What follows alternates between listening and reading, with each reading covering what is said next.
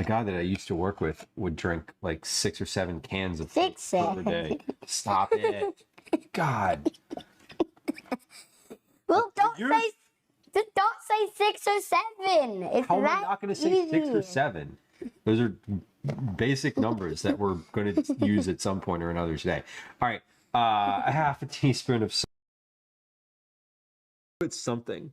It's not 360. It's Xbox S. See, here's the things that I know about. I know about measuring the width of asparagus rounds, which I'm doing right now with a very tiny architecture ruler. Okay, this is, yeah, quarter inch rounds. Now, get that bread. That's what I'm doing.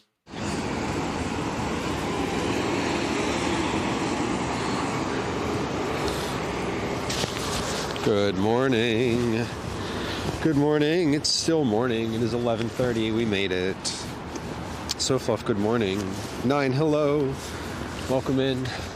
Happy Sunday. Happy Sunday. We're going to be walking around a little bit today. Just making sure everything's working. Making sure, literally just making sure everything's working right now. Let's see. Refresh location source. Connect to YouTube chat. I know YouTube is working because it connected to the chat. That's good. All right. Sweet. We should be good to go, actually. Fantastic. Let's see.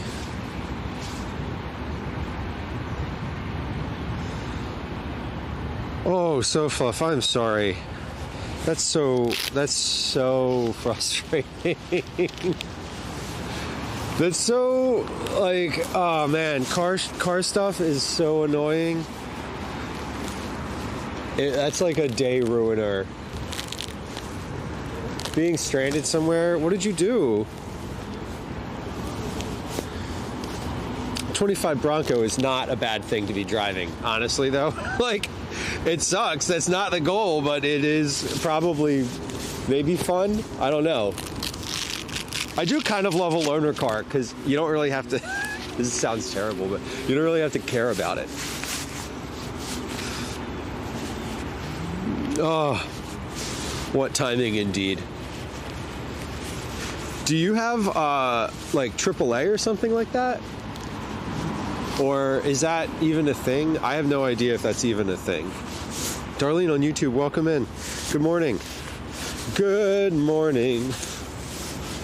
Trying to get my fucking thing to work again. There it is. I hate this armband sometimes. Camille, welcome. Hello. Hello.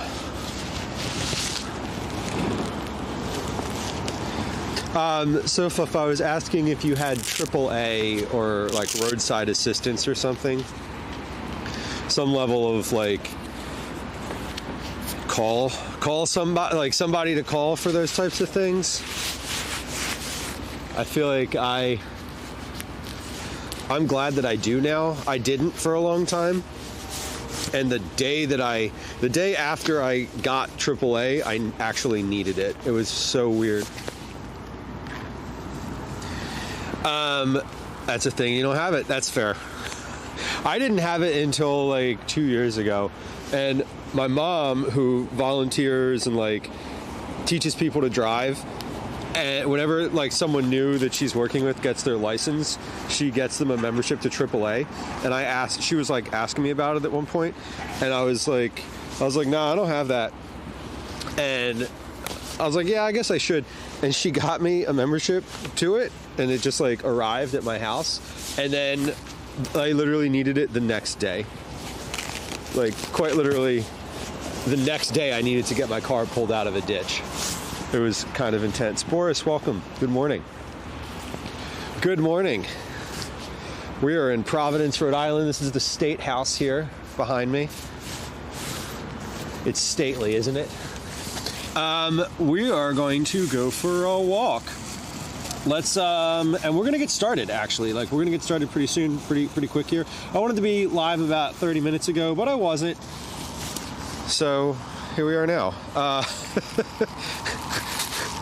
I wanted it to be live earlier, but I wasn't. That should just be the stream title all the time. And it's supposed to rain today. So we have a couple little solutions. We have a plastic bag that I can put over top of the camera, and it's got like a little hole in it that I'm just gonna rip open a little wider so we can get the lens in it. This also will go down like over the cord, so it'll cover the back camera-y stuff. I have a plastic bag covering the encoder, and I also purchased an umbrella at the train station that is purple. They had these little like pocket umbrellas. I've been meaning to buy one of these for over a year for IRL streams. And finally, today was the day where I was like, you know what? It is definitely going to rain today, and I want to have an umbrella for when that happens. So now I do. But we're gonna get started today. First place we're going is to an overview of the city, like a literal overlook. So we're gonna go up on a hill, on College Hill. And then from there, we're gonna walk down to a big park. We're gonna come back up the river. Well, we're gonna walk through a like historic-y sort of area. Historic, it's the like largest collection of colonial style houses in the country, which is pretty cool. So we're gonna walk around today. We're gonna be live until 4:45. My goal is to be right back here at 16:45, and then I'm catching a train home. So that is the goal today. I'll tell you all about the weekend once we get started, or as we get moving here. Been in Providence since Friday, and today is live stream day. So we're doing that. Should we take one of these orange scooters around? Maybe we should. That could be really fun. I don't know how to get on those though. I don't know how to like operate those. I mean, I know how to operate a scooter, but I don't know how to like how to rent one formally. Okay. Darlene says purple is my favorite color. I love it. I got it because I don't really plan on using the umbrella unless I am on Twitch, or unless I'm like, it's an umbrella for my IRL like live stream bag. That was the purpose of buying it. So I got it in purple because it's Twitch. Maybe I should get one in red. I probably should have gotten one in black just to be like platform agnostic, but you know, whatever. I like the purple one and I think it's fun, and I didn't put any thought past it. So past that. Anyway, Dimitri, welcome in. It does look dry for rain, but we have a big old cloud coming in from the west. It might hit, it might not. The predictions have been varied. It says 90% chance of rain today and like 10 millimeters worth of rain. So that's not that much rain. Like legit, that's not all that much rain. So I'm not worried about it per se. We've never streamed like in the rain as like a rain stream, right? For lack of a better term. So we'll see how it goes. We need to cross here. Hey, look, there's a Maine license plate. That's a different one. We are closer to Maine than I usually am. Usually only see Maine license plates on trucks.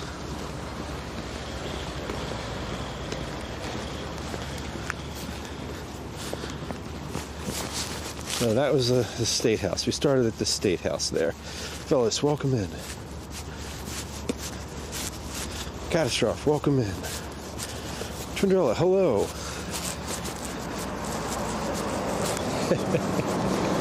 Wait, where did I want to go? I think I wanted to go down a street over here because I can't. There's nowhere to go there. I'm trying to get up on this hill. This is the train station right here. So I think I just need to go,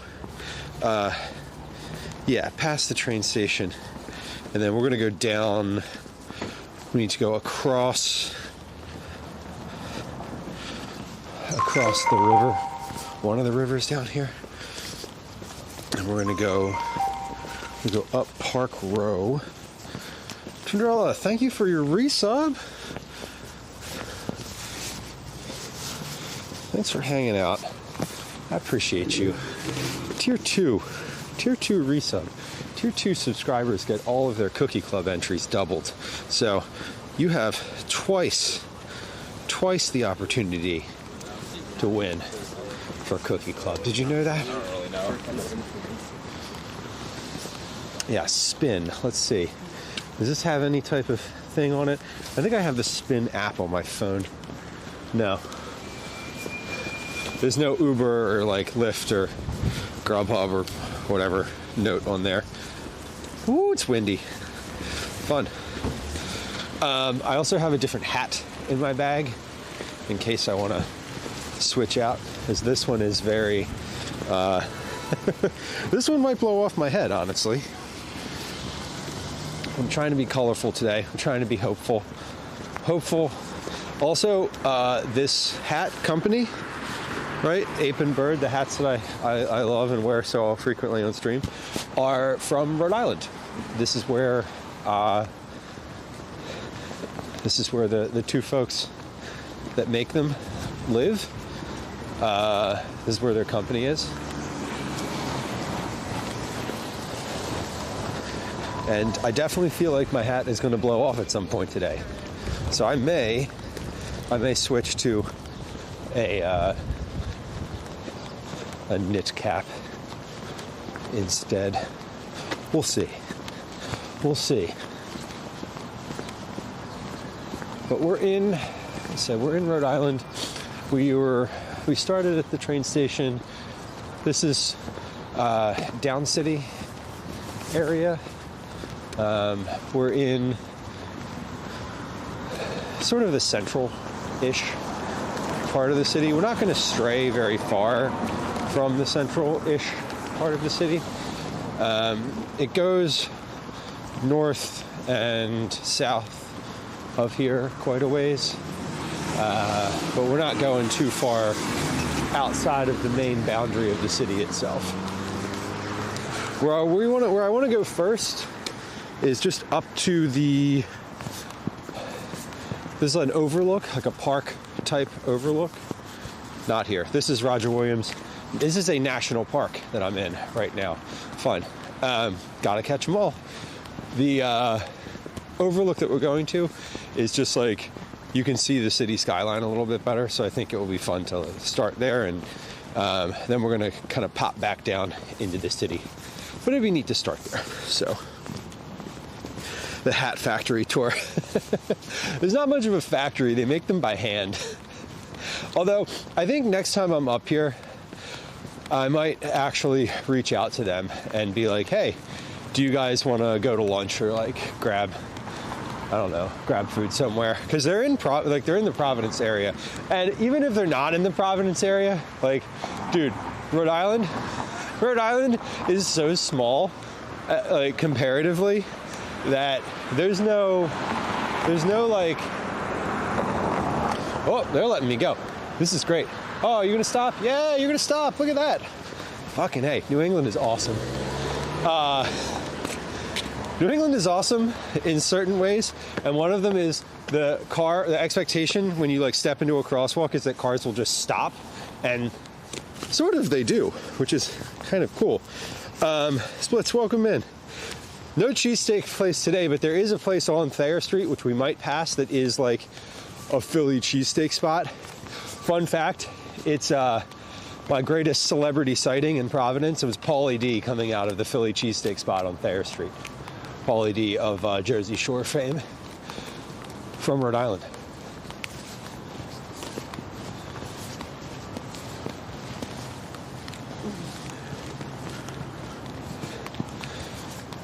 Cinderella, you could be a Pokemon Go. Yeah, I totally I totally could.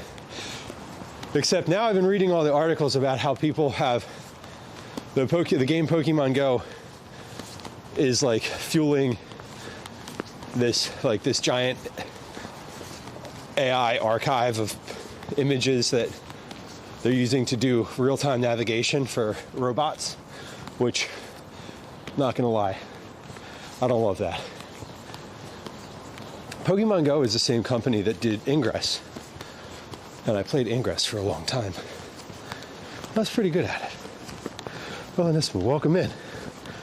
Couldn't be Texas. I know. Oh my God. Now here is, it's a thing. It's definitely I noticed it in Boston a bunch for a long time. And yeah, I mean, like if you make eye contact with the driver, they'll slow down, which is not my experience in Philadelphia. I dare to find Rusty's home. I would not do that. That would be a bit of an invasion of privacy, but I did reach out to Rusty and say hi, let him know that I was coming up. I do every year. The past couple years, whenever I've come up, I've been like, hey, I'll be up on this coming weekend, you know, what are you doing? And he's usually got something going on, as happened this weekend. So not a surprise. All right, let's see. I want to go this way. This is a dead end. No, I wanted to go back up that other little street. So I'm trying to go to this little park called Prospect Terrace Park. That has a nice little overview of the city. And once we hit that, we're gonna come back down this way. I don't particularly want to walk through Brown University campus right now. It is right here. We are on an area of Providence called College Hill right now. We just sort of walked onto College Hill. Should I tell him you're in the city? Nah, he knows I'm here. He knows I'm here. Go ahead and tell him. I'm not going to drop by his house because that'd be awkward. That would be awkward. And I think it would require me getting in a lift or a cab or something, and I don't want to do that. But we love Rusty Rhymes. Rusty is a supporter of the channel, long time supporter of the channel. Rusty was someone who I met on the internet before even starting to stream. He was in some of my very first streams, and Lady Naginata, his wife, was my 50th follower. So her following the channel put me over to becoming an affiliate. And that is a fun little fact. Tornado, these houses and buildings are cool. The neat thing, one of the things about Providence is, so, you know, y'all have come with me around Philly so much, right? And seen the row houses. This fucking New England, and specifically Providence, is so different from that, where in the city here, there's no row homes like that. Like, you know, these houses here are,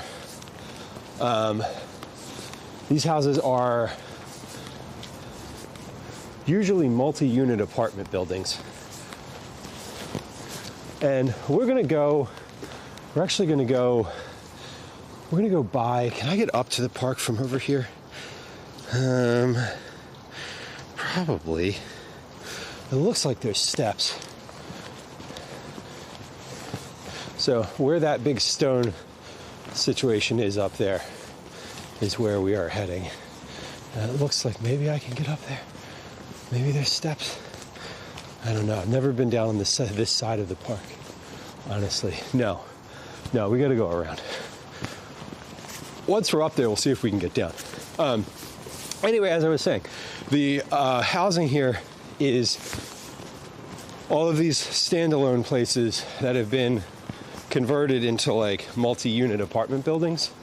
So this place right here this is like a house, right? But there's 1, 2, 3, 4, 5, 6 electric meters. So this house back here has probably 6 apartments in it. This house over here has a car painted like a cheetah. It has a little sticker on it that says "Give bees a chance," and we can appreciate that. Nan Getty, welcome in. Happy Sunday. More sterile looking. Well, this city's interesting, and we're gonna walk down Benefit Street in a little bit. Benefit Street is, it says on the city website that it is the largest collection of colonial era houses in the country, I believe. And they all have signs on them that say like the name of some person and a year, and it's all like the 1700s. It's kind of wild. Retro, welcome in. Yeah, campus town. It is. We're on College Hill, and you can tell we're on College Hill because I'm a little out of breath. We just walked straight uphill. So, like, I'll show you. The hill is steep, and I didn't really slow down. So, this is Prospect Terrace Park. Not a lot to it, in the sense of like, it's not really a big park, right? But it has a nice view. So we're gonna, let's see. Let's go over this way.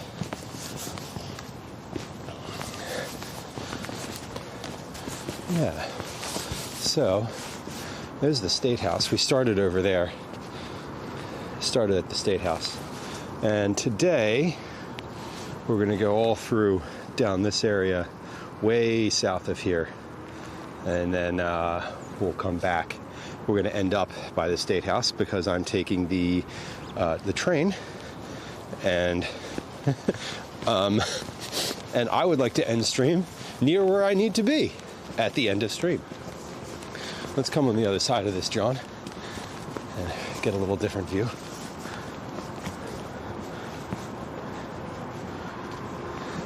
With the homeowner's consent. So that would be fun. I mean, I think it's fun. I've thought about doing like scavenger hunt style thing in Philly.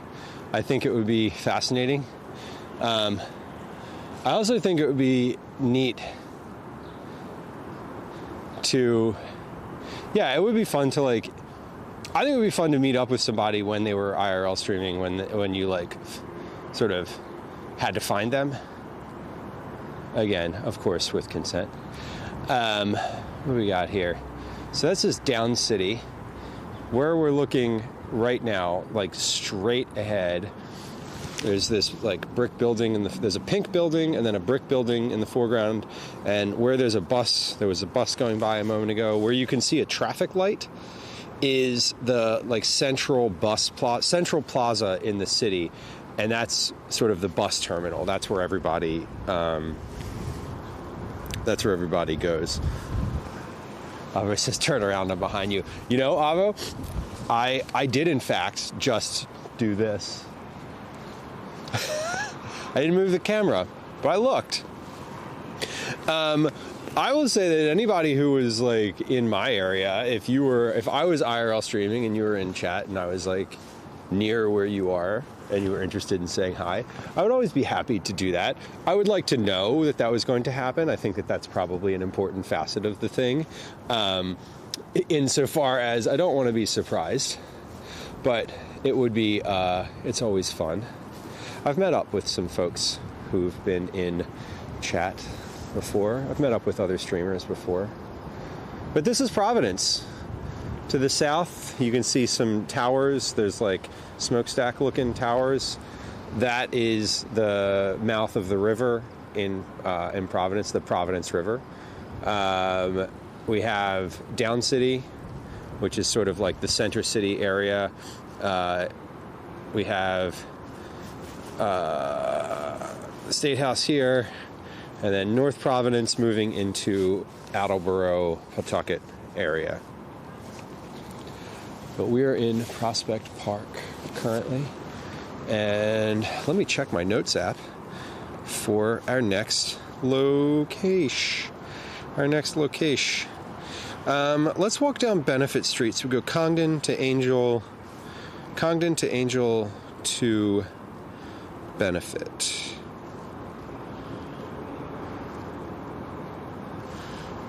And then we'll walk all the way down Benefit. And yeah, I don't actually think you can get down from here. What I was looking at, so that's the street we were on when I like walked up and was like, oh, can you get up here?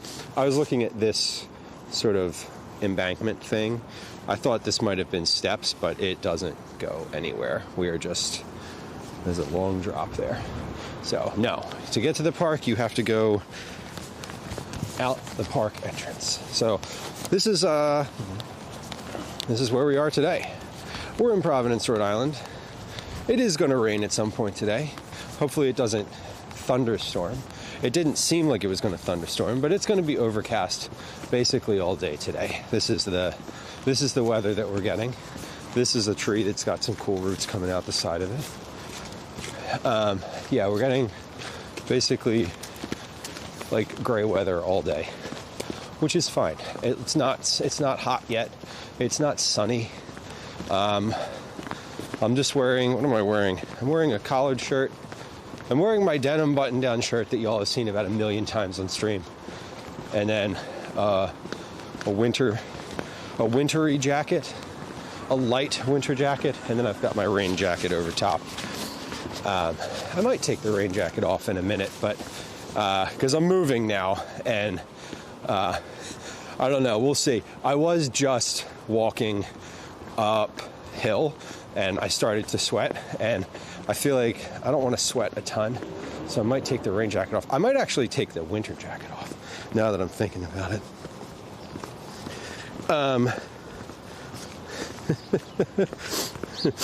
It says everyone I know from Providence has a crazy accent. Yeah, Rhode Island has a very specific accent. Rhode Island in general, Providence for sure. If you'd like to hear a good Rhode Island accent, Rusty Rhymes is definitely your guy. he has a good one. I will not deign to try to replicate it. It's not a thing that I have a long history with Rhode Island, stemming back to when I was 13, but I never adopted sort of that aspect of it. I didn't live here and interact enough with the long form manner that I have in Philadelphia. And even now, I don't really have a Philly accent. I just choose to use the word "wooder."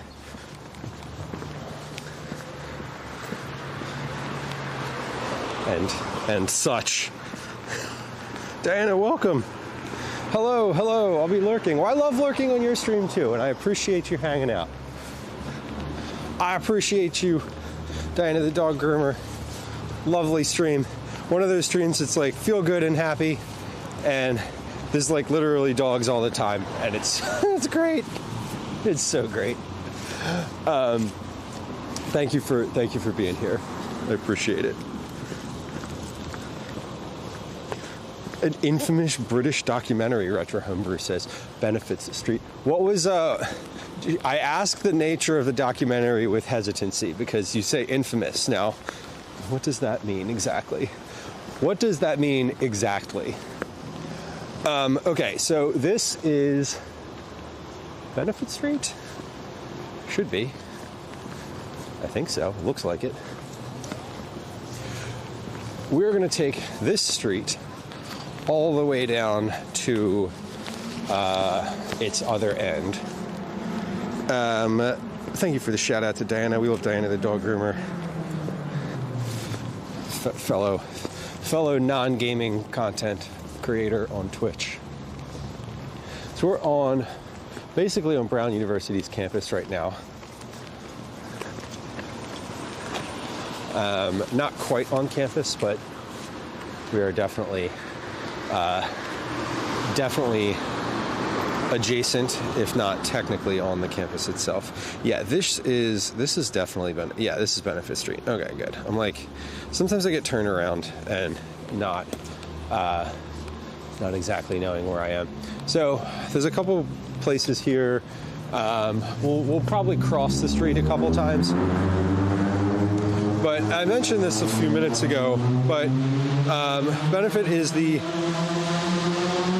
what do they say on their website? The language on their website says it is the most impressive concentration of original colonial homes in America. So that's a mouthful, and not exactly definitive in any kind of one way. I think it's just a claim. So I had said earlier it's like the largest collection, but I don't think that it's actually the largest. Got it. Okay. The building with the turret. Yeah, these are, Big Spud, welcome in. These buildings, this one has like a porch on the top. I don't know if you'd call that like a widow's walk. I think they used to call them widow's walks.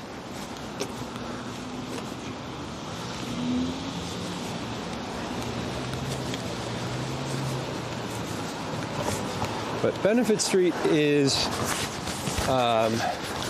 old. I mean, everything here is old. The campus, Brown University campus, is right where that white car is going. If they kept going straight, inside of that is basically the main section of campus. Now this is the Providence Athenaeum, and I wanted to show you all the inside of this place, but I emailed them and talked to their outreach coordinator, and they were basically like, we love your enthusiasm, we love that you love it here, we'd love you to be able to come in, but like, no. Thank you for asking. This place is a library, and it is, oh, it's beautiful inside. It really is. And the fountain here, built in 1873, has a little lore behind it. The person told me, what exactly is it that they said? Let's see. This was Robin. Said to me that the fountain in the front of the building is turned off for winter, but a long-time legend claims that if you drink from it, you are destined to always return to Providence, which I think is kind of lovely. Anyway, this is the Providence Athenaeum. I really like genuinely would love to show you all inside of this place, but it's they were like, no, you can't do that. We don't want you to come in. This is like a working, functional library. Like, please don't, respectfully. And I was like, that's fine, thank you. Anyway, it's beautiful, and if you're ever in Providence, like, definitely check it out. They have a really cute gift shop too. Okay, but yeah, this is like, these, anywhere in Providence, and Boston too, but specifically Providence, you'll see these signs, right, on all the buildings. Athenaeum Row, 1844. So these are just like old buildings. Some of them will have 1700s on them. I was staying in a house this weekend that had one of those signs on the front. It was like an Airbnb, but you know, the old Benefit Street block, 1814. So these ones are all from 1814, which is pretty cool.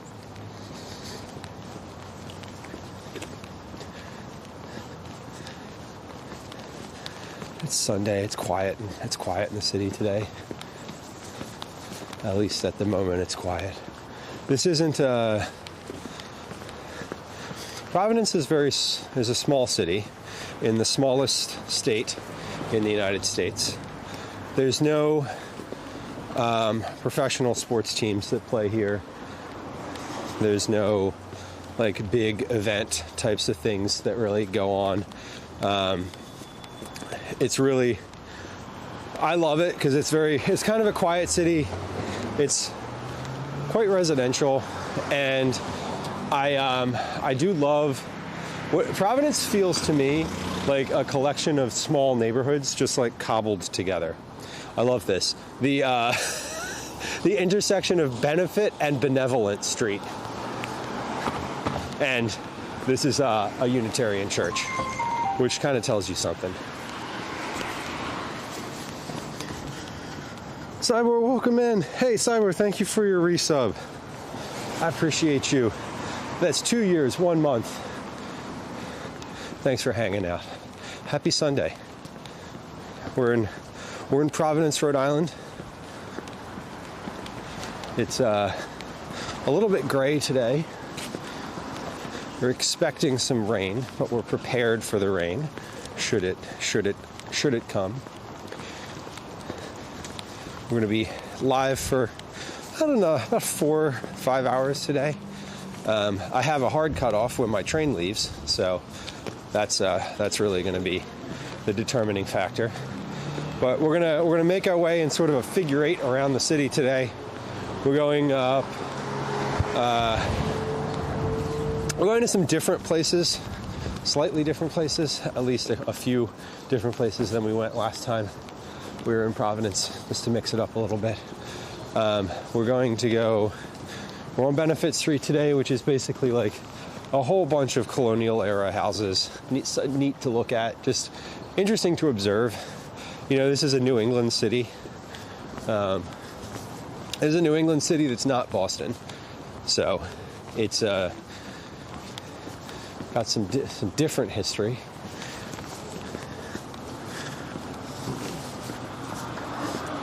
So yeah, I was up.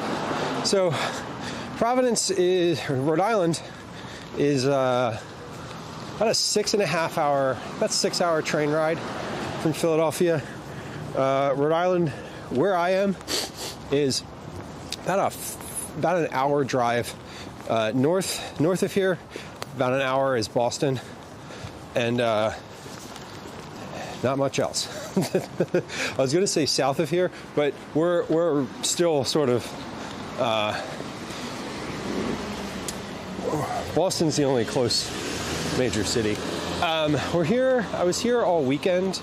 So my friend James, who we hung out with a little bit 2 weeks ago in Toronto, where he lives, he and I go to Providence every year around this time for a fantasy baseball league, which I know, I'll wait for the laughter, it's fine.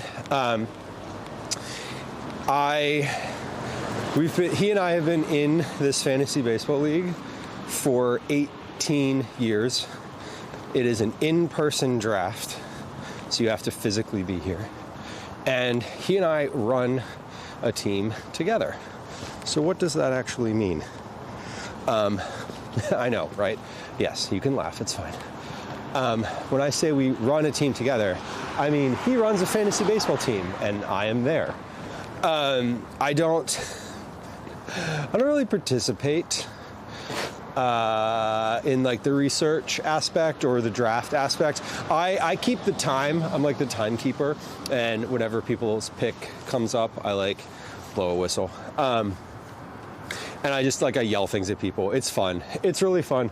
I used to be a little bit more into it when I was into fantasy, when I was like more into baseball.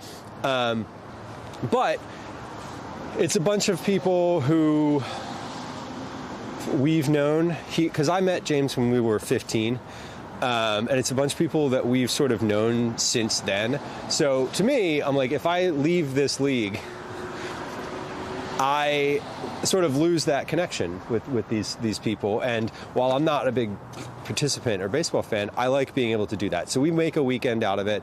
I always just get us a little Airbnb somewhere in the city. We go out to dinner on Friday night at the same place that we've been going for a long time. It's another guy that we like worked with at camp who owns a restaurant and is a chef owner of a restaurant in here. Just got his like 4th James Beard nomination, which is kind of awesome. And so we go to dinner there, and then Saturday is the draft, and then Sunday he drives home. And last year was the first time I did this, but this year obviously is year number 2, where I'm like, okay, I'll take a late train home on Sunday, and I'll just like walk around Providence because I lived here for a little bit, and I used to, and I love the city, and I think it's fun to take people around. So I was saying we're all in these like old houses on Benefit Street, right? The Nightingale Brown house, built in 1792. So we've got, and people like legitimately like live in these. Like these are, I don't know if they live in this one, because this one has a historical society sign on it. But like this is a house from 1792 that is just still here. And then across the street, you've got, what is this one? The Daniel Smith house from 1750. So a little bit less stately. Yeah, 1750. Amazing.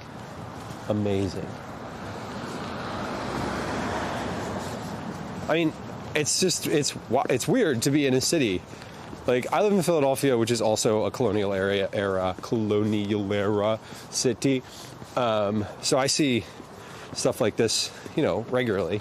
And things that are this old are common, but, in a lot of the country, this is ancient, 1798. The William Ashton Jr. house.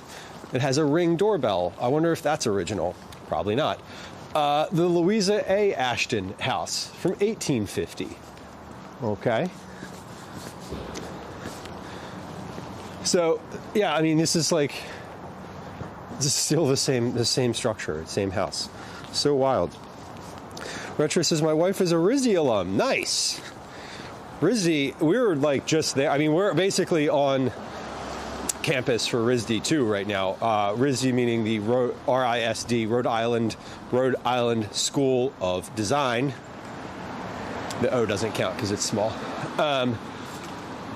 Which is basically right next to Brown. It's like Brown and RISD sort of share a campus. The RISD Museum is one of the really like can't miss places.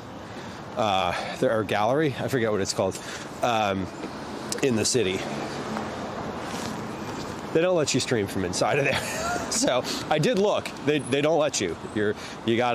Everyone has to buy a ticket. So we can't do that.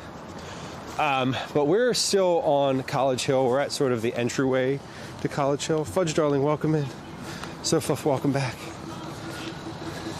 Sophuff, I'm assuming you have a busy day today. Sunday seems like a day where everyone's ordering everything. Hey, Fudge Darling. Next time I see you, when I've got the kitchen set up going, I owe you some confetti. 200 check-ins. Congratulations. That's a Cookie Club entry. We got a rolling recycling cart here. That's cool. Not gonna lie, that looks like a lot of fun, just standing on the back of this. Oh my God. Look at this. This is a coffee house? What are these people up to here? This is not a Dunkin' Donuts. What is this? This is Brown Bee Coffee. Okay. That's busy. Are they giving it away for free? Sheesh. Chastity Queen, welcome in.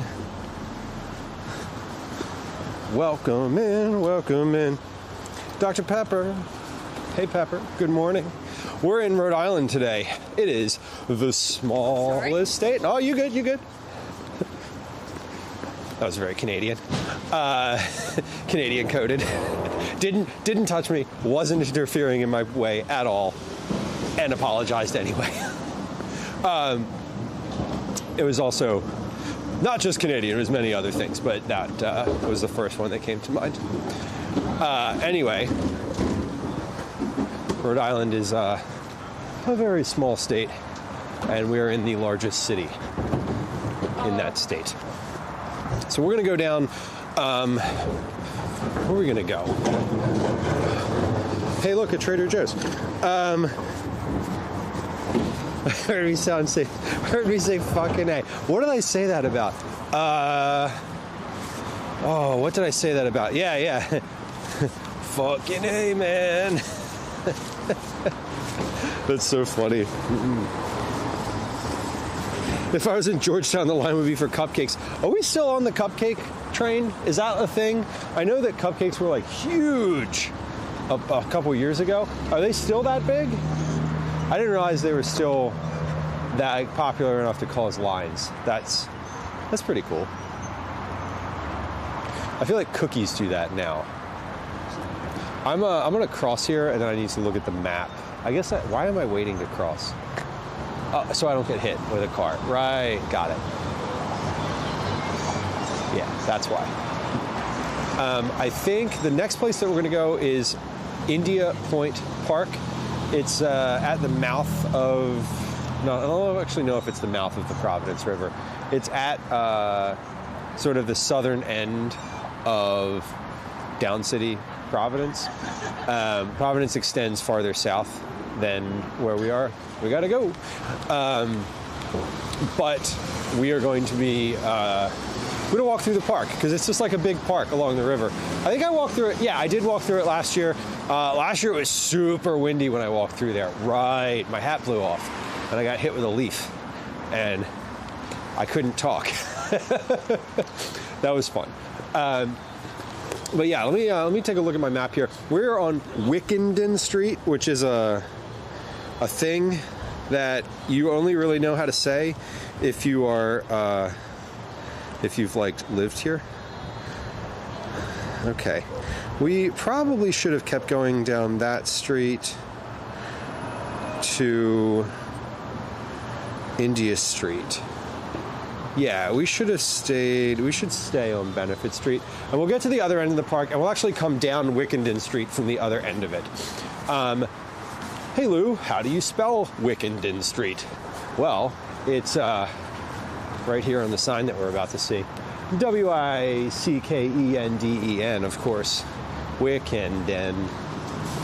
It has the word wicked. It almost has the word wicked in it, which makes it very New England coded. So, Providence is an interesting city because unlike Philadelphia, the layout makes absolutely no sense. There's roads kind of going everywhere at every angle. There's alleys, there's tiny little spaces, like there's streets that sort of go everywhere. So it's sometimes navigating it is not difficult necessarily, but looking at the map is really important because what'll happen is you'll get on a street and you're like, oh, I can turn here, and like you can't. There's a bridge in the way, or a river, or like a highway, or just something. It's not a grid. It doesn't resemble a grid at all. Like the streets are just weirdly angled, and yeah, and it's kind of awful sometimes. But it's if you know where to go and like how to get places, it is like kind of a superpower. When I got here on the train, I left the train station and got into a cab, like one with a thing on the top of it that says taxi, right? Like a cab. And the driver like drove me to the Airbnb a way that I would never have imagined going. Like, and I lived here for a little bit, And I did drive, like I had a car when I lived in the city, but taxi drivers just know where to go. It's why I prefer a taxi over Uber or like Lyft, because you get in a taxi and they don't ask you to like put your address in a GPS. They're just like, where do you want to go? And you tell them, and then they're like, okay, and they just drive there. And I love that because they just know where to go. It's kind of lovely. And then if you're in Philly, they're like, cash? Do you have cash? And you're like, nah, I got a card. And they're like, get out. And you're like, but you have to take the card. And they're like, why don't you have cash? And I'm like, because I'm a horrible person. I'm sorry. Anyway. That's how it is. Dimitri says, blame the British on the roadways. Yeah, I do, in fact. I mean, it's just hard to sort of get around. It's hard to walk a bit too. Like the actual walking around this city can be difficult.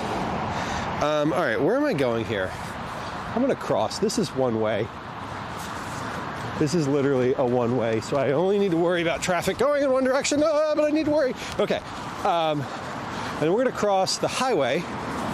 So we've seen Route 95 in Philadelphia, and we're going to cross that again today. Route 95 extends all the way up here. This is not Route 95. This is 695, 295, 495. It's something else. I don't remember exactly what roadway this is. I think it's 695, 195. It's 195. Great.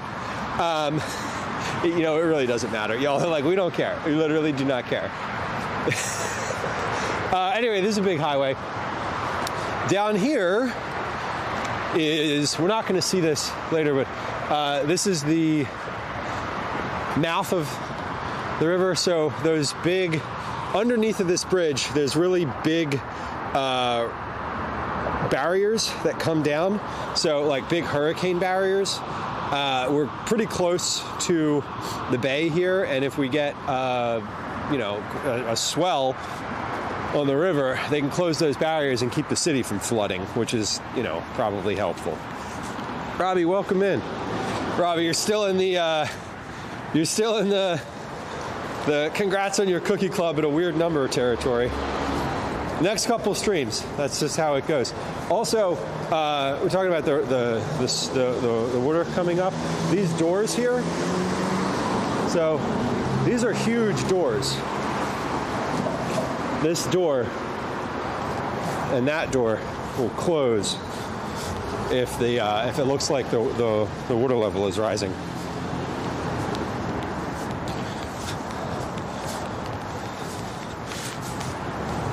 I don't know how often that happens, but it does happen. I guess it happens. I don't know. Beep boop. All right. We're down along the river here. And we're just going to wait for traffic to stop, which may never happen. Oh, they have a light here. That's why. Okay. We're going to go through the park. We're basically going to walk one way through the park. We're going to go up to the other side of it. We'll go back into the city and then down southbound on Wickenden Street, where we just crossed over, which will make sort of a portion of our figure eight situation. So we're going down through the park. It's windy. It's not super cold here. But we're down by the water, so it is windy. Yeah, gonna need doors like that.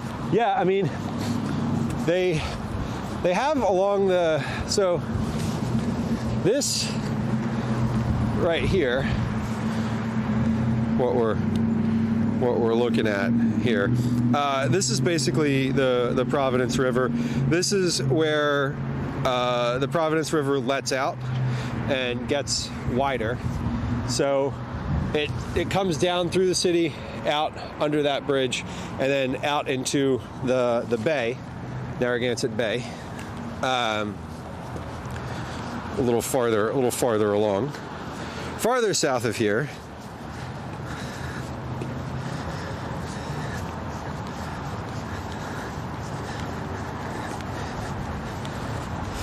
so Rhode Island has sort of two components geographically.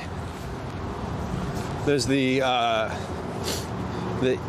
East Bay and the West Bay, and the West Bay side is most of the state, so that's pretty much everything.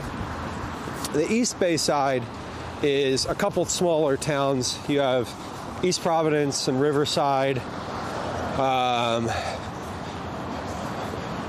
Warren, Bristol, Barrington, and then you get down onto the island, Aquidneck Island, which is where Newport is. Does salt water come up that far? Yes, I believe so.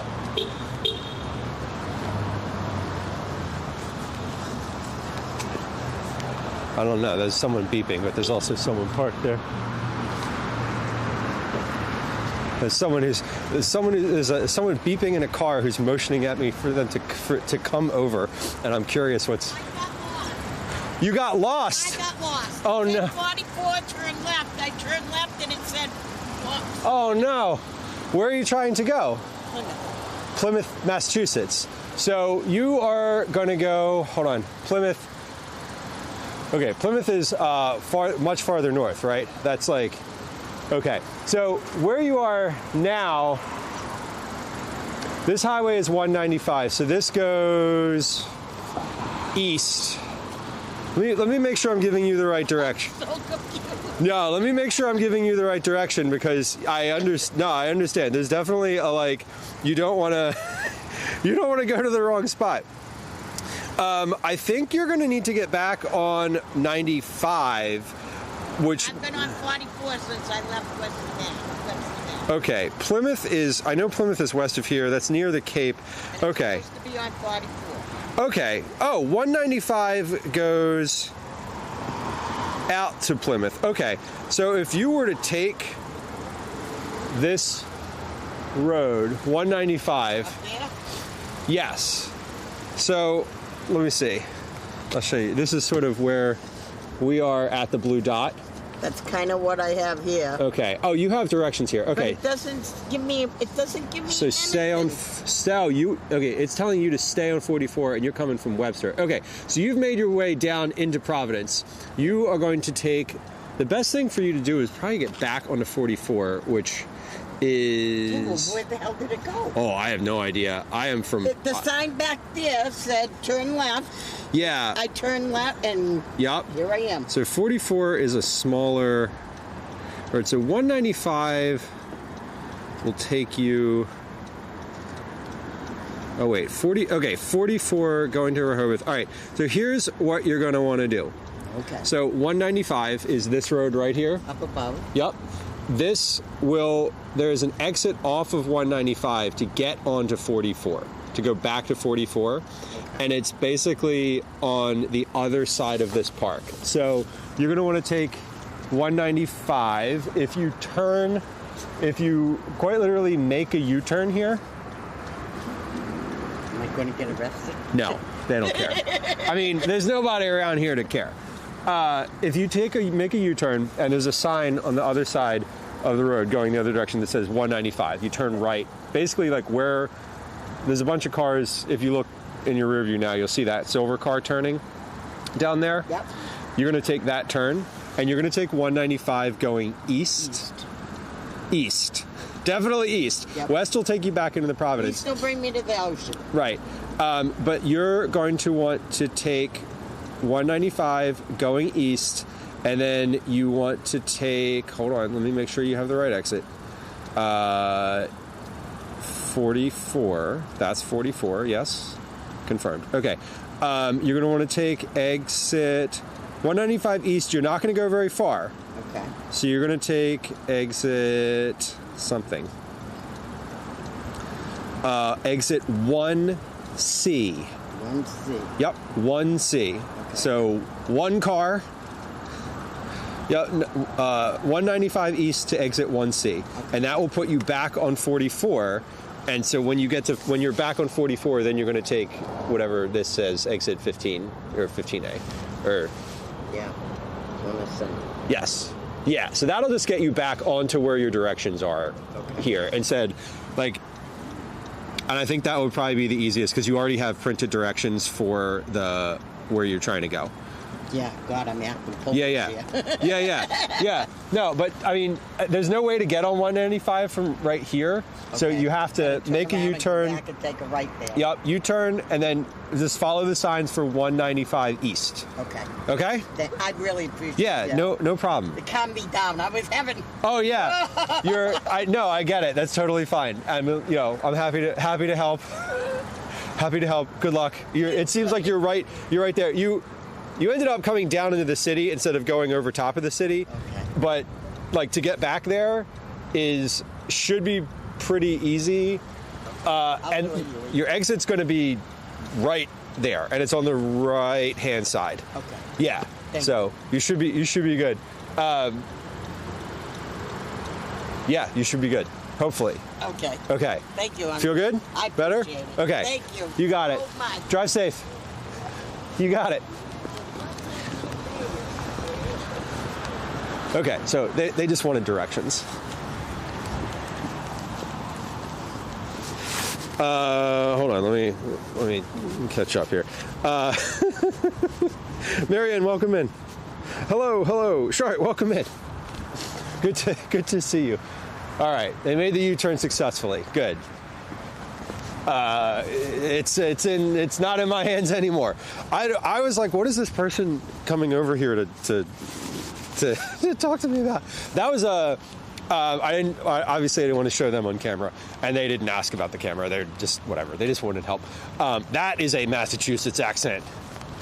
That was a deep Massachusetts accent. Oh my God. If you've as soon as they started speaking, I was like, hell yeah. I'm so lost. That was great. Oh man, I hope they get where they're going. I was gonna tell them I was like, there's a better way to get to where you're going from according to the map, but like, they didn't have a GPS. They had a flip phone sitting on the seat, and they had printed directions from Bing. And I was like, you know what? You're gonna need to get back on the road that you have directions from. That's the important part here. Anyway, we are in India Point Park. This is an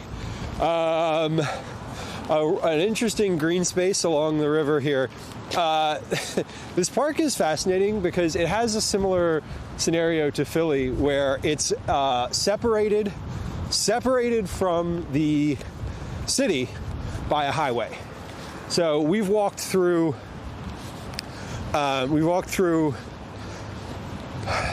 parks on the Delaware River in Philly, and that, like, the park down there is completely off. Like, the highway's in between it. It's the same thing here. There's just a highway in between the park and the river. But it's nice here. Oh my God, printing out the map. And I'm like, yeah, exactly, pal. I was like, when they like showed me the map, like they were like, oh, look, I'm supposed to be on 44. I have this printed map. I'm like, all right, we're gonna get you back on 44. Because obviously, if you had a GPS, I was like, you know, in my head, I'm like, if you had access to a GPS, you wouldn't be asking someone on the street for directions.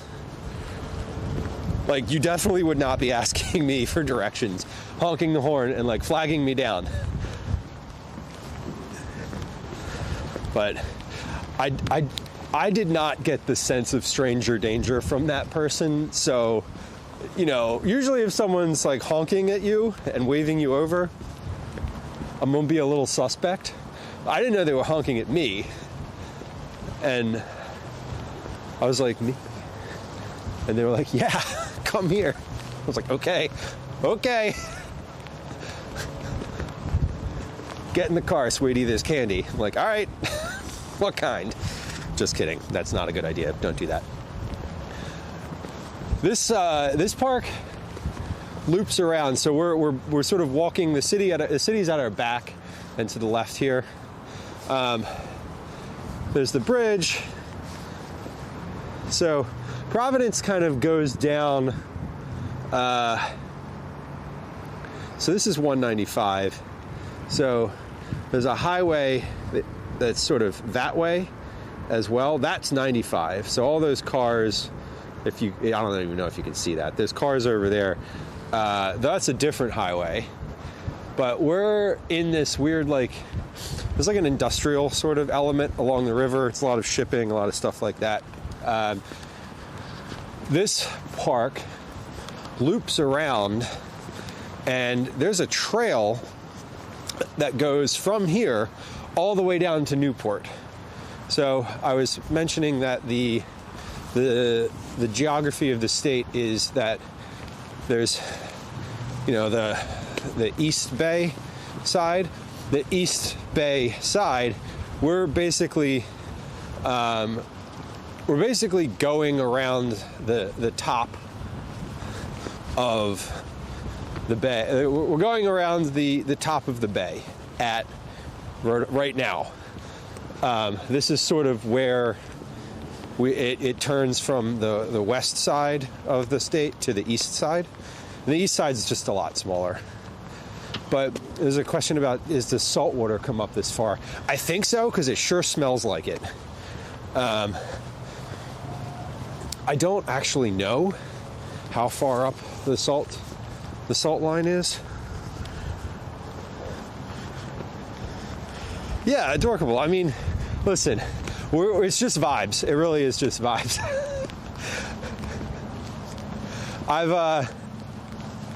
There was one time that I had someone honking at me and I didn't stop, and I just kept moving.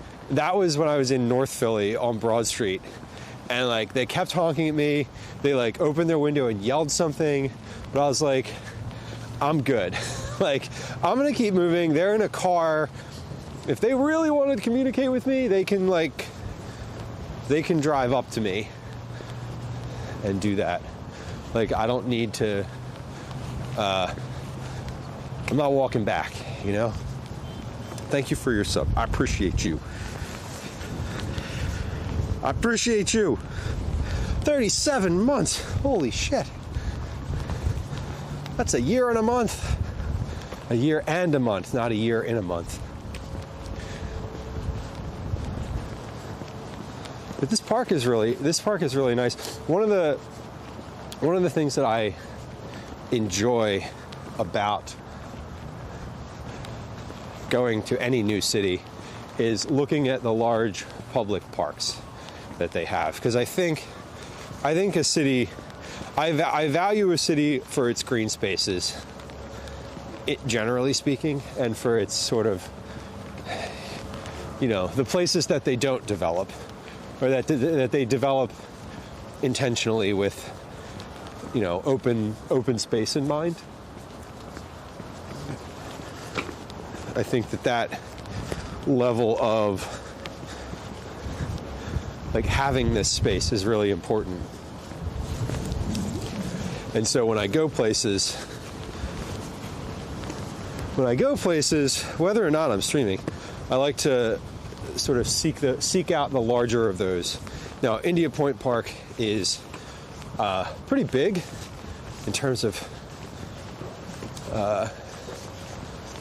its footprint. Oh, here's someone feeding the geese. As long as they don't think I'm food, we're good.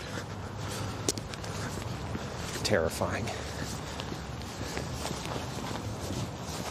But we're going to take our exit from the park up sort of nearby where this bridge is.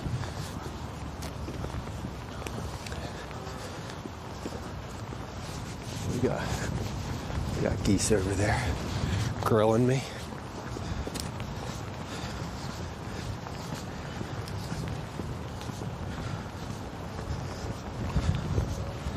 So we can say thank you to Gwen today for turning the bot on. Our bot today is still hanging out in Philadelphia. It's the computer on the counter. Nothing weird about it today. The normal bot is working, except none of the IRL stuff is on, not the sound stuff and all that. But right before I started stream, I called Gwen. Hey, can you turn the computer on, please? Thank you. She and Calvin are having a good weekend at home. Very industrial area. So the exit that I was having that person take is down there. So as long as they got on 195 and stayed to the right, they should have gotten there. I hope they did. I didn't ask where they were going, but it was not relevant to the conversation. So what are you doing in Plymouth? Oh yeah? Why do you want to go there? Before I help you with directions, why do you want to go there? Yeah, right. Yeah, right. That bridge over there is not the stone one, but the one that's up through. If you look under the arch, there's a railway bridge that's just open. Looks like it's open at the moment. It's been open for like 30 years. I don't know if it closes. I'm pretty sure it doesn't. And if it does, I've legitimately never seen it close. Fun. Anyway, this here is a different river. This is the Seekonk River. So where we are right now is basically the mouth of the bay. So this river here, and then the one that we saw earlier that we're going to see again, the Providence River, dump into the bay here, and eventually they make their way out to the Atlantic Ocean. Shayna, welcome, hello. It's a jump ramp for the trains. Right, it's like... I don't know what it is. I know that like you're really not allowed to go out on there. They really don't want you to go out on it. I've walked over to it before, and there's like, it's secure. You can't go.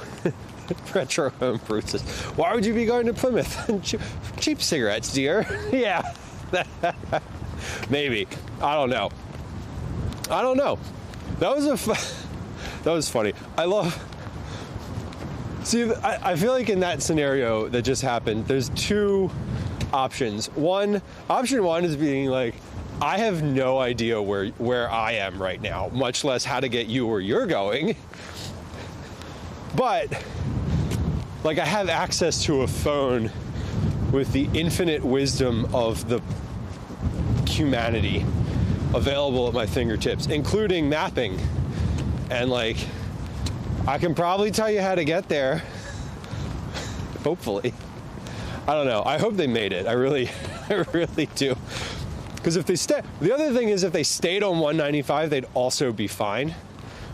But like, then they wouldn't have their paper directions to use. Like, then it wouldn't work anymore. So I was like, all right, we just got to get you back to we got to get you to go where you're from, or where you're trying to go. All right, we're gonna head out of the park. We're gonna go under this bridge. We're gonna go this way, generally speaking. So when I opened my directions on my phone to find out how to get this person where they're going, it cleared all of the Google map that I had loaded, which is fun. Let's load that up again. Yeah, there we go. All right.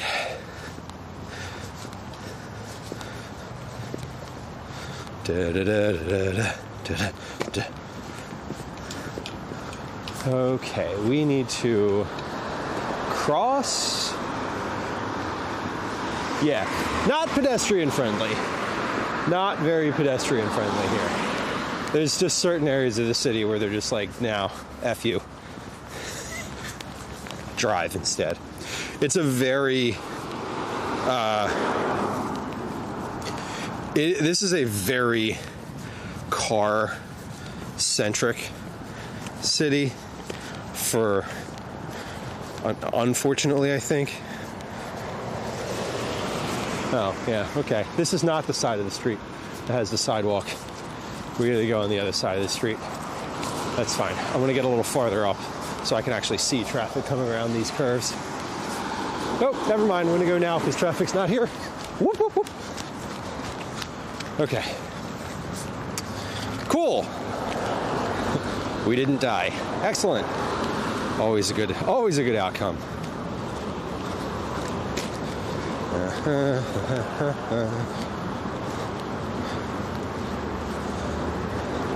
All right, but we would like to get back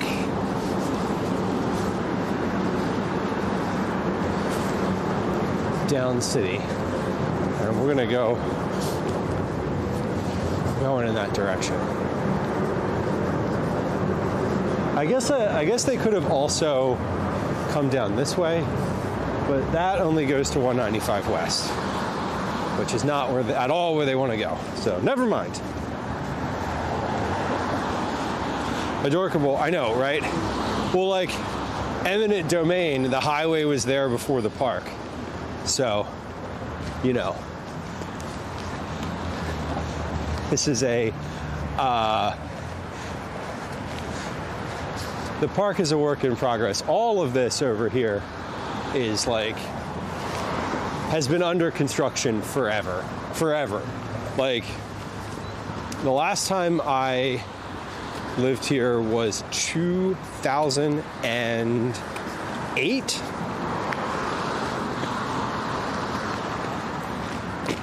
And yeah, and that was a while ago. Hey, there's a porta pot in this construction site. I'm gonna go use it because I had some coffee this morning, and you know that's how it goes. All right, we're gonna pop the BRB screen on for like just a minute here. I'm gonna use this porta pot, and we'll be right back. Okay. That bread. Get out, and I mean it. Like, get out of my way. I'm trying to get bread. I'm shopping here. Please leave me alone. That's right. Retirees all over the place on the beaches, and let me tell you, tiny swimsuits were largely consumed by the pensioners themselves. You're like, sir, are you wearing a swimsuit? And they're like, yes. And you're like, oh. Are you rich? Welcome in, Kappa. Kappa is like good, right? Kappa's good. We like Kappa. Is that the same as Pog, or are those different? Pog to me means a little cardboard circle, but if that doesn't mean the same thing to you, then you are not from a certain age. I'm gonna start. Can I start that? Are you sure you want to start this YouTube stream? Yes. Let's try that. Are you sure you want to start the stream? Okay.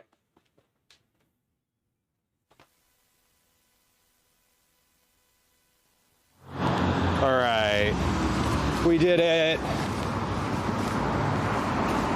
Big of them to leave the construction site open, and the bathroom's unlocked. If you squint hard enough, it's almost like it was a public restroom. Almost. It's not though. Those ones were actually really nice. They had ventilation, which, you know, is great.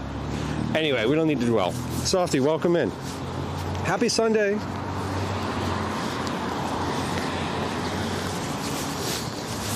Happy Sunday. So this is the Fox Point neighborhood. This is Wickenden Street, so this is where we're gonna go. I think this is Wickenden Street. I wanna believe that it is. I wanna believe so hard. Is this? Yeah, it should be.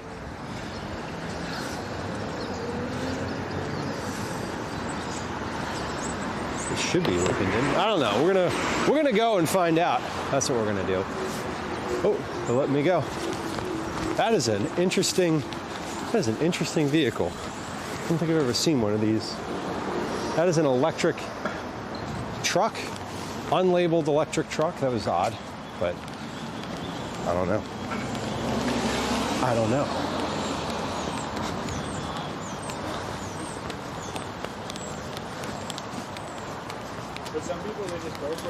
So we're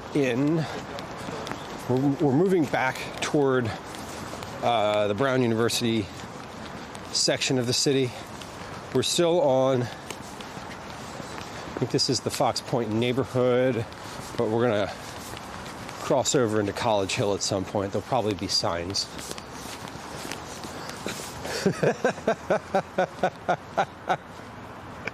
This car climbed Brokeback Mountain. That's funny. That bumper sticker, so if you're not from the East Coast, the format of that bumper sticker might not be familiar. And if I spy another one that's like that, while we're walking around today, I'll show you. But in New Hampshire is Mount Washington. So a big literal mountain. The bumper stickers you can buy there that are really popular all over New England say, this car climbed Mount Washington. Maybe you've seen them. Anyway, that bumper sticker looks exactly like that, except it says this car climbed Brokeback Mountain, which is really funny. Olympic Records, they're closed today. There's a nice little actual music store, record store. Fun little spot. So I mentioned this earlier, that Providence, one of the things that I really appreciate about Providence is the fact that it's what feels like to me a collection of little neighborhoods. Fox Point, Community Center, Boys and Girls Club, Community Library. So I doubt this is open today. It'd be interesting to take a look if it is. Oh, this is a Boys and Girls Club. I don't want to walk in there. Not because it's a Boys and Girls Club, because it's not a public community center. At least, I don't know. I haven't done enough looking to know whether that's a thing that I'd be comfortable walking into with a camera. Anyway, we're going to move on. We're past it. We're past it. Oh, look at that.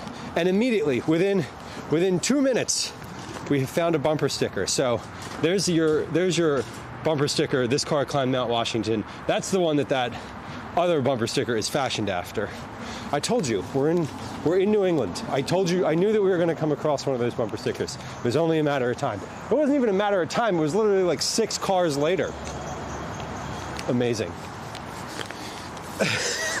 Thank you forever, New England, for being wonderful, if not slightly predictable.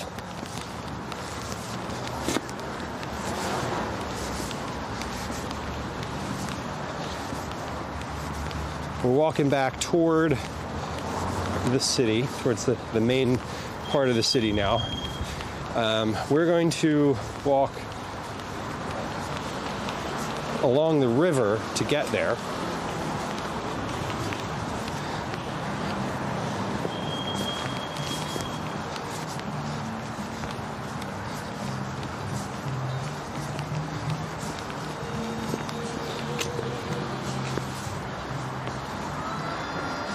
This is a nice little corner here.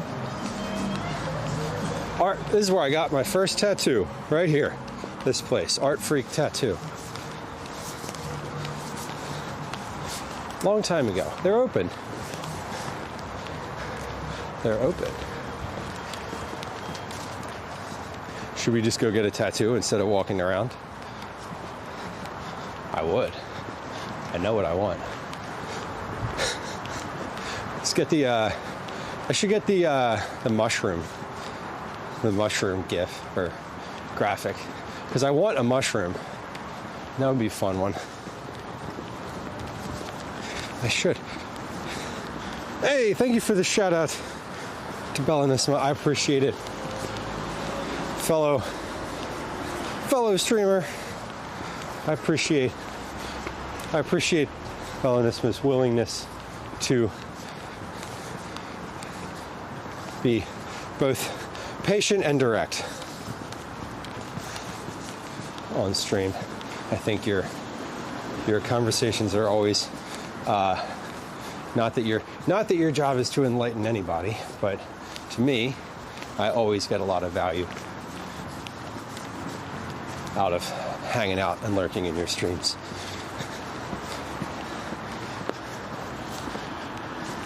All right, we're gonna cross here.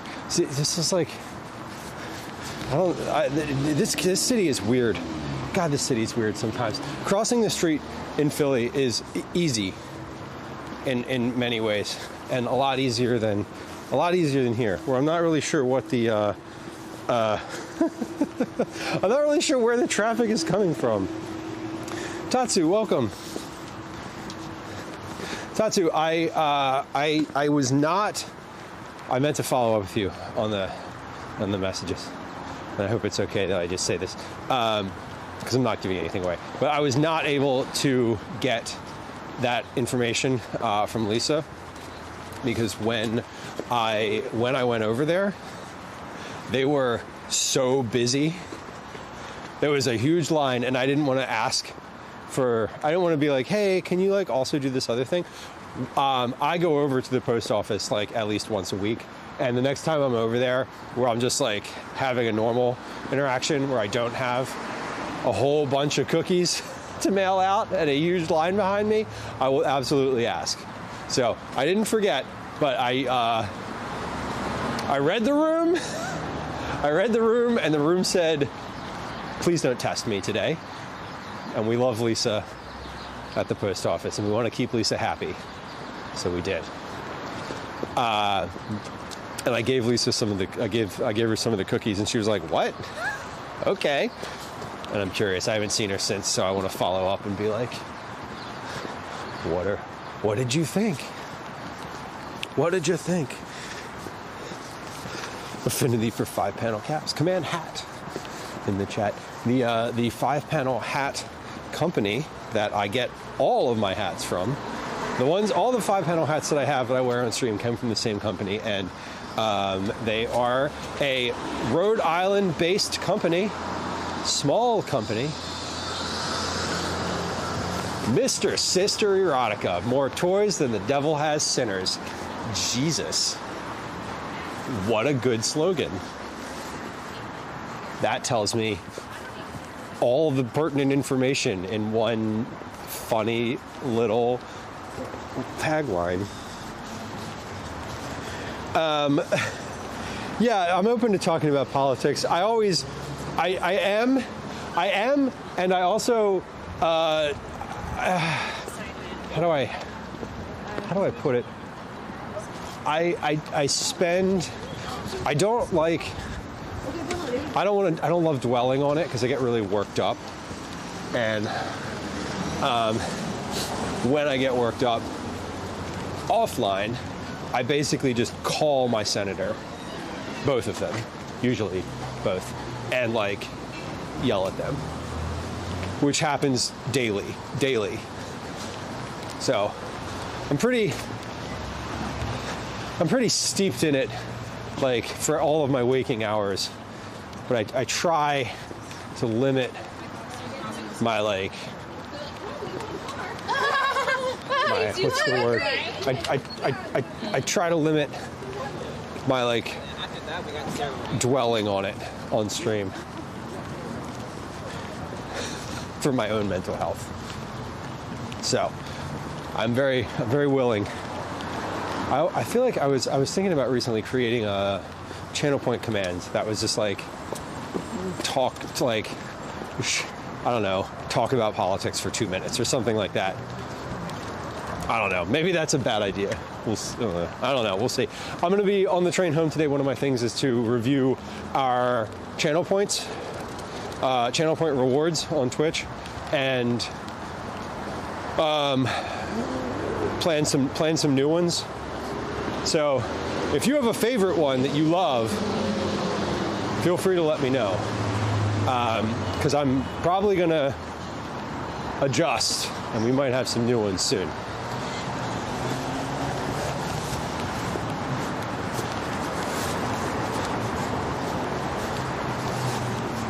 Yeah, Tatsu, when I go to the post office and I have all these cookies, basically the way that their registers work, they can have 2 transactions going at one time. So what usually happens is Lisa will start ringing me up. She'll do like 3 or 4 boxes, enter them in, hold that transaction, and like help 3 or 4 other customers, and then come back to my stuff. So I'm usually there for like half an hour or so as the process kind of makes its way through. So, at the end of it, like there's always a line. And on Friday, I got when I sent the stuff out 2 weeks ago, on Friday, it was like, I got over there later in the day. I got over there like just before lunchtime when it's super busy, which I hate doing. And I like was extremely apologetic about it. I'm like, I'm sorry, I'm usually here when you open, whatever. But, yeah, I was just like, okay, I'm going to keep this in my brain buffer, and we'll get to that the next time we're in here.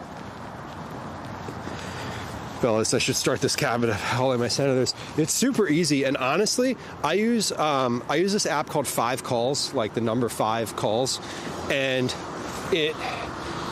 what you do is you put your zip code in, and it gives you a list of people that you have available to call. It gives you topics that you might want to cover. So you're like, what am I angry about today? And,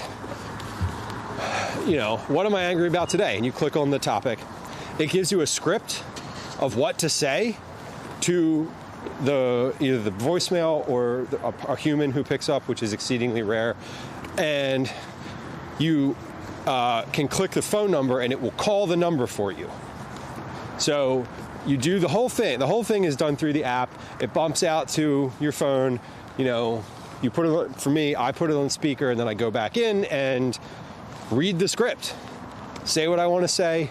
Then I usually add some colorful flavor at the end of that. My personal opinion at the end of that. You do need to speak a little quickly because the voicemails that they have are time limited. So knowing that going in is helpful. But I find it to be personally gratifying, and also a nice like sort of mental, like a pressure cooker. There's like the little steam escape thing. Like I let off just a little steam when I can call, Senator Dave McCormick and let him know what an absolute vile piece of shit he is. And also exactly how I would like him to vote on a bill. Anyway, it's helpful. 5 calls, number 5 calls. That's the app. We're still in Providence. We're walking here. We're now along the riverside, which is nice.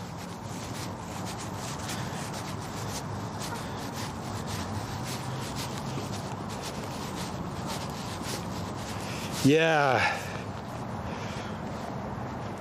Oh, this one, I definitely, I email too.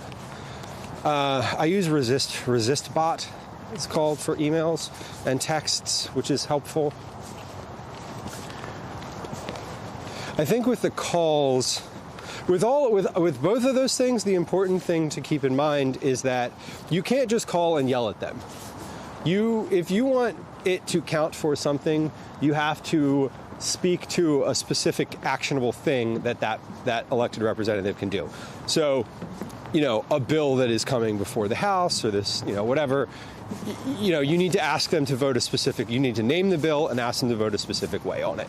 And I think for me, having that script is helpful in front of me, because sometimes a real human being answers the phone when I call my state senator. And when that happens, it is kind of petrifying, honestly. Hello. Oh, hi, bud. We got too close. The dog was like, get out the way. It's kind of funny.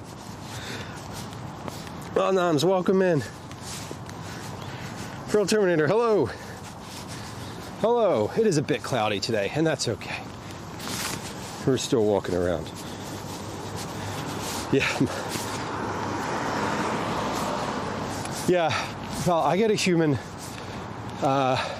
once every like 15 calls, I would say. I get a real person. And it's shocking. It's always shocking. I get a real call. I call my city representatives too. I call the mayor's office a lot, honestly. I probably make 4 phone calls a day to elected officials. Sometimes more, but I call my state representative, I call both of my senators, and I usually call the mayor's office. And I leave my full name, my mailing address, and my phone number, and then I say what I need to say. And that helps me immensely to feel like I'm not just, like, I don't post on the internet I don't like post my anger on the internet.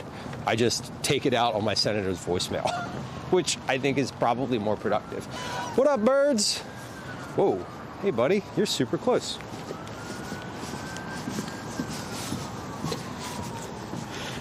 Yeah, humans do exist in our world, and it's nice when you actually get one on the phone. It's always fascinating. I always tell the representatives who answer the phone when I talk to my senators that they're complicit in the horrible shit that my senators are doing, and how they should also probably feel bad for themselves. I like a little bit of personal shame sprinkled in with my requests on how they should vote. I'm kind of an asshole, and that's okay. It is literally how I am. I'm like tight with the higher-ups. I will tell you that John Fetterman's office has answered the phone before, and I've said my name, and they've been like, oh, you. Which is great, and also kind of scary, honestly. Maybe put on some list. This is, we're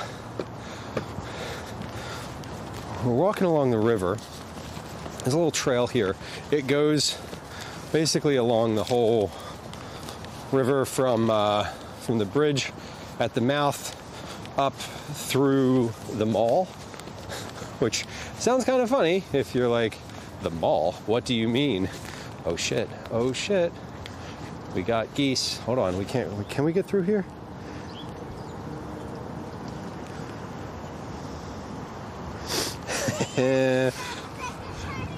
That's funny, Feral Terminator. Yeah, I mean, I do think it's fine. You know, give the folks the folks who are deciding to be employed by these absolute monsters the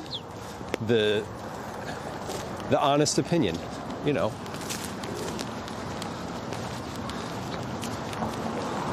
Like, hey, your boss, he's a millionaire asshole. He doesn't give a shit about you. He's actively voting to disenfranchise you from your interests. How does that feel? And they're like, do you have any other comments, sir? And I'm like, no, I guess that's it. See, when I say that, like, politics will rile me up, like, this conversation is what I'm talking about. Because I'm on the precipice of tipping into, like, a rabbit hole of, like, just whinging about everything, which is fine. And I just, like, I know that about myself, but very, very nice out here today. There's no one out today. Last year when we were in Providence, this was the end of our stream, was this walk going back up towards the State House. And I remember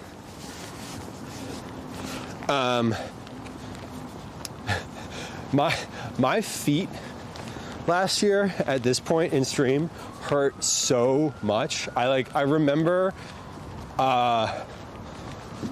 being like, I don't know if I can make it. Like, I don't know if I can make it to the train station from here. And you can see the train station from here. Obviously I did, and it was fine. But, you know, it's funny.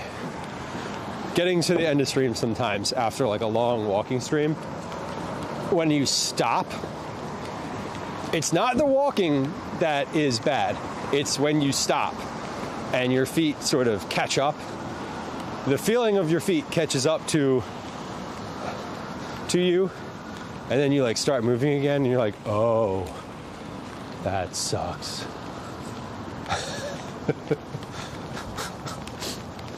It's okay. But we're coming into what is sort of the center of Providence. Unlike Philadelphia, no one lives here. Like, these are offices. Like, this is not condos. So it's odd in the evening time and on the weekends, because this part of the city, all in here, is empty. Like, empty of people, empty of everything. Yeah, Retro, you have to quantify you have to say something productive when you call. And they do. And they listen to so I know that they listen to the voicemails, because sometimes when you call, the voicemail box is full. The 5 Calls app lets you say that they were unavailable, that you spoke to a human, that you left a message, or that you skipped calling that person for some reason. So it literally, the app, like, you see the script, you call the person, you come back to the app, you say what happened, and you move on to the next person. And then when you're out of people, you're done your calls. And it's so great. It really is cathartic. But yeah, you have to say something about a thing. You can't just be like, I'm mad at you. I'm mad at you. Because then they're like, okay, thanks. Like, so were a lot of people. So what? So what? So what's your point? You know, you have to say something productive. I want you to vote this way on the X bill that is coming before you next week, and here's why.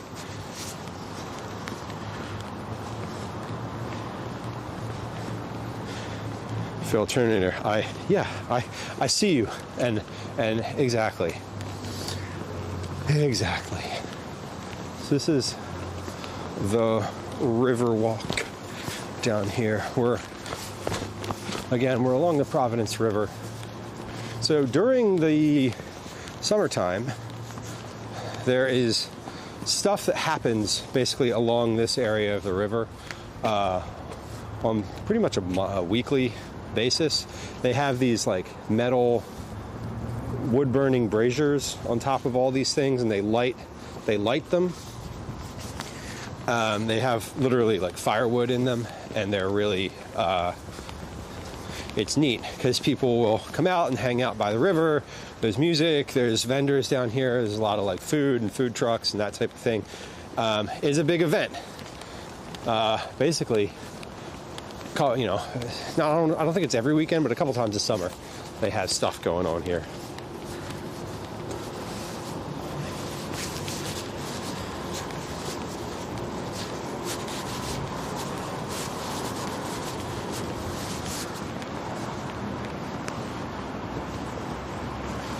All right, but it is about to rain. It's starting. We're getting some big chunky raindrops starting to come down right now. So I'm going to take a pause before I get into the actual rain, and we're going to put the plastic bag on the camera here. I'm going to get my bandana out of my pocket.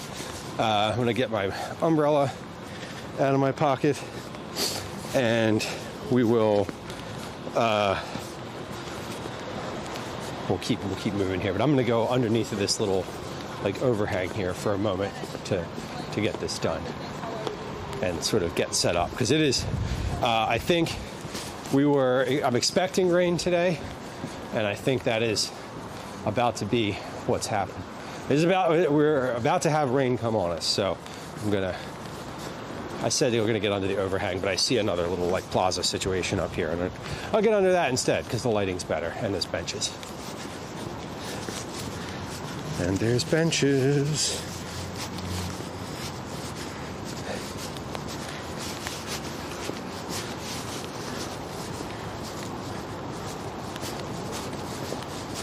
Some people's logic is weird. I just come from a place of like, just be good to people. You gotta be a good person. That comes first.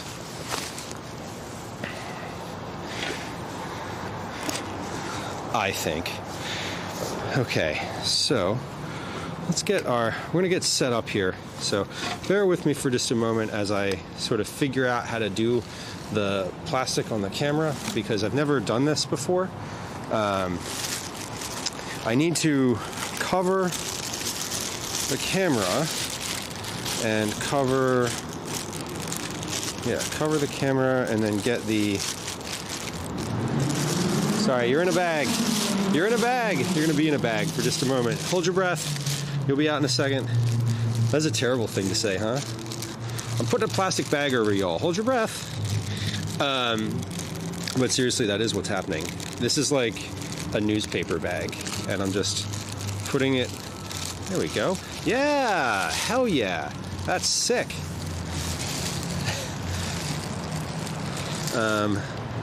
Oh, that's not going to work because it's sort of on the pole too. You know, I think that will work. Because I don't really need it to cover the cord per se. I guess I do. I don't know. I don't think it needs to cover the cord. The cord doesn't need to be wet. The cord can get wet, I believe. So let's just kind of do that. And then I'll keep the lens from getting wet with, oh, you know what I need? I really need, and I don't have, is a hair tie. A rubber band or something like that. Do I have a rubber band? I do. I have one wrapped around my wallet in my bag. Okay, so let's get that out because I need this to stay on the lens. That's the goal. Okay. Yes, that'll work. Yeah, I keep my cards in my wallet with a rubber band. Oh, I have multiple rubber bands in here. Awesome. Actually, I'm going to take this one because it's the one around my wallet is old. Retro. You're funny. Yeah, I was like considering that. I'm like, wait a second. I'm going to put a bag. When I say put a bag over you, I don't mean that literally. I don't. So for some people, that is true though, and you know, I'm not going to shame you for your. I'm not going to shame you for your loves. Okay, let's do this. We got the rubber band, and we're going to pop that over. Can I get this? Hold on. I need to get this plastic a little bit out of the edge here. There we go. Yeah. Oh, man. That's cool. It worked. I'm trying not to put the bag in front of the lens either. I mean, my hands are there in the moment, but there we go. Yeah. And this lens has a cover on it anyway. So as long as that shit right there stays in place, we're good. Okay, now let's take this out for a second and see how does that feel. Oh my gosh. That's amazing. That is amazing. I literally have a bag. The whole camera thing is in a bag except for my except the lens. Okay, and I've got a little umbrella. Let's open this up and see if it works. Okay. All right. Yeah, I just bought this today at the train station. It was like $6, so this might just be a today umbrella, depending on the wind. But yeah, we got this. So I got one hand for my phone and umbrella, the other hand for a camera.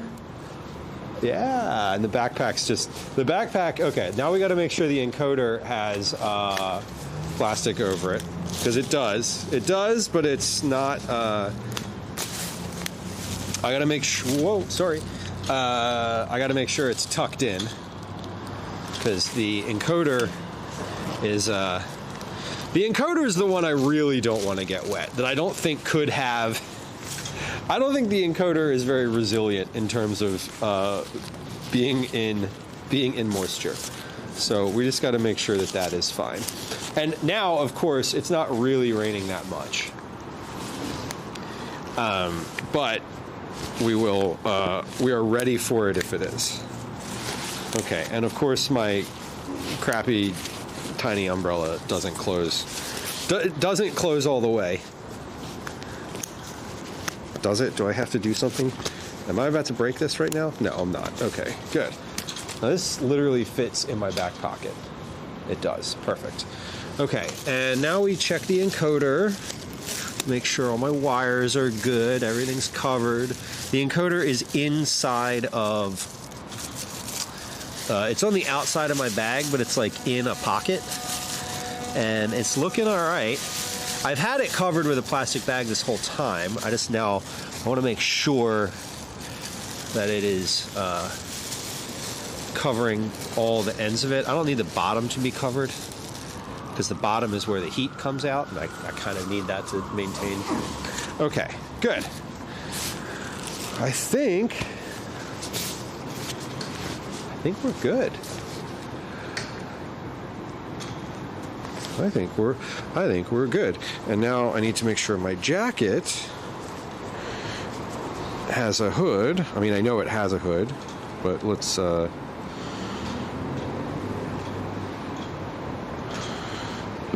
we go.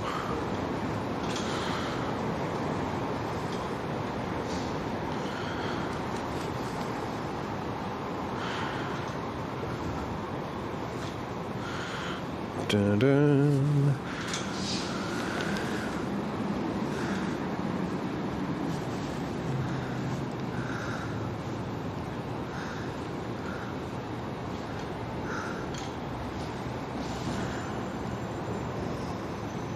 Okay, we are going to walk. Where should we walk from here? I want to walk from here to. I think I might walk to get a coffee from here. I'm going to see. Let me see if the coffee shop that I want to go to is open. Because that will. They're open. They close at 2 p.m. Close at 2, so we're not going to make it there before then, and that's fine.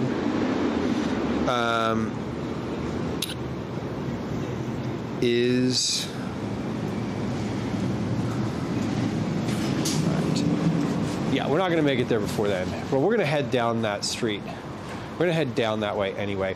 So I'm going to take you through two neighborhoods of the city that I enjoy, that I like now. How are we doing? This looks good. Okay. Oh, hold on. I need to get the bandana out. I forgot to keep the lens clean. So the lens is out in the open and sort of exposed, and we're just gonna keep that clean if possible. Let's put my bandana in my pocket. All right, we're moving now. We're good. We are. Aside from the phone on my wrist, we are looking good for the waterproofing.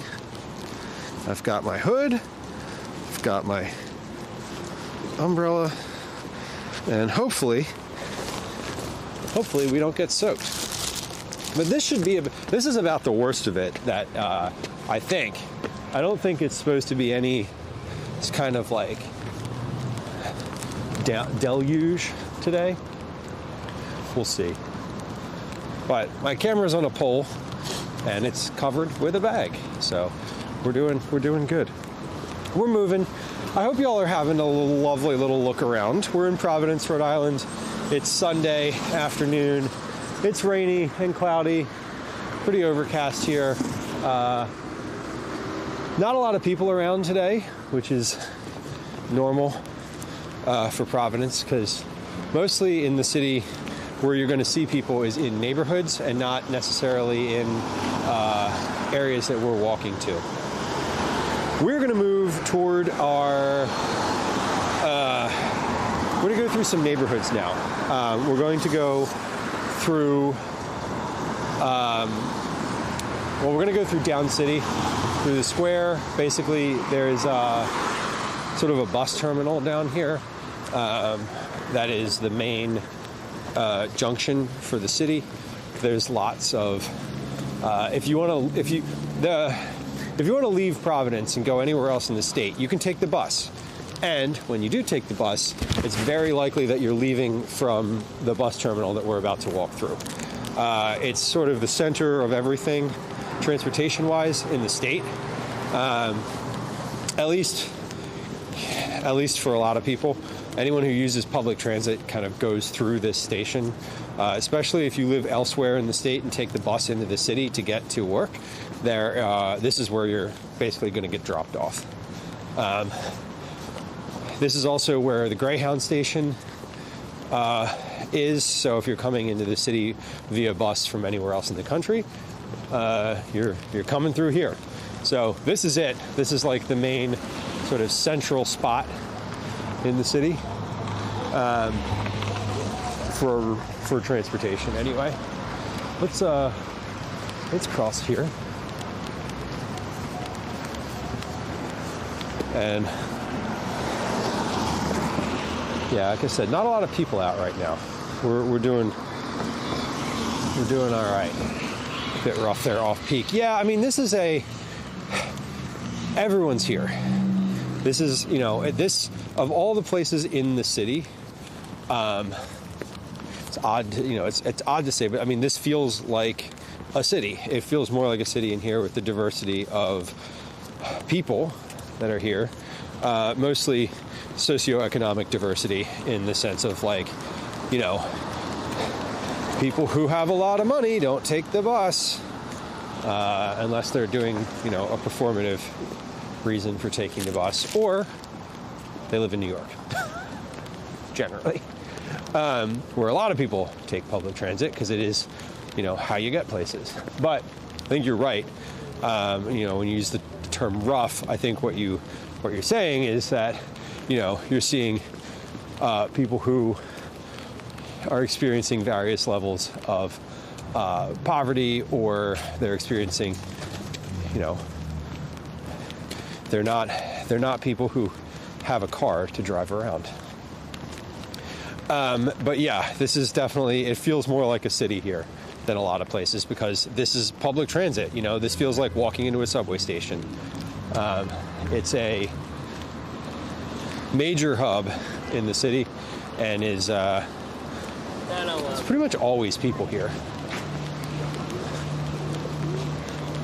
There used to be in front of this building for a long time a hot dog cart that was popular and good and stayed there until like 3 o'clock in the morning. So we're coming through Down City here. Through Down City, we're gonna walk back to the Broadway neighborhood and then the Atwells Avenue, which is Federal Hill neighborhood. I was thinking of walking over to I was thinking of walking over to the Providence flea market. But I don't know how late they're open. And I don't want to walk all the way over there and then have them be like, we're closed.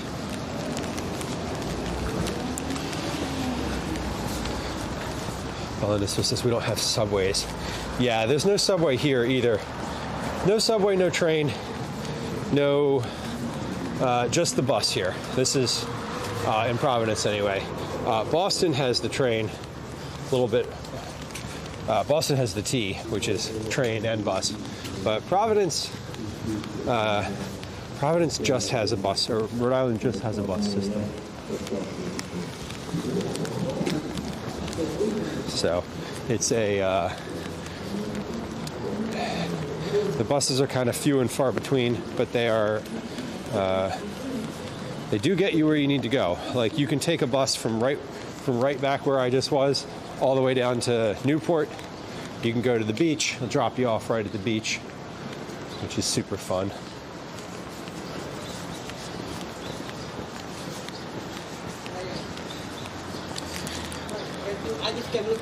We're gonna walk through here. This is Down City. So where we are, hey, there's a Dunkin' Donuts. Look at that. We're walking through Down City. Where we're going, where we are right now, there's not, again, people don't really live here, but it's getting a bit more. I mean, as I'm walking around and looking at it, it's a bit more built up now than it was when I was here previously. Not previously, like a year ago. I mean, like when I lived here. So it is a little bit. There's a little bit more sort of shops. A lot of these places close up at earlier. You know, this is a big lunch and sort of weekday, daytime area because a lot of people do come into the city to work during the week. I don't even know what street I'm on right now. I actually have no idea. I just keep seeing, I keep seeing familiar landmarks as I'm crossing other streets, and I'm like, all right, I know where I am. Maybe this is not the best way to navigate just by vibes, but the Down City area is relatively small, so when I hit a familiar street, I'll know where I am. So that's kind of how we roll. Liz, we did go down Benefit Street a little earlier in stream. We were so what we've done so far is we went to Prospect Terrace and did a little overlook of the city. We walked down Benefit Street and looked at some old houses. We took Benefit to India Point Park. We walked through the park. We've gotten from the park, we walked back down Wickenden Street to the river. The river walk we took into Down City area, and now we are in Down City, and we are heading toward the Broadway / Westminster Street area. I'm going to go Westminster Street. I'm trying to get to White Electric Coffee before 3 p.m., which is when they close. 2 p.m., sorry, they close at 2 p.m. I'm trying to go to White Electric before 2 p.m. And get a hot beverage there. I was going to say use the bathroom, but we used a porta pot. We used a really nice porta pot. We didn't, I did. Y'all saw some BRB stuff, wiping the lens. But that's where we're at. We're going to go through the Broadway neighborhood, Westminster neighborhood. We're going to take a look around in Dexter Park, which is one of my favorite parks in the city. And then we're going to go through the Federal Hill area, which is basically like the Italian restaurant-y sort of area. Now there's like a million hookah bars and vape shops there. But it's still really good and worth walking through. This is the Providence Public Library. We love a public library. Support the public library. If you're a reader, go check your books out. Even if you don't read books, go to the library and check some books out. Like literally just go and check books out. They don't know that you don't read them, but your circulation of those books helps them get funding. So go to the public library, get a card, check some books out. I'm walking here, thank you. All right, but we're walking now. We walked through the Down City area and we're heading toward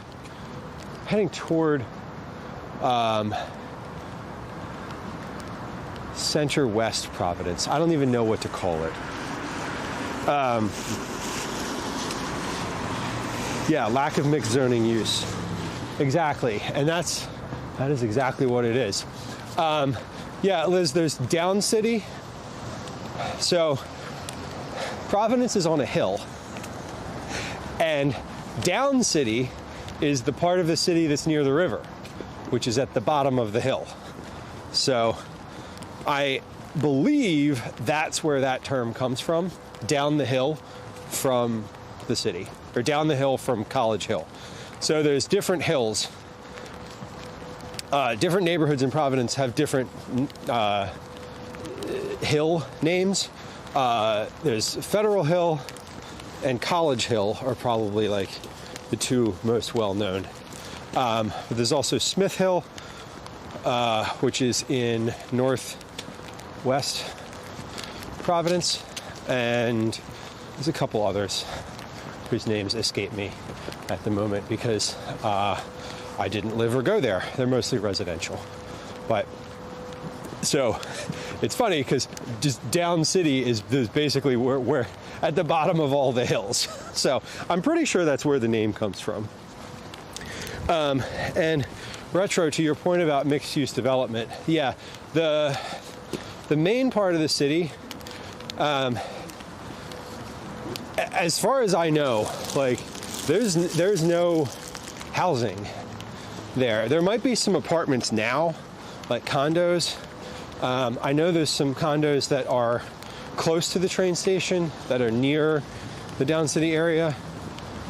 There's at least, I think there's 2 larger condo style buildings there, but there really isn't housing in that area.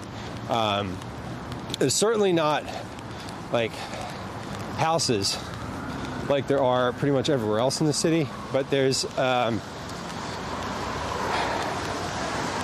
no like vertical housing either, no condo buildings. Not really. I think they tried. I just know that there aren't. I can't speak to why there aren't, or if there are plans for them, or if they've tried. I'm just aware that they don't exist. Like, that's it. That's that is all the information that I have. So, do with that what you want. So we're coming up to the highway. We were at 195 earlier, and now we're crossing 95, Route 95. We've talked about 95 before many times on stream. This road, if you just go in this is Route 95. It is the north-south highway that covers the East Coast. So this goes vertically north-south through the state of Rhode Island. If you go in the direction the cars are going right there, and you just drive straight for about 7 hours, you're going to hit Philadelphia. We've crossed under 95 on this very stream multiple times, wiping the lens. And if you go in the other direction, you get to Boston. Actually, you don't get to Boston. 95 does not go through Boston. It goes around it, about 30 miles to the east of the city of Boston. So if you wanted to go into the city, you would have to go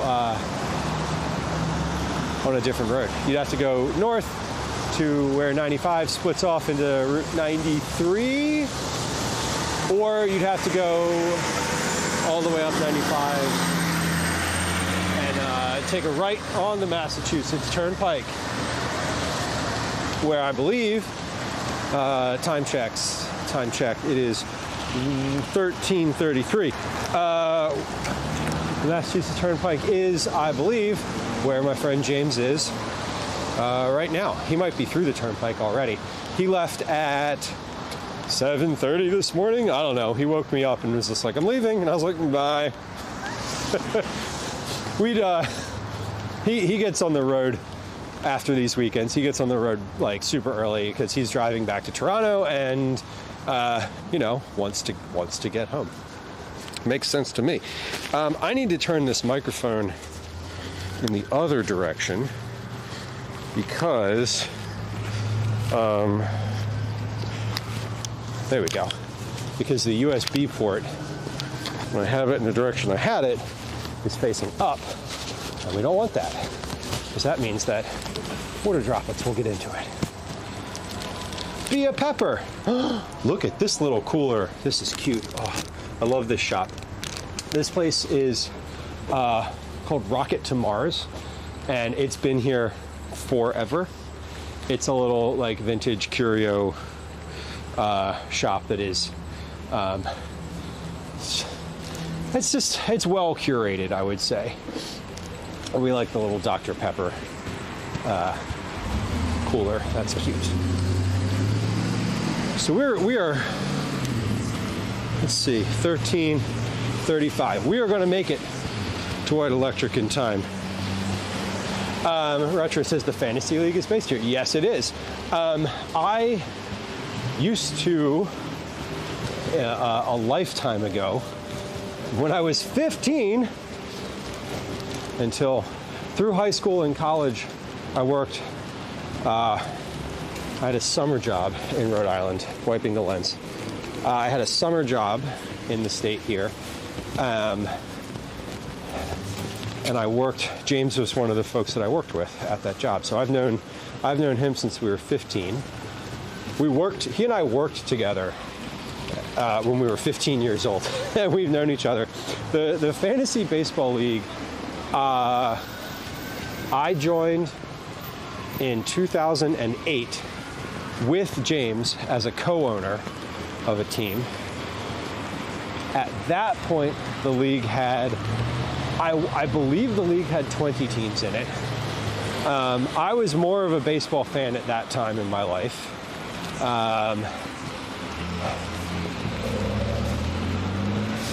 And we have run a fantasy baseball team together since then. In the years since, I've really abdicated the caring about the fantasy team aspect of it. I have my role now is I just like being there. I like hanging out. These are, some of the folks in the league are new. Some of the folks in the league I worked with when I was 15 as well. I'm not as good friends with them as I am with James, but I still like being able to maintain that relationship. And to me, it's important, to sort of continue having these people and sort of knowing them and seeing them, experiencing them at least once a year. So the guy that I talk about on stream, right, one of my friends who like refinishes cast iron pans and like sells them on the internet, like I saw him in person yesterday for the first time since I'd seen him in person last year. So, it's nice to sort of be able to continue to have these folks in my life, even though I don't really do the sports part of it anymore, but James does. And he's very baseball oriented. So I book us an Airbnb, I make sure we have dinner reservations, I do the logistics, he drafts the team. So it's sort of a good delineation of work. We're gonna pop into White Electric Coffee. I'm gonna get myself a beverage. I'm gonna get, we're gonna use I'll use the bathroom while we're in there because, like, obviously I should do that because I have access to one. And then we're gonna walk up Westminster Street, which is where White Electric is, a little ways. We'll walk up Westminster to the park. Then we'll take the park we'll walk through the park, all park. Then we'll do the Broadway we'll walk down Broadway, and then we'll walk down Atwell's, which Atwell's is Federal Hill. And then we're probably gonna head back toward the Down City area after that. So this is my experience of Providence. I like that you can walk from one neighborhood to the other on foot. It's very different than Philadelphia. The streets are not laid out in a way that makes sense. It's very sort of everything's on an angle. But all right, so we're gonna pop into White Electric. What is that thing? Damn, that looks like a dune buggy. Retro says, I don't follow baseball anymore either. Yeah, I do. So here's my deal with baseball is I don't follow it, but I grew up listening to baseball games, and I will still put, with some frequency, I will still put a baseball game on the radio, or rather on like, you know, I'll stream, wiping the lens, I'll stream a baseball game to have on in the background of something while I'm just like existing in the house. So I like listening to it. It's very familiar. It's very comforting. I've been listening to baseball on the radio since I was, oh God, I don't even know, 10, 11 probably. And I still do, but I don't know anything. I don't know the players. I don't keep track of it anymore, but it's like just sort of background noise. And so I like having this connection to this like fantasy team, which I don't particularly manage or look at every day, but I'll look and I'll be like, okay, who on this team that James runs is pitching today? I'll put that game on. Like, will I listen to it really or pay attention? Like, not really, but it is nice to sort of have it, you know what I mean? Lots of cardio, definitely lots of cardio. Today, I haven't been working out at all while I was here, you know, because I don't do that when I travel, but it's nice to get a walk in for sure. Okay, so this is White Electric Coffee. This is my favorite coffee shop in Providence. I have a couple t-shirts from here. I already bought their new t-shirt, so you'll see that on stream. But I'm gonna go in and grab a beverage. Just getting a beverage, just using the bathroom. And I used to come here all the time when I lived here. This was like walkable from where I lived, and it was really nice. But they do, you know, all sorts of little like art on the wall in here, which I appreciate. They always have a community bulletin board. I guess they have a little library here now, which is really fun. There's no specific like thing that I love about the shop, but it's just familiar, you know. Okay, we're gonna order for a second. I'm gonna mute myself real quick.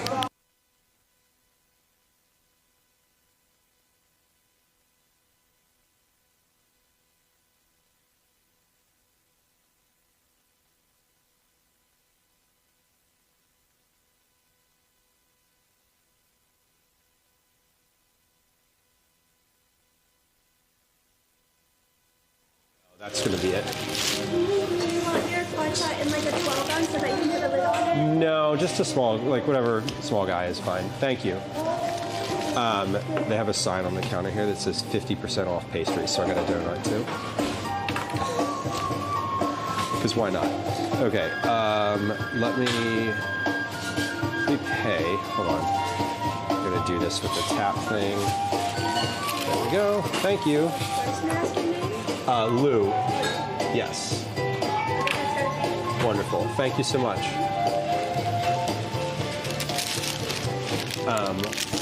While I'm waiting, I'm going to use the restroom here. So, just give me a moment. We're going to put the BRB screen on for just a moment, and then we'll be back after that. Oh God, what is my phone doing? My phone is going crazy because it's got water on the screen. Okay. Yeah, my phone typed okay in the chat. All right. Welcome. This is me professionally starting the YouTube stream. Okay, I'm going to take my cayenne and pop this in here now. I'm going to whisk this in until it's incorporated. So this is my spiciness now. So this is now angry butter.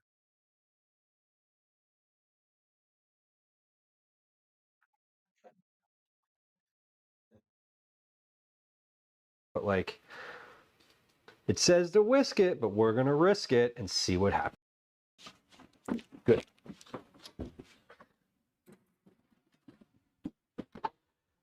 Hot and ready, like your Little Caesars Pizza or your next Tinder date. See, now that could be flirting. I don't know. It could be. Without a hat. Indeed, without a hat. Listen, it's not lasting very long. So like get your rocks off while you can.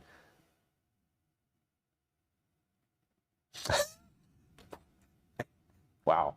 Okay.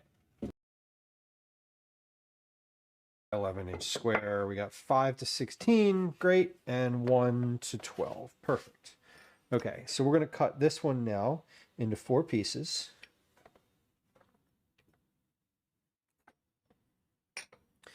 And I am going to put these pieces. Well, this is kind of nice. I can take this excess flour and just like wipe it into my hand. There we go.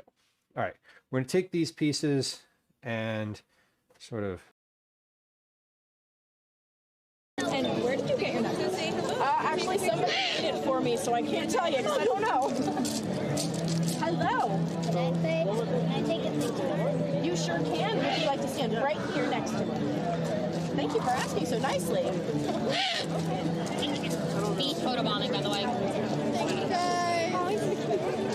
He's looking at you. Look at you. He's talking to you. He probably sees the camera and thinks it's a big eye. I don't know. He's definitely looking. Yeah. Hey, thank you. Super. As a parent myself, I understand that my kid is going to be like, yo, dad was so fucking weird. That was so weird. And his therapist is going to be like, tell me more.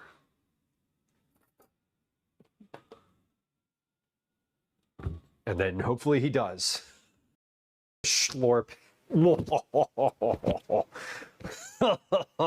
I didn't know that's how you spelled that word until I said it out loud. Ray, welcome in. All right, let's put these in the oven and hope for the best. This is schlorp. Sometimes you read something out loud and it sounds exactly like the thing, and the alliteration is just delicious and horrifying. That was one of them. Watch as I use the knife while staring directly into the camera. No, I'm just kidding. I'm not going to do that. Listen, I'm reckless, but I'm not foolish.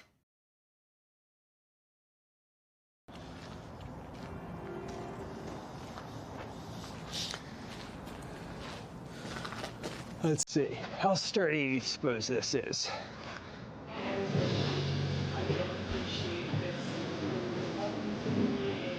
Okay, we're back to the live. I hope you enjoyed the clips.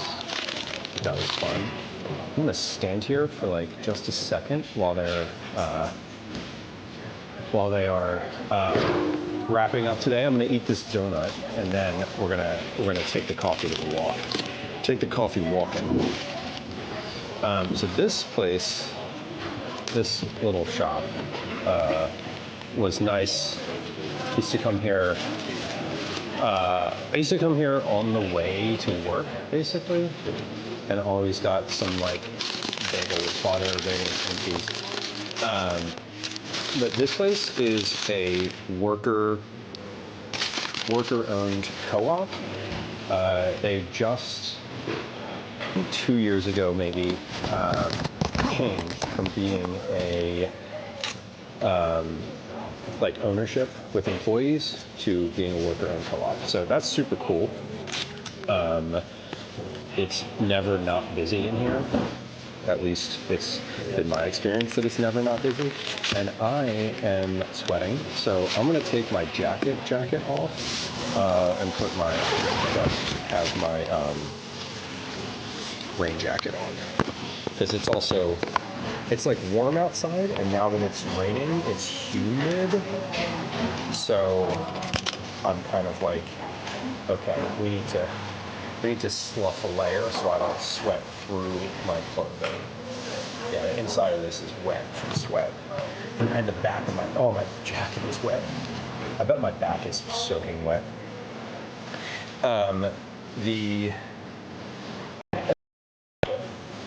they do a hand pull espresso machine, which I don't really know the intricacies of like what that actually means. But, you know, I like say that as if it's a thing that I'm super aware of. But I do know that their espresso is a lot smoother and less astringent or acidic. It tastes less acidic somehow than other places, which is really good.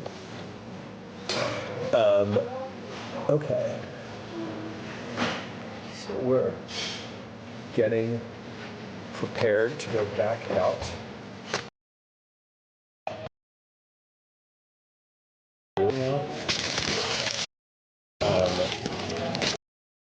Yeah, I used to come here as a resident of Providence, and I was here yesterday.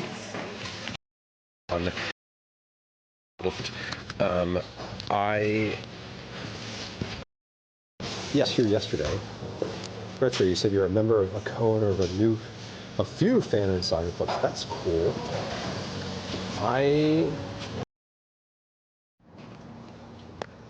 It's really fun. What are the benefits?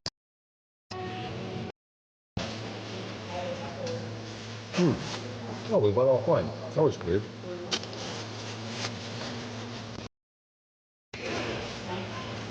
Dubious. Yesterday I came here with James before we went to the draft, and I was walking out. We were walking out of here, and walking out of the shop, the shop next door. Someone sitting in here when we came in, and I was like, "You look really familiar. Like, why do I know you?" And I turned around to like see who it was again, to see if I could recognize them, and they were gone. And then as we were walking out, they were walking out of the shop next door, and it turned out to be this person who I've followed on Instagram for like years. And she doesn't live in Providence either. And I was like, so we were both like, what are you doing here? Like, she was in town for her friend's birthday, who does live in Providence, and obviously I was here for what I'm here for. But it was weird. It was like, I was like, I know you from the internet. Like, I know you. I have seen you talking to like my phone a whole bunch of times, and like we've interacted, like we've messaged each other. It was really funny. Very weird.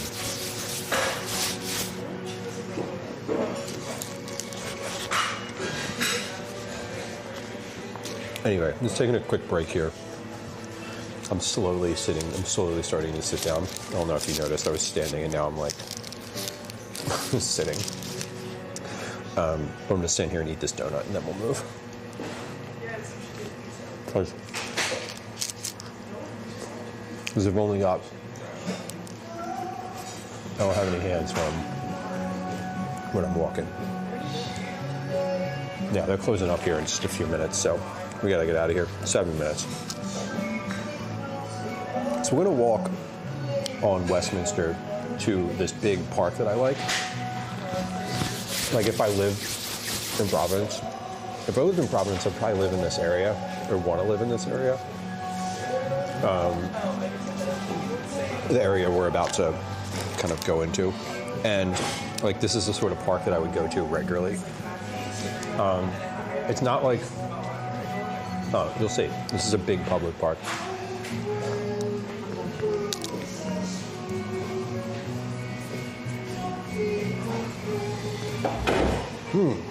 Donuts hitting the spot. All right. That's good. We'll throw this out. And we'll be on our way. Be on the move again. I'm going to look at the encoder real quick before we go too, because I want to see if it's got that error on it. Because sometimes when it has the error on it, when I clear the error, the thing goes, the issue goes away. The issue of like having the scene switching back and forth. C-Films, welcome in. I'm glad you're doing well. Could someone walk through Rhode Island in one day? You know? No. North-south? No. East-west? Maybe. You could walk from Newport to Providence in one day. I don't know if you could get from the southern border in the main area to the northernmost. I don't know if you could go diagonally. You might be able to do that, though. I don't know. I actually don't know how far it is. I wonder how far it is on Route 95 from the southern border of Rhode Island to the northern border in Attleboro. I'm curious. I feel like maybe you could. It'd be a stretch, though. All right, let me throw this out.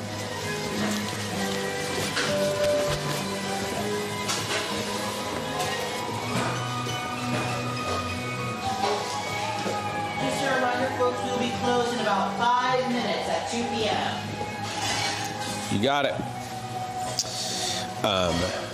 They will be closing in about 5 minutes, they said. So let's get out of here and not make them stress over people being in here. Before we do that, let me look at the encoder and clear any errors on it. Do I see that?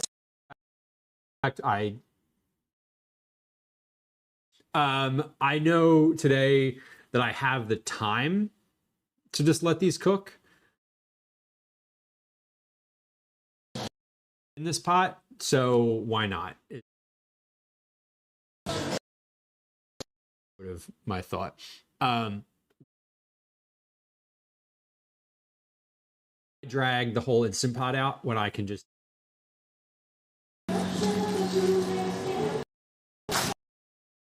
I touched it.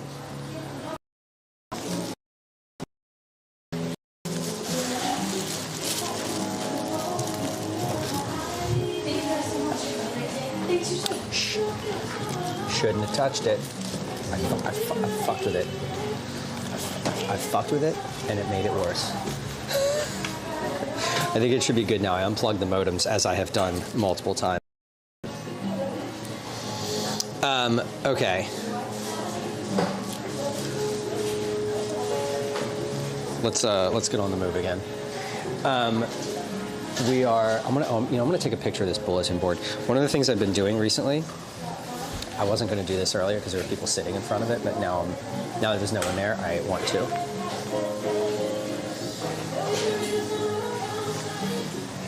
One of the things I've been doing a lot lately is taking pictures of bulletin boards. I know that's whatever, it seems silly, but it's been, it's just another little fun thing. Like, I enjoy taking pictures of grocery lists that I find on the street. I have also been enjoying taking pictures of, like, community bulletin boards. I was thinking of making a Discord channel for that, which seems like it would be fun. If no one else posts in it, that would be fine. At least I would have somewhere to put those pictures. Because right now they're just on my phone, or on my iPhoto. Okay. Getting my gloves back on. Getting my gloves back on. Retro says people in Flickr. Oh man, yeah. I love Flickr. Anytime I need like a Creative Commons, oh shit, I need to put my jacket in my backpack. Anytime I need like a Creative Commons photo for something, I'm always on Flickr. drag the stream on forever, right?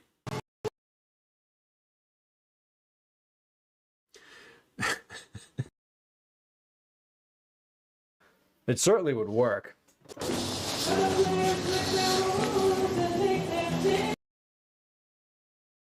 Avo says you'll get your spot. And then I messed with it, and now it's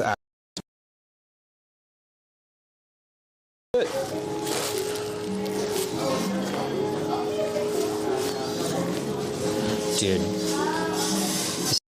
And then I literally touched it to see if it was, I touched it to see if it was okay. I checked in on it, and now it's like freaking out. It's like a child when you, this encoder, I feel like, is exactly like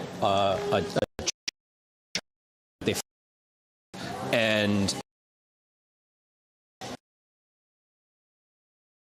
but then if like caretaker is anywhere near, like, then they start to cry. That's what this encoder is.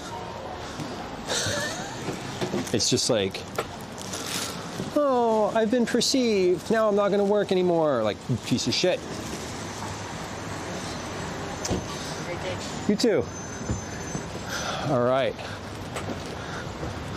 Love that coffee shop. Favorite coffee shop. Cookman, my voice sounds like a helium balloon. Oh no. Yeah, it'll catch up. I think what we know about the stream is that it will eventually catch up again. Hopefully it comes back around. Anyway, if it doesn't, maybe I can do the We're the Chipmunks, CHIPMUNK. Does that sound better? At least it works. At least that's appropriate, right? Anyway, C Films on Twitch. Rhode Island is the smallest state in the U.S. Yes, it is. Measuring approximately 48 miles long and 37 miles wide. 48 miles long. Do you think you could walk 48 miles in one day, in 24 hours? 48 miles an hour, 48 miles in 24 hours is 2 miles an hour. So if you walked at 4 miles an hour, you could do it in 12 hours, 15 minutes per mile. So could you walk Rhode Island in a day? Absolutely. It's back. All right. Thank you for letting me know. I appreciate when folks let me know that there's like a technical thing happening in chat, because I don't know, because I can't see it. It is weird when you're IRL and you don't have the like visual feedback of stream. Like I have on my phone, I can see how long the stream's been live. Obviously, I can see the chat.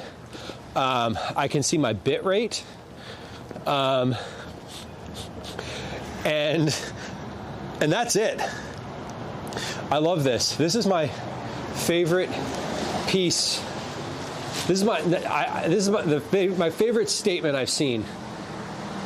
Basically, on any of these like things, whatever it is, it should be free. I kind of love that. And like obviously, like certainly some people are gonna be like, oh, what about that? Yeah, what about it? That's your whataboutism is also free, and so is shutting the fuck up. This mural is kind of fun. Let's connect. Downtown Providence to Newport. This is cool. So that island down where it says Newport, that's like the East Bay. And then Providence is at the top of the bay, where we are. Is there walking infrastructure? I mean, here, where I am, there's sidewalks.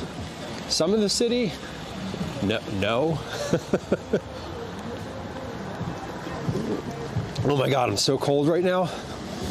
But I stopped moving and I was inside where it was warm.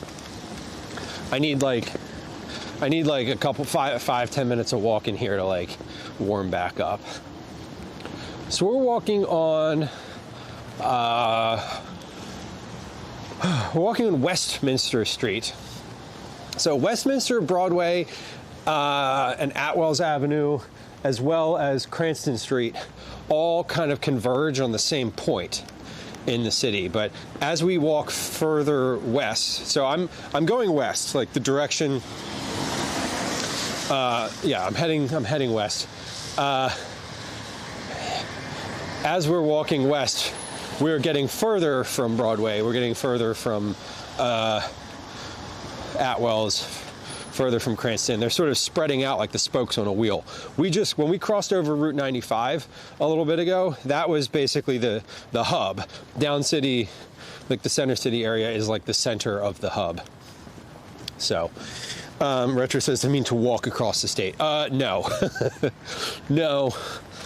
I was thinking, I guess in my head I was considering what would happen if you just like walked along Route 95. You know, I wonder if you could walk through the state on a trail system. I know Rhode Island has a pretty good trail system in its rural areas, and there are a lot of rural areas in the state. This state, for all of its size, has a huge diversity of, not necessarily topography, but has a huge diversity of city, rural, and urban. So we're in Providence. This is a city. You drive 20 minutes from here, you are in what could be considered like the literal boondocks. Like you could be 20, 30 minute drive from here, from right here, from where I'm standing, you could be in a place that feels very much like there's not a city for hundreds of miles around you. It's so weird sometimes to be driving through the state, and it's just like the city ends or like the suburban area ends, and it's like a hard cutoff, and you are now in like small town nowhere. And it's just like but you're not that far. You're just like, that's okay. Now we're in this really what feels like the middle of the woods. And then, you know, you drive 40 minutes from here and you're in Newport. You are at the beach. There is surfing. There are mansions. There are tourists everywhere. There are big sailboats. So like from Newport to like the most rural place you've ever thought of, hour drive. And in between those two things, you go through a major city. And it's like, it's just weird. But Rhode Island is weird, and Rhode Islanders are weird. And it's fun. It's like, it's a good state to visit because you're like, well, we want to go hiking in a state park and sailing and do a little tourism, but we want to like stay in a big city or stay in a city. Like, okay, done. Oh, we don't want to drive for more than an hour to get anywhere, to any of those places. Okay, done. Not a problem. So it's kind of nice. Yeah, Delaware. Now Delaware, sorry Delaware, but it's not as exciting as Rhode Island.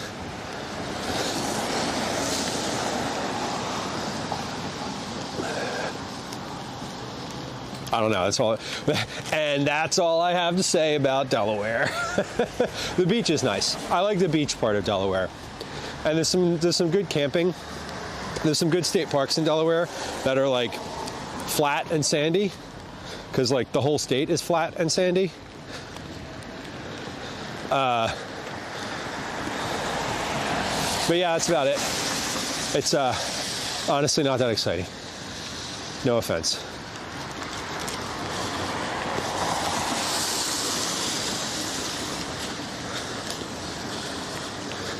Meredith Vieira. Is she on The View? Is that where I know Meredith Vieira from? Yeah, Rhode Island's tiny. You know what's funny about this state, though, is that, and I think if Rusty Rhymes were here, I bet I'm 100% positive that he would back me up on this statement. But folks that live here don't move around much. And I don't mean like move houses. I mean literally go out of the town that they live in. It's very much a like small state, and people will stay where they are. Like if you live in the city of Cranston, which is just south of Providence, you may never leave Cranston. Like if you grew up in Cranston, you know, like you hang out there, your friends are there, you go to school there, you know, maybe you go away for college or whatever, but like a lot of people who are sort of homegrown Rhode Islanders, they don't leave their town. You're like, what do you mean you drove to Newport today? It's so far. And you're like, no, it's a 45-minute drive. That's not far. I could drive 45 minutes and still be in the city of Philadelphia. You could drive 45 minutes here, and on a really good day, you can be in Boston. Like, those things are not the same. Used to be on The View. Okay. Yeah, there's some famous Rhode Islanders, I think.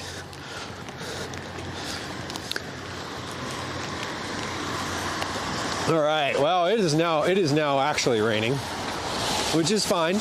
I locked my phone, meaning the screen can just be wet and nothing will happen. My camera's covered. My encoder's covered. I think I need to cover my head, but outside of that, we're good.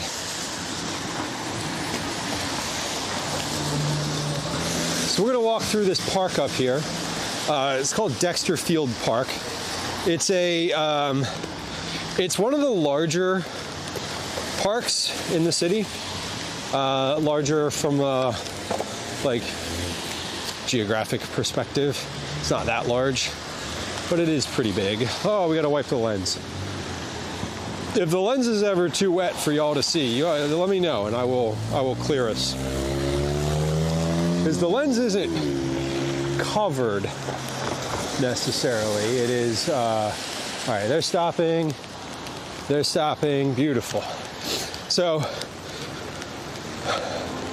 this field up here, what I was saying, this area of the city is where I would want to live if I was to move back here, because it is quite, it's very walkable. It's super close to a lot of the places that I already know and like in the city. You can get down city really easily. You can get to the highway really easily. I feel, this is again anecdotal, but I feel like it's relatively safe here. I don't have a, actually let's not cross here. I don't mind walking around at night in this area. Seems fine. All right, we're going to we're gonna put our umbrella up. Maybe. Hold on. Can I do this one-handed? No.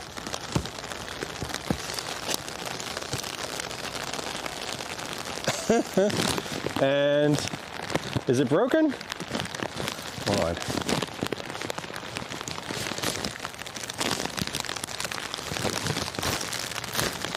Might be.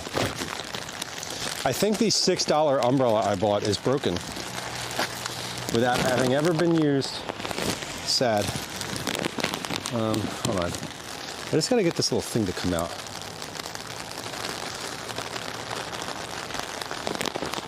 Oh, there it goes. Yay! All right, we're in business. Super. How's our lens? All right. I'm just like, I have the umbrella not because I feel like I need it on my head, but because I feel like if I don't have it, we're gonna keep needing to wipe the lens. We're gonna need windshield wipers on the lens here. Ooh.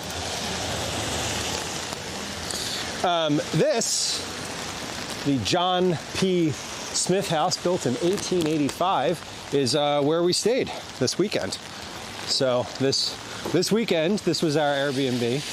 Really nice place. It was kind of wild to like walk into one of those houses. It's like, welp, this was built forever ago.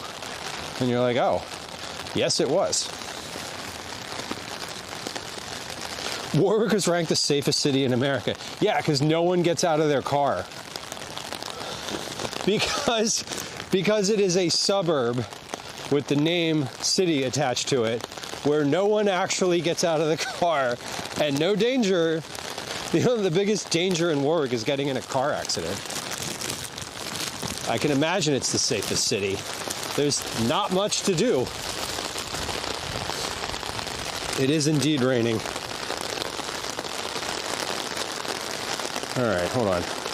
I gotta get my phone, the chat back up on my phone. There we go.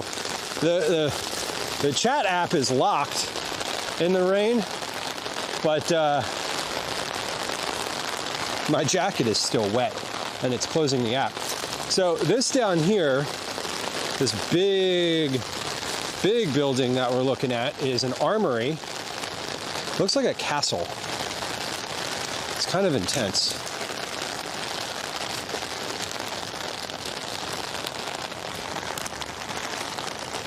I mean, right now it's trees, but I have no idea what goes on in here. I just know that it's called the Armory, and it is a deeply intimidating looking building at the edge of this park. So again, we're in, this park is called Dexter Field. And this is this massive building at the end of it. I've never been in here, but it literally, this looks deeply out of place with the rest of the architecture of this neighborhood. I have no idea what it is or why, what its current function is, but it's big and castle-like. Yeah, it's raining right now, but I don't think it'll rain for too long. We have like some passing clouds. Now, I say that as if I have any idea what it's actually going to do. I don't. It held off for a while, though. I mean, it's only... What time is this? It's a little after 2 p.m. So that's good. Yeah, there's no children on this playground right now, so that means I can go look at it. Which, you know, as previously stated on stream, it's real weird to go to the playground and look at it when there's children playing, but as there are no children out currently, it's fine.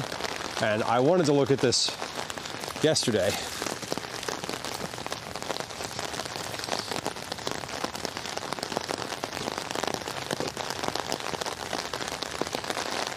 This is nice. Oh, look at this thing. That's fucking cool. That is super cool.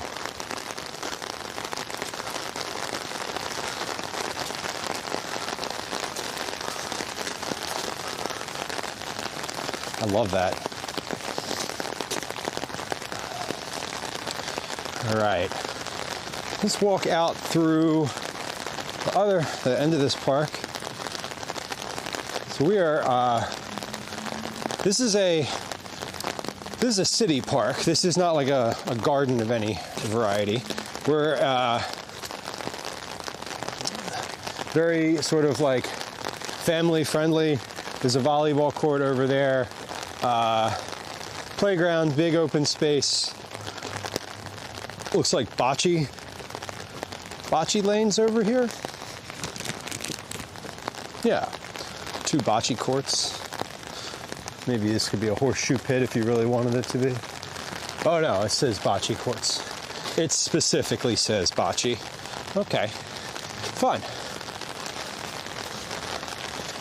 So we're gonna walk out toward Broadway now. And I was thinking of going over to the flea market. There's a huge flea market every Sunday, but it's a little bit far right now. I looked it up, the flea market ends at 3 p.m. and I think by the time I got there, they would probably be packing up. So I think we're gonna skip the flea market today, which is sad trombone, but also that's okay because it's in a part of the city that I would otherwise not be going to. So we'd only be walking out there for the flea market. This place is great. I mean, it's literally named Great Northern Barbecue. It's real fucking good. Went there last night to eat. I always say that when I go out to eat, if I'm like getting food, either delivery or especially if I'm going to a restaurant, I really want to go somewhere that makes food that I am not going to make myself, which very much is barbecue. Like, barbecue takes a lot of time. Like, I'll throw some chicken in the oven and with some barbecue sauce on it, but that's not the same as, you know, barbecue. So it was funny because last night I was like, James, we got two options for dinner: ramen or barbecue. Like, two things that I don't really make at home, but really love.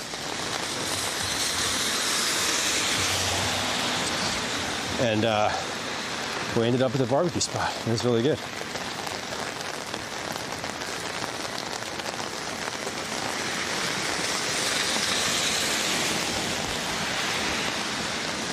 We are currently on Westminster Street. We're heading west. This is just a neighborhood street, so it's sort of a main street going in and out of downtown. We're heading towards the western part of Providence currently. We're going to make a right very shortly here and take a walk back on Broad Street, and then we're going to walk through the Italian market after that. So we're moving. We're going to walk through the Broadway neighborhood, see some little spots there.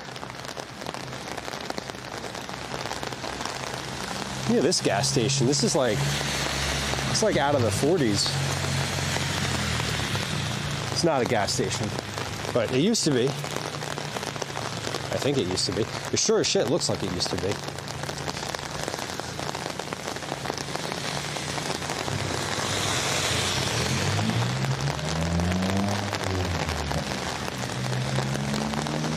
Yeah, it's raining now. Glad I brought this umbrella. Brought it with me and bought it this morning at the train station about 10 minutes before I went live. I was like, you know, it says rain today. Let's get a cheap umbrella. And glad I did. I also not that I can change this, but my jeans, my pants are very wet, but I brought with me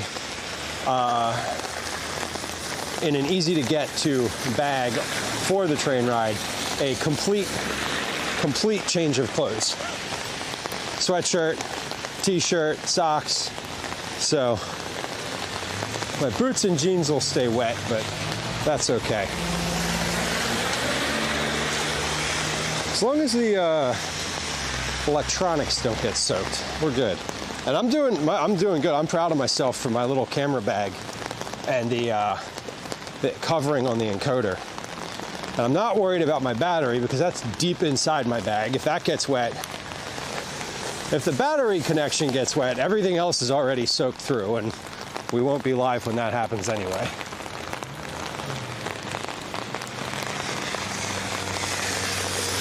But this is, we're right down across here through this like open construction area expanse. After, on the other side of that is basically west, the west side. West. Geography. The west side of Providence. The Olneyville neighborhood is next to us. All right, we're gonna wipe the screen, wipe the camera, close your eyes. There we go. Yeah, so far I got my little umbrella. It's working. It's working. It's purple.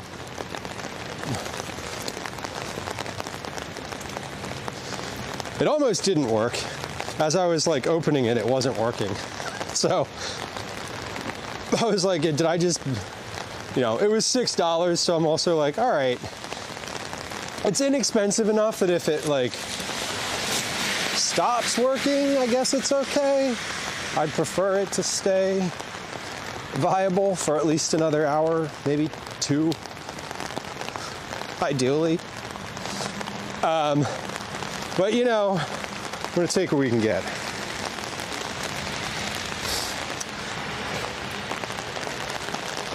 We're gonna take what we can get today. All right, this is Broadway, so we're making a right, and now we're heading in a direction. What direction are we heading? We're heading east now. So Broadway and Westminster are sort of parallel. You know, that was a very quick junction between those two. But this is another east-west arterial street coming from downtown out into like the neighborhood areas. So all of this, basically to my right and to my left, these houses here are apartments. So these are not single family homes, although I think some of them are. Some of them might be single family homes, but for the most part, all these houses that you see are like 3 to 6 apartments each.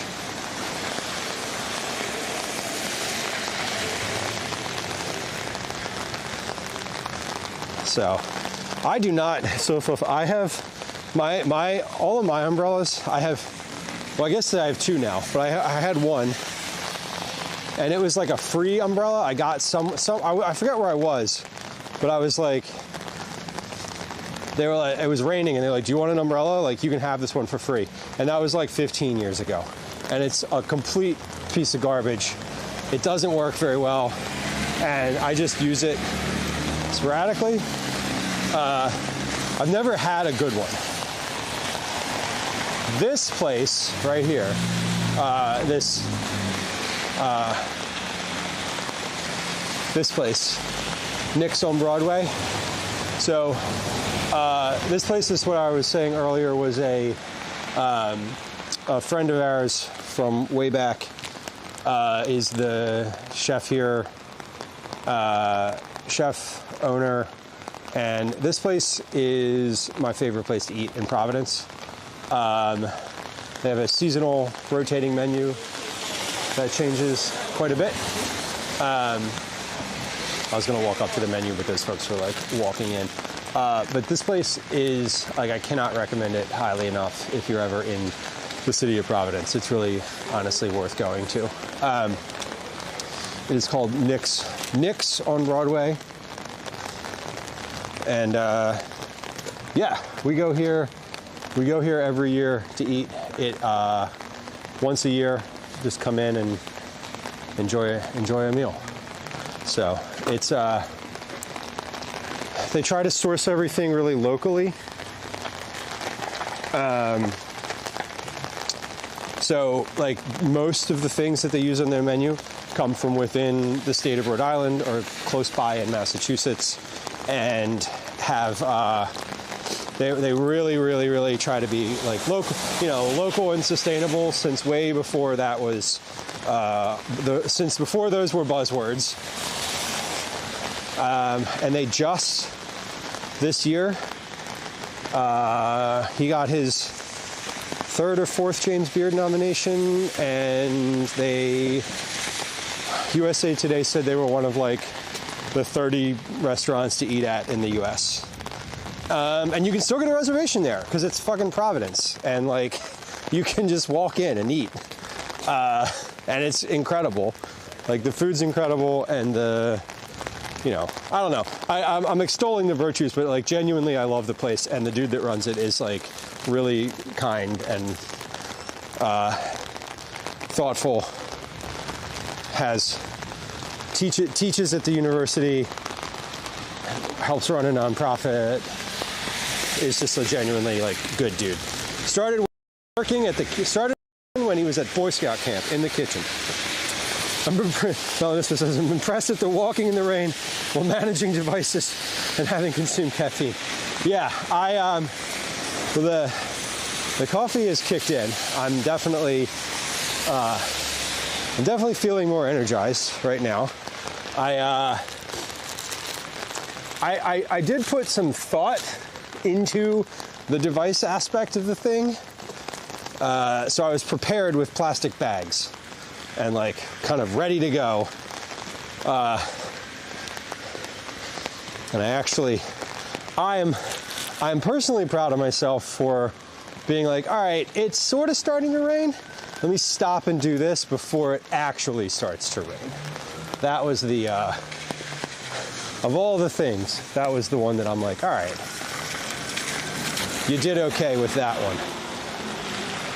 We're gonna walk to the other end of Broadway, the highway end of Broadway, and then we're gonna walk down in Federal Hill. We're gonna walk through Atwells Avenue. It's not, again, it's springtime, it's raining. If we were here in the summer, especially on like a summer night, Atwells is popping. It is it's like people on the sidewalk, you know, just there's a little plaza in the middle that's really popular.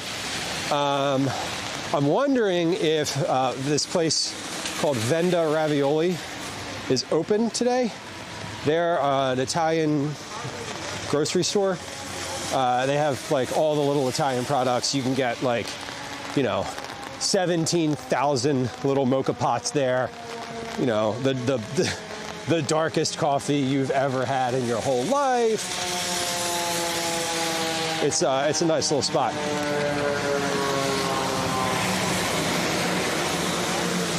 Providence, engine number 3. Good luck out there, friends. Wiping the lens. Watch your eyes.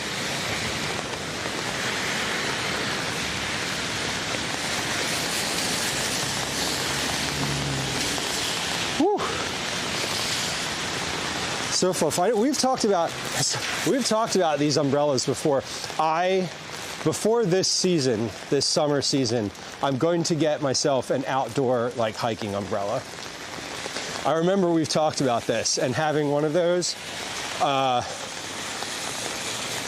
think is going to be my this year kit upgrade for my hikes, because I hate the sun. I hate what the sun does to me when I'm out in it all day, and I hate wearing like a hood when it's, you know, the hottest days in July. Having like a hood and a bandana and a mask and all that on to like shield my face from everything. So I appreciate the silver umbrellas for sure. This sounds amazing. The Nick's is great. And the guy that runs it is not named Nick. The guy that runs its name is Derek. I think the restaurant existed when he purchased it as that and just never changed the name. This place is fantastic, amazing.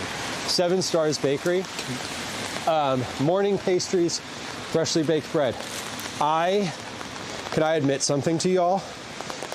I went there this morning and I purchased 9 pastries. I did not eat them all. They're in my bag at the train station. You can leave your bag at the train station. You can just like, they'll stash it for you and you can come and get it later. So my like big backpack is at the train station. In that backpack are 8 different pastries from 7 Stars Bakery. And the person at the counter this morning was like, I was like, I'm gonna need a box. And they were like, okay. And I like got all the pastries and they're like, oh, are you hosting like a brunch or something? And I was like, no, I'm gonna eat these. I'm gonna eat these on the train on the way home for dinner. And they were like, respect. I respect that. They got a good selection. And I was like, thank you. They did not shame me for it, which I very much appreciated. Impressive. Well, I put them, the Airbnb that I was staying at had, first off, the place I was staying was someone's home, like their literal home, which is unique because like that doesn't happen anymore. Like that's not normal. And they had in one of the cabinets with all of the like cookware stuff, a bunch of washed and cleaned berry containers, you know, like the plastic berry containers that you get like the grocery store. So they had a couple that were big, and they had quite a few of these containers. They were definitely a container hoarder, as am I, so like respect. So I grabbed 2 of those containers and put the pastries in those containers and then put them in my bag. So they hopefully remain structurally sound. And if not, I actually don't care. I'm gonna eat them. I'm gonna eat them no matter what.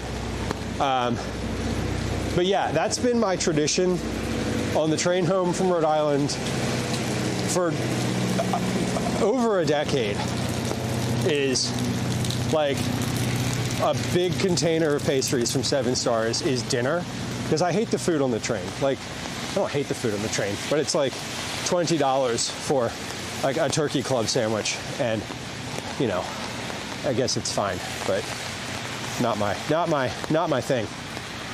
Not when amazing pastries are available. But anyway, 7 Stars is great. They've been around for a long time. I think they're also, they might also be a co-op. I'm not really sure. But they're good. I don't really, you know, I don't need a place to be a co-op to shop there. It certainly helps the situation, but not a requirement. So when I did live in the city of Providence, I lived just down the street from basically all around here. And so 7 Stars, White Electric, like these are all like legitimately neighborhood spots from when I used to live here. So, you know, I'm saying I love it and it's the best in the city, but partially that also comes from, you know, living here and being like, well, this is just where I went to get coffee. But legitimately 7 Stars is like on plenty of best of lists for the city. So White Electric, I don't know if they are, but they're on mine. Heart. So again, we're on Broadway. Broadway is, excuse me. Broadway is fascinating because Atwell's Avenue, which is sort of near here, is much more well-known. It's, you know, Federal Hill.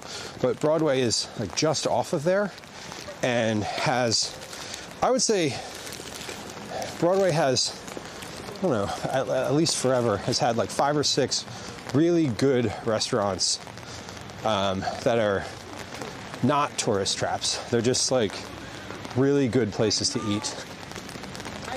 Some of them have turned over since I went there, or since I went to their, they're not the same restaurant as they used to be, but they are, the ones that they turned into are still well reviewed. They're still, like when I was looking up places to go last night, they were like, oh, you know, this place sounds great. Where is it? And I'm like, oh, that's where like Broadway Bistro used to be. Okay. Everything in Rhode Island is where something else used to be. It's how you get around here. Like, oh yeah, go down to where the Bickfords used to be and turn left. I'm like, yeah, but I just moved here. Like, what Bickfords? Oh, you know, where the Bickfords used to be. I'm like, I've lived here for 20 years. There's never been a Bickfords. And they're like, yeah, well, you know, you haven't been here for that long. And you're just like, oh my God, you are an insufferable Rhode Islander, aren't you? And they're like, yeah. And you're like, all right. Anyway, let's cross the street here. Mrs. H, I'm sorry that you're having a wretched day. Wretched is a great word, though. Good word choice. Good word choice for a bad day. I'm glad that you're hanging out. I'm backing up because I just got splashed, just about splashed with a puddle. We are walking around in Providence. It is objectively a wretched weather day here, but as with camping, I don't really care that it's raining. It's not a barrier to the situation. We're prepared today to be out in the rain, live streaming. Hopefully I don't want to touch the encoder. Like, I touched the encoder to like, just, you know, give it a little pat and some love earlier, and it was like, no, and it freaked out on me. So now I'm like, all right, I don't want to touch the damn thing.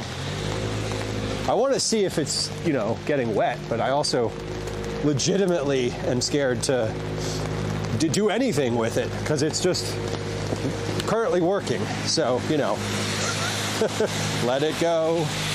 It's like again, I keep equating my encoder to a child, but I think it's an apt description. Like right now it's working. It's like a toddler when they're playing by themselves. Like, let them go. Don't ask them if they're fine. Don't bring them snacks. Don't even fucking look at them. Don't look at them. Do not make eye contact. If that child is playing quietly and calmly by themselves and they don't need you, Jesus, do not interact with them. Not unless you want them to stop doing that and to demand your attention and then to not go back to what they were doing. All right, so we just got to one end of Broadway, so we walked the entire length of Westminster Street and we just walked the entire length of Broadway. Now we're going to turn around and we're going to walk back up Atwells Avenue. This is going to be Federal Hill. If you go in any of the lists of places that are like, where should I go in Providence? Like, you look up those tourist lists, right? Federal Hill is like top 5 things to do in Providence. Every list, every time, all of them. It's probably the #1 like destination spot in the city. When people come here, they're like, oh, you gotta go to Federal Hill. You know, you gotta go. It's great. It's not that great. Like, let me burst your bubble. Federal Hill is a place to go to walk around because it's kind of cute, especially in the spring and summer, and there's a lot of people out.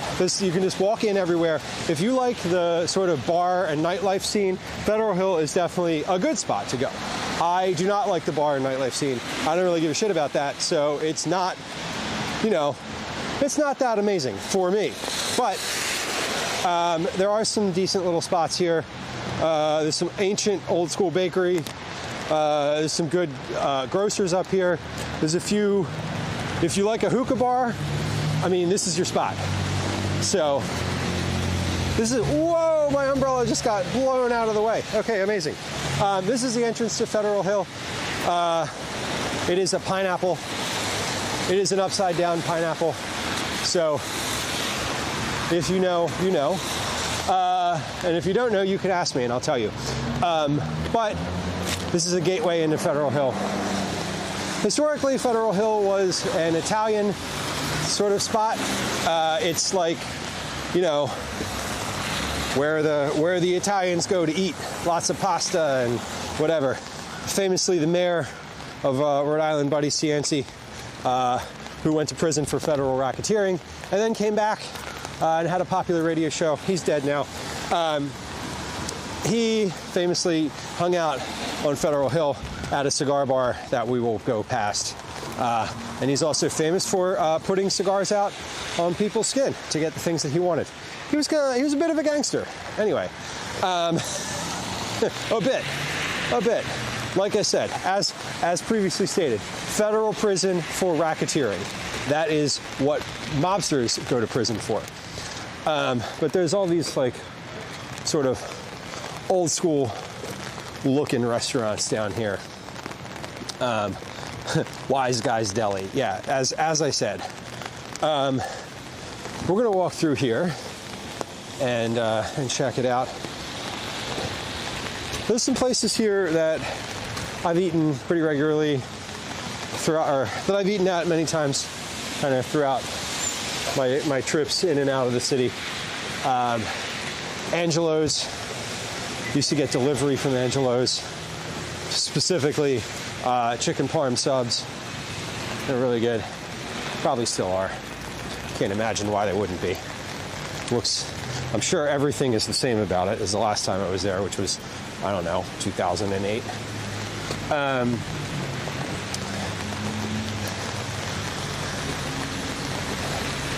But this is, like I said, in the summer, on a summer night, there's people just driving through here slowly, loud music playing, people smoking cigars on the street.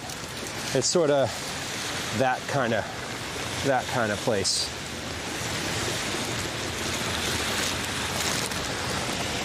Whoa! Now, umbrella's like going for a ride here. It feels like the rain is slowing down. It's starting to get a little lighter out. I should wipe the lens again. Hold on. Watch your eyes. I'm gonna wipe the lens. 3, 2, 1. Wow! The wind. It's not that windy, but this umbrella is super flimsy. So these are the two sort of stalwart restaurants on the block here, Casarino's and Andino's. Andino's, if you get a plate of pasta from Andino's, it is enough. One plate of pasta there is like 4 friggin' meals. Fellas, welcome back.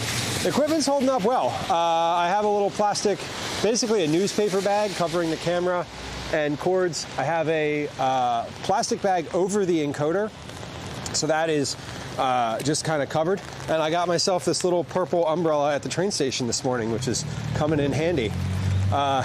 Here's what we look like. Hello. This is us today. We got the encoders back here, just in a plastic bag, and then you can see in the reflection there. Here we are. Hello. The bag over top of the camera on the stick is sort of covering everything. So we're doing well. We're doing well. Shoes are holding up. Boots are soaked. Jeans are soaked. Spirits are high. Cars are coming out of the alley. All right. But everything's looking good. Mix, welcome in. Happy Sunday.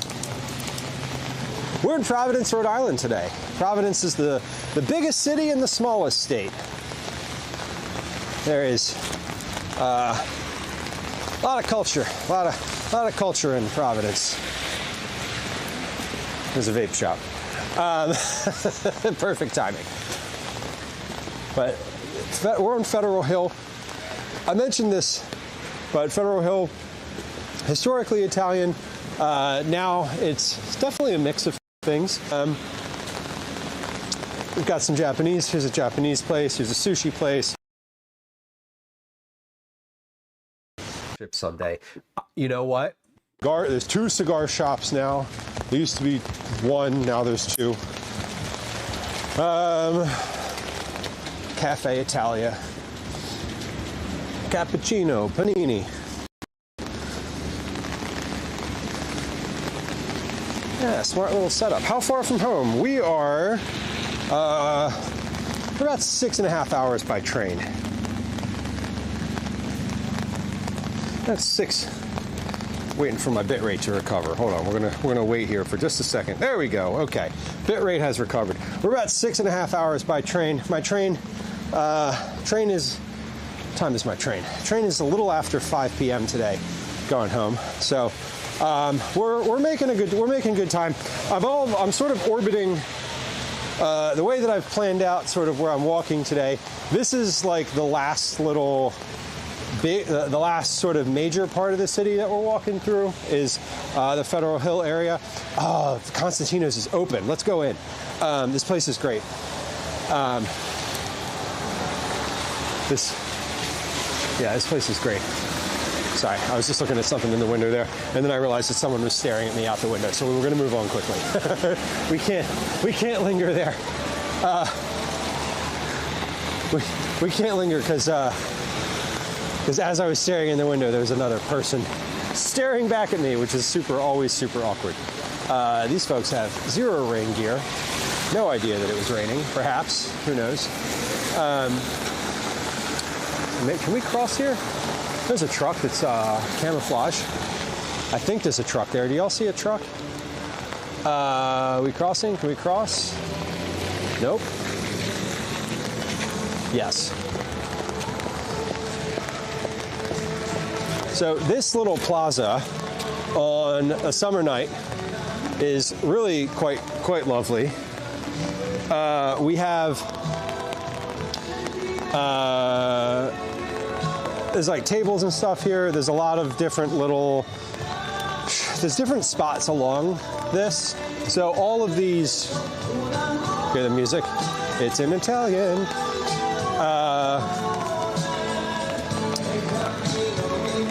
But there's a bunch of little like restaurants and places along the perimeter of this plaza. Right now they're sort of winterized, but in the summer, it's all, there's tables all out here.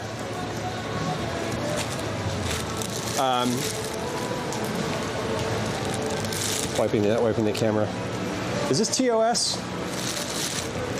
Is this TOS? Are we allowed to show a huge cock on stream? Probably. This one anyway.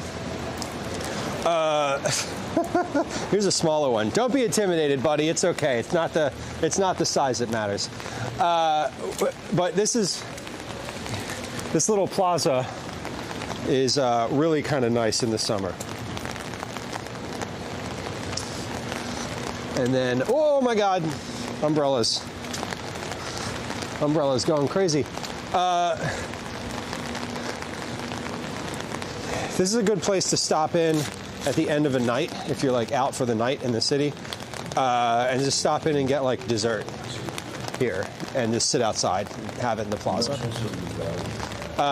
Definitely a very popular spot right now. Not so much, but it's all right. I wonder if this place is open, or if they're closing. What time is it? 14:52. Sunday, 5 p.m. No, we can go in. They close at 5. All right. Do you want to see like the most Italian grocery store on the earth? We're about to go in. The most Italian grocery store you could possibly experience outside of literally being in Italy. So, going in? You got it. If you know the Phantom Gourmet. Phantom Gourmet is a big, like, Boston area. I'm going to leave my umbrella right here. Hopefully no one takes that. Oh my God, it immediately smells. What does it smell like in here? It smells like cured meat. It smells like cured meat in here. But let's go through. Hello. We're going to see. Let's take a look in here. Hopefully my encoder holds up. Hello, dog. Nope, we're not going to touch you. You're a service dog. But yeah, we got prepared foods in here. Wait till we get to the olives. I'll show you the olives. But yeah, got the pre-bottled Aperol Spritz. Like I said, all the different mocha pots, and they got more on the other side.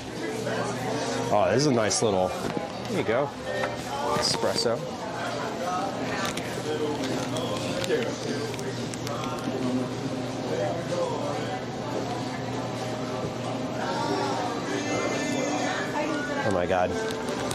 Oh my God, they have pasta notepads, sticky note pasta pads. Ravioli-shaped sponges. That's funny. Yeah, this place literally smells amazing, too. And it's Sunday. It's towards the end of the day, so it's not super packed in here. But this place reminds me of the Italian market. An episode of Kitchen Nightmares. Oh no. Hopefully it turned out well.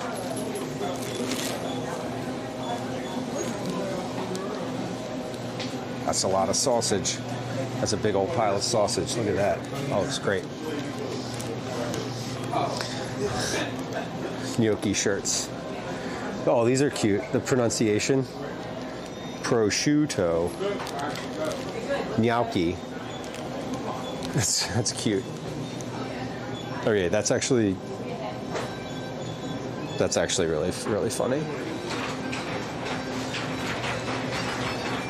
There we go. I wanted some dried lavender the other day. There it is. But now this is like the grocery area.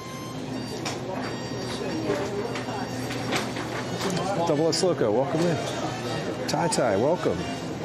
Yeah, that dog was definitely sniffing, for sure. Look at this. The different like semolina, pasta flour, semolina flour, pizza flour, chickpea flour, gluten-free. More polenta. Here we go. This is rice. Some like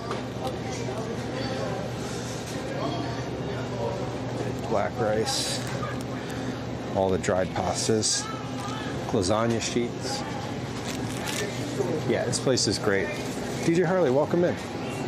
Good to see you. Happy Sunday. We're in Providence, Rhode Island. We're at the Italian Grocer.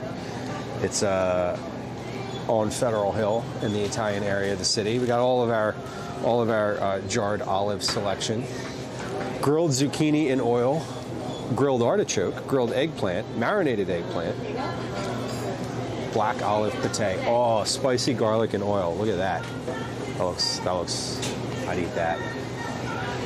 I would definitely eat that. And now we're into the coffee section. There's like, yeah, this is all just coffee.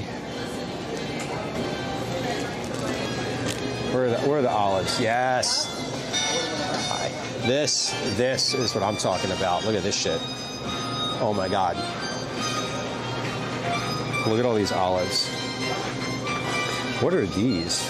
Red Signola olives. Those look amazing. Wow. This is I love all of this. This garlic looks amazing.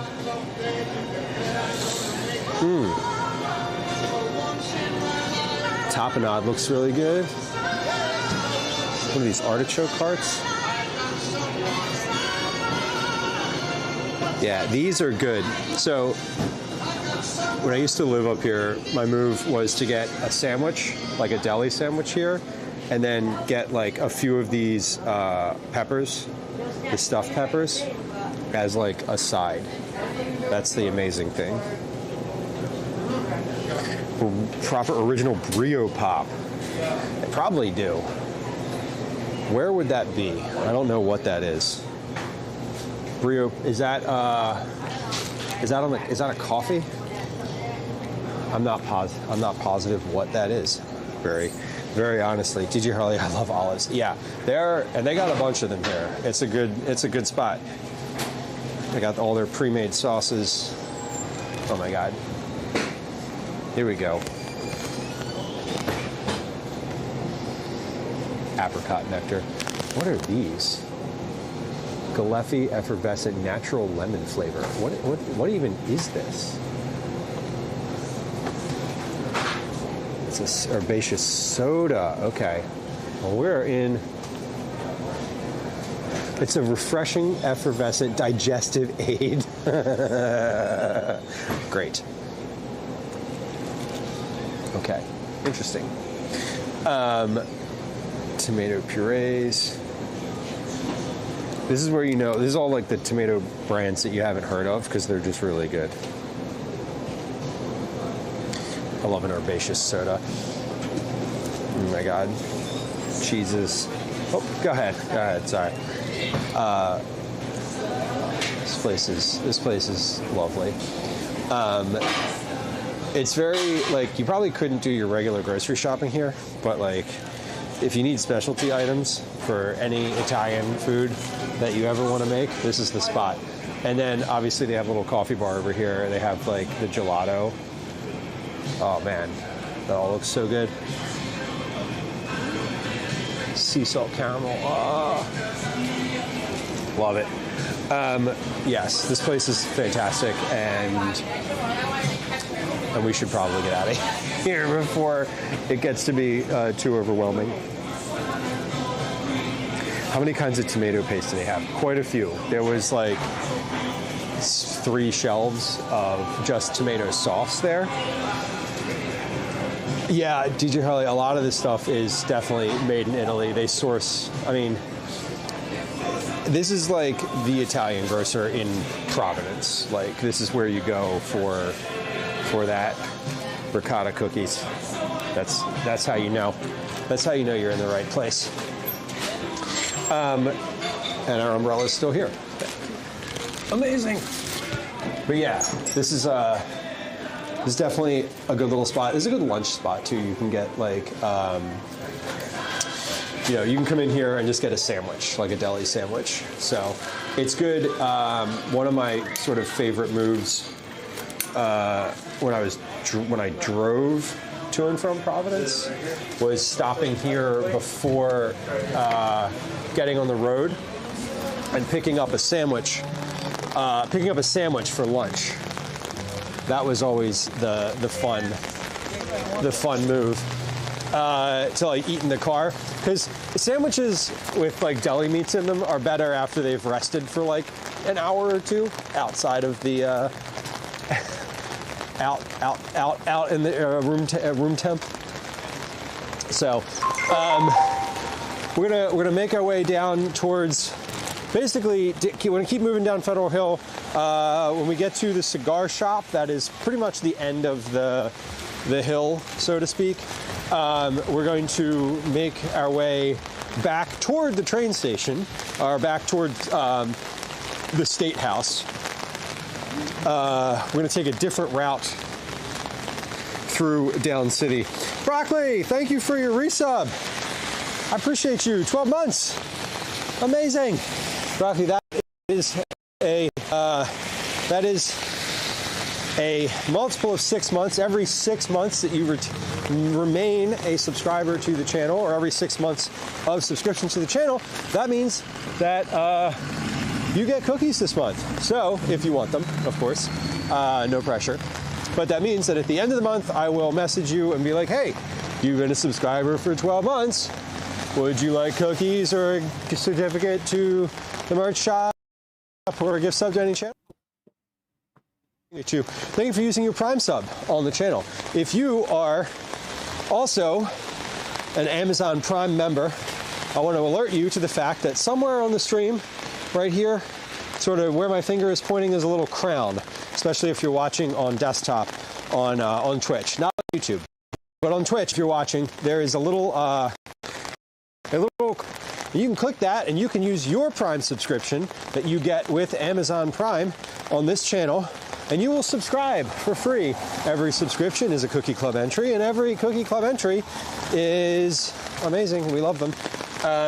But every time you subscribe with Prime, it helps the stream. It doesn't cost you anything additional if you're already subscribing to Amazon Prime. And you can also just click the subscribe button and opt to use your Amazon Prime for that purpose. Anyway, I see that we were in a little bit late for a second, so I hope maybe you heard that. Anyway, thank you for your subscription. Kind of Broccoli, thanks for being a subscriber for a year. I appreciate you. We are walking down through Federal Hill. That plaza that we were just in with the grocery store is the peak of the hill. We were walking uphill to get there, and now we're walking downhill to get, well, not to get anywhere specific, but we're moving through Federal Hill is what we're doing. He called Cheese online earlier today. Great. He's a lovely human. I always appreciate his energy.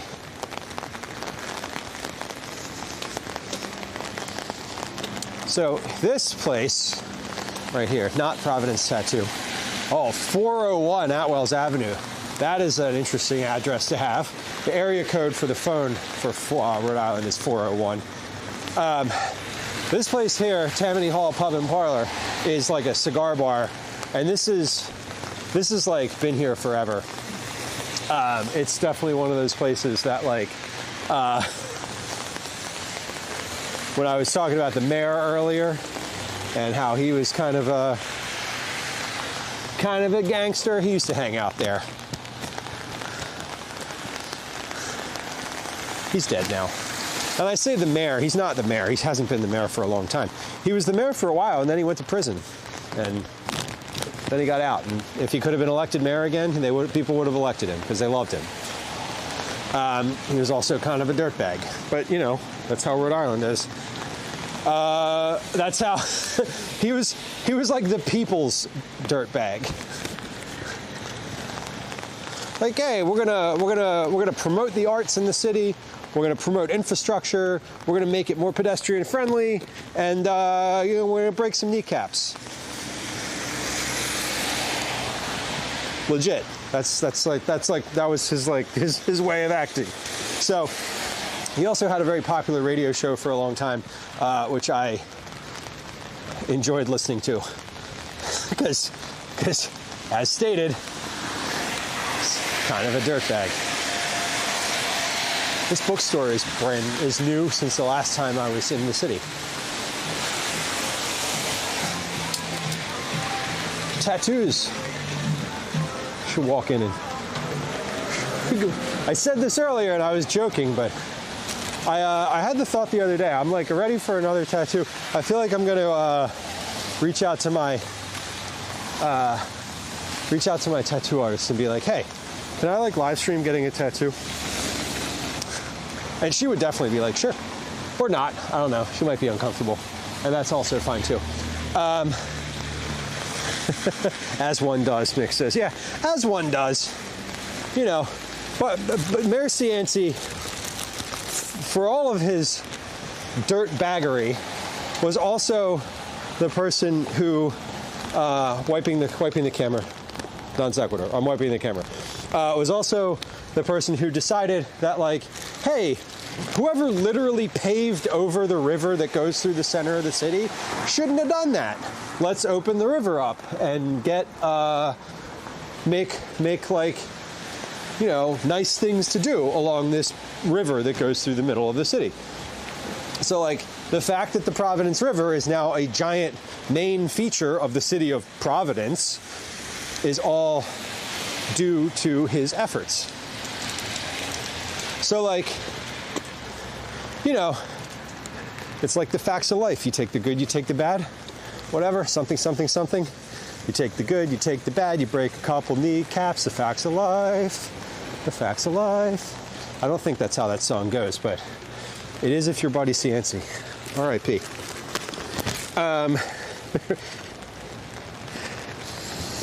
Mix, yeah, she probably wouldn't mind. I don't know, though. I mean, you know, that doesn't...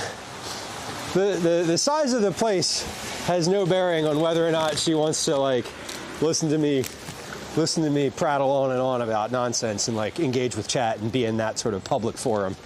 You know, some people just don't want to do that. And respect and total understanding for that, you know? Operation Plunder Dome? Yes. Yeah. The man went to federal prison after being mayor for basically doing a bunch of bad shit. And when he got out of federal prison, if he could have run for mayor again, he would have been elected without question. Like, literally without question, would have been elected mayor again.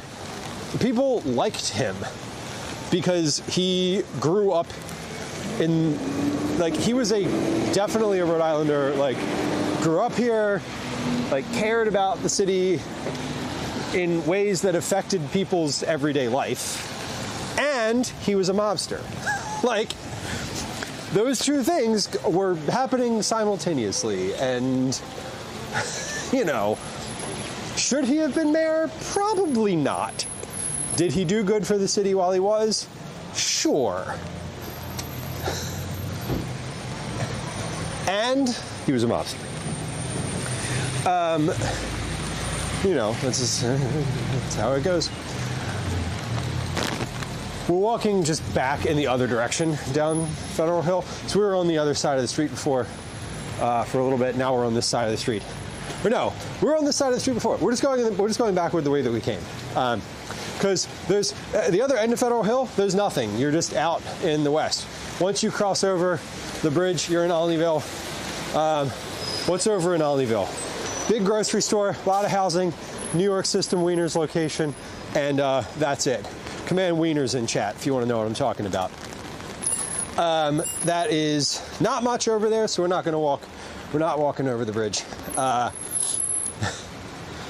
because there's no need to. Anyway, we are heading back toward Down City right now. What are we up to? We're going to. We're walking back toward the train station is what we're doing. We're making our way downtown. I had planned to go to the flea market and then go to Federal Hill, but flea market didn't work out, so that's okay. The rain is certainly slowing a little bit, which is nice. Woo, the wind is not. Hey, thank you for the shout out to Mrs. Handy's Kitchen. Mrs. H having an admin day, having a day of a day. Fellow food and drink streamer. Appreciate you hanging out. Hope your day gets a little better, and if it doesn't get better, I hope that what's plaguing you today ends. And if it doesn't end, at least today will end. And hopefully tomorrow is a better one. Anyway, let's see. We're going to walk over the bridge. We should walk past the... Yeah, we're going to walk through Down City again. This sign over here, not the Federal Signs pub sign, but the one below it, is for Judge Frank Caprio. Frank Caprio was a famously Rhode Island judge. He was on I think the name of the TV show was called Caught in Providence, and it was a show. It was like, you know, Judge Judy type of show, but very distinctly Rhode Island. Had a real thick Rhode Island accent, and was just like a funny personality. So Fluff, get that bread, and the other things, the bread and the butter, and the milk, and all the other things. So we're waiting. Okay, we can go. That person is honking at me. I made eye contact. They had questions. We're going to move along. I don't know what they were interested in, but if they want to talk, they could put their window down, because otherwise I'm not engaging. Not with people in a pickup truck. No.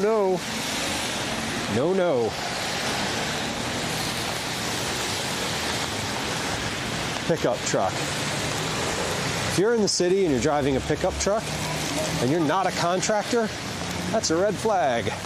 We're not going to get into that, though.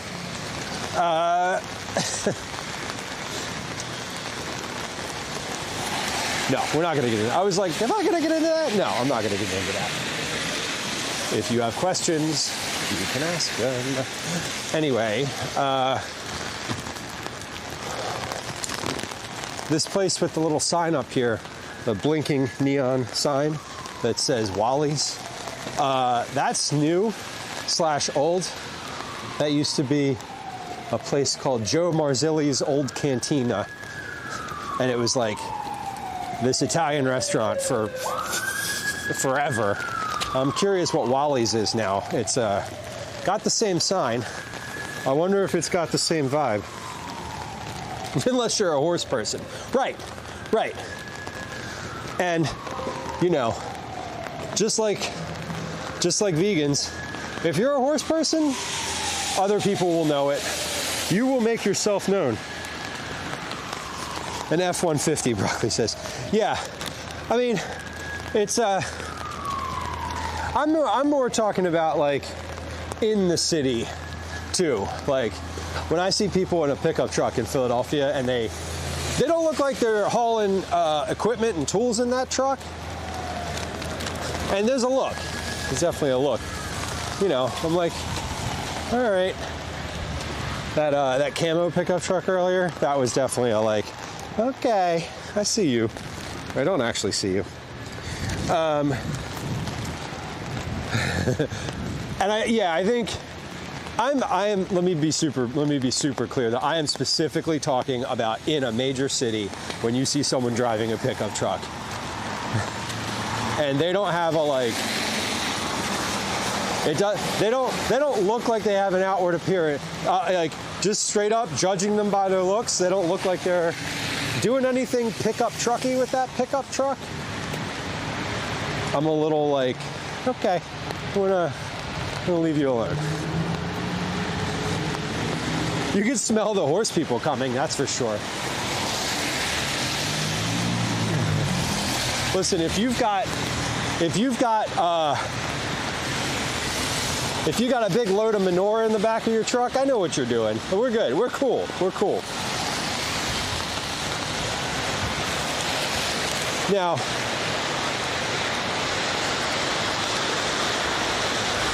we're over 95 again. So again, big highway on the East Coast, north-south. A lot of noise. We're crossing over. When we crossed over before, we were on that other bridge. Now we're heading back towards Down City. It is windy AF here. My umbrella is going all over the place. All over the place. And I need to wipe the lens again. But I got to get off this bridge before I do that. Because if I try to angle my umbrella in a way that's not the way it is now, we're gonna fucking Mary Poppins out of this thing. Whoop, we just turned inside out. There we go. Okay. Beautiful. Well, we're not gonna Mary Poppins. This thing is not resilient enough to pick me up, that's for sure. Yikes. See, now that it went inside out once, it's like, okay, we can do it. We can do it. Let's do this again. Again, like a fucking toddler. God damn it. This umbrella sucks. It's like it was $6 or something. It's fine. It's fine. It's fine. Everything is fine. There's a shoe. There's one shoe. Where's the other shoe? Guess the shoe's on the other foot now. That was a free dad joke. You can have that one because I don't want it anymore. It was terrible. Oh my God. I'm cracking myself up. Okay, we're back in the Down City area here. We talked about this earlier. I think it's called Down City because it's at the bottom of all of the hills. It's like along the river, which makes it the downest part of the city. The geographically down area of the city. Because it's not really down from anything. It's not the southernmost point. It's not south of anything. It's in fact pretty north. There's a lot of city below it, south of it. All right, close your eyes, wiping the lens.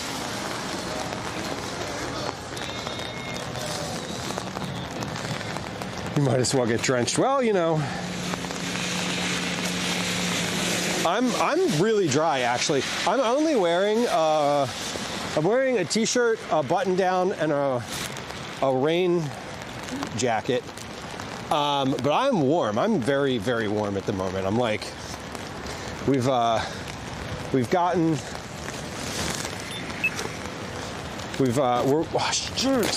fuck this thing. We're moving quick. Ah, what the fuck? This umbrella sucks. It's not even that windy. It's just a cheap, a really terrible umbrella. Okay, we can cross. It's legitimately just an awful umbrella. It's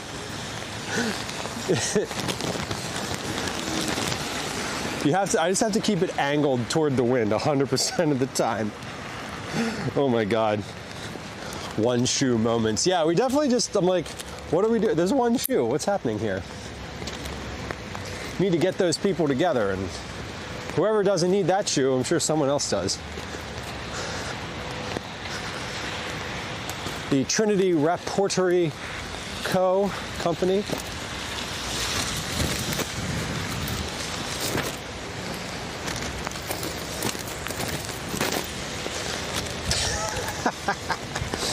is right here.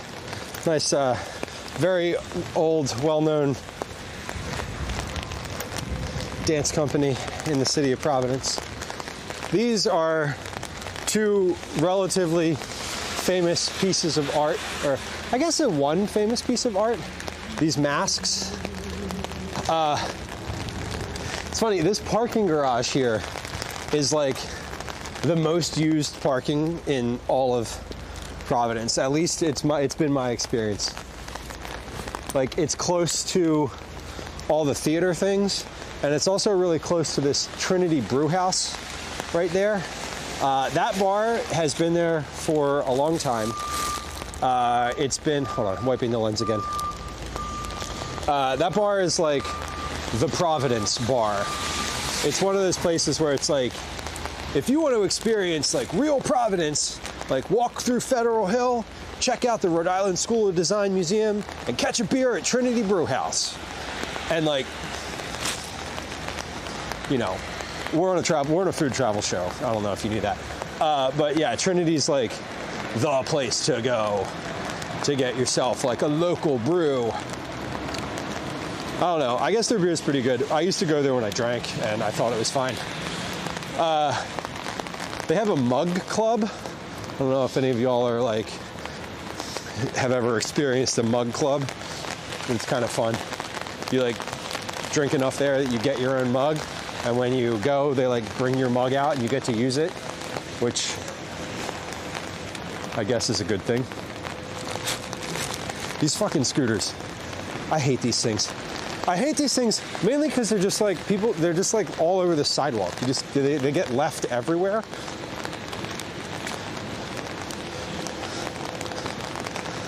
They just annoy me. Sorry, I'm just gonna complain. Yeah, the mural's pretty cool. Providence does not have as much mural art as Philadelphia, for sure. Nobody does. Nobody has as many murals as Philadelphia. There are more murals in Philadelphia per capita than anywhere else in the country. Facts. Fun fact, in fact. But the Providence is a very arts city. One of the best, most well-known, sort of venerated art schools in the country is here. That's Rhode Island School of Design. So RISD, R-I-S-D, as you may have heard me refer to it. But it's also like a small city, and there's not a lot of major stuff happening here. And I think that those types of places attract a certain type of person, attract a like artsy sort of person, you know?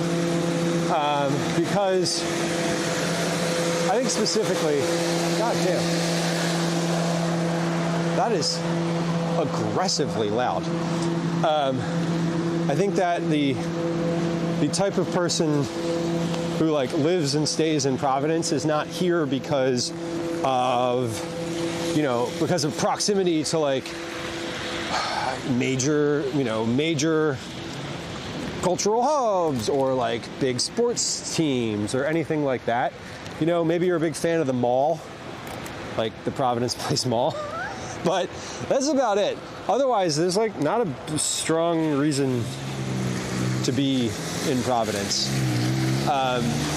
And like I said, I think that really makes it a little more friendly to like artist types. So it's just like a thing that I'm aware of about the city that is sort of unique, I suppose.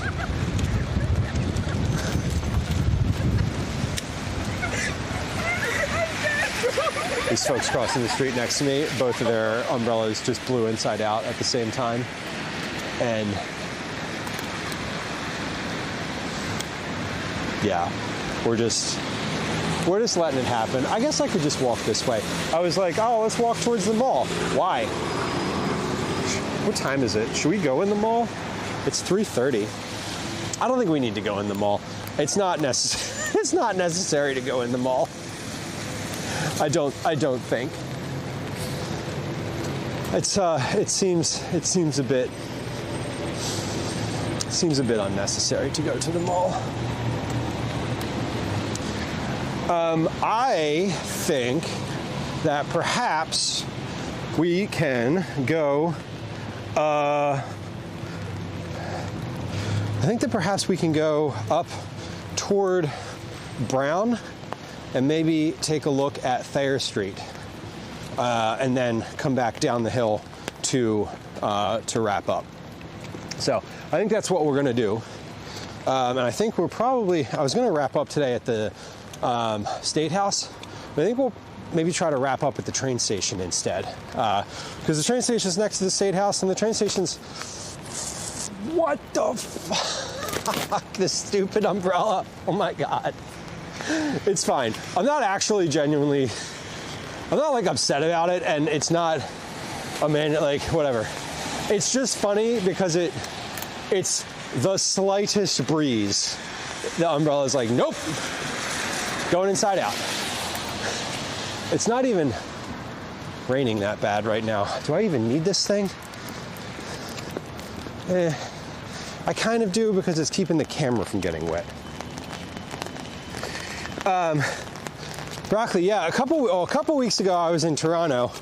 Last time I was through Rhode Island was this time last year. I was up here. We did a walk around in Providence. Yeah, we did a walk around in Providence, and we went to a couple different places than we did today. Some of the same ones, though. We went through Federal Hill last year, but again, Providence is pretty small, so it's not like there's a ton of places to go. I mean, there is.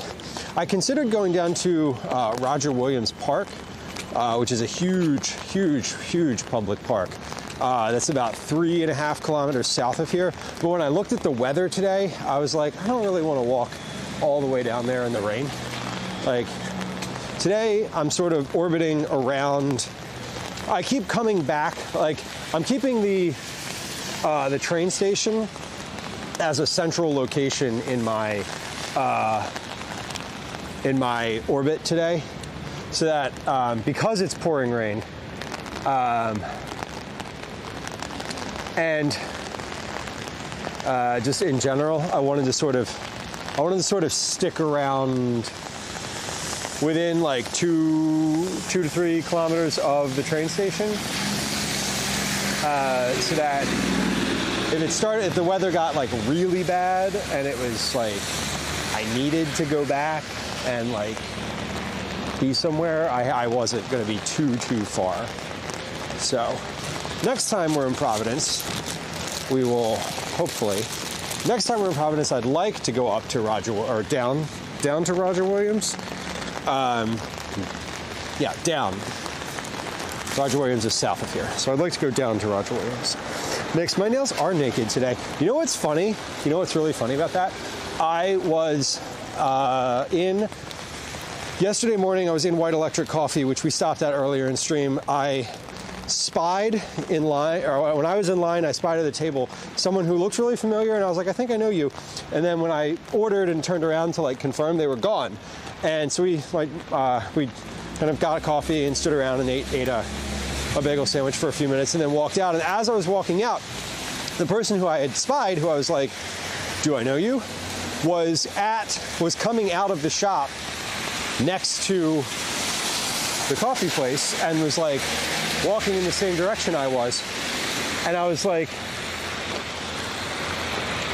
you know, we were both at the same time, we were both like, hey, do I know you? Anyway, she was like, I saw you in the coffee shop and like was looking, but I wasn't sure it was you because I looked at your nails and they were like not painted. I'm gonna wipe the lens.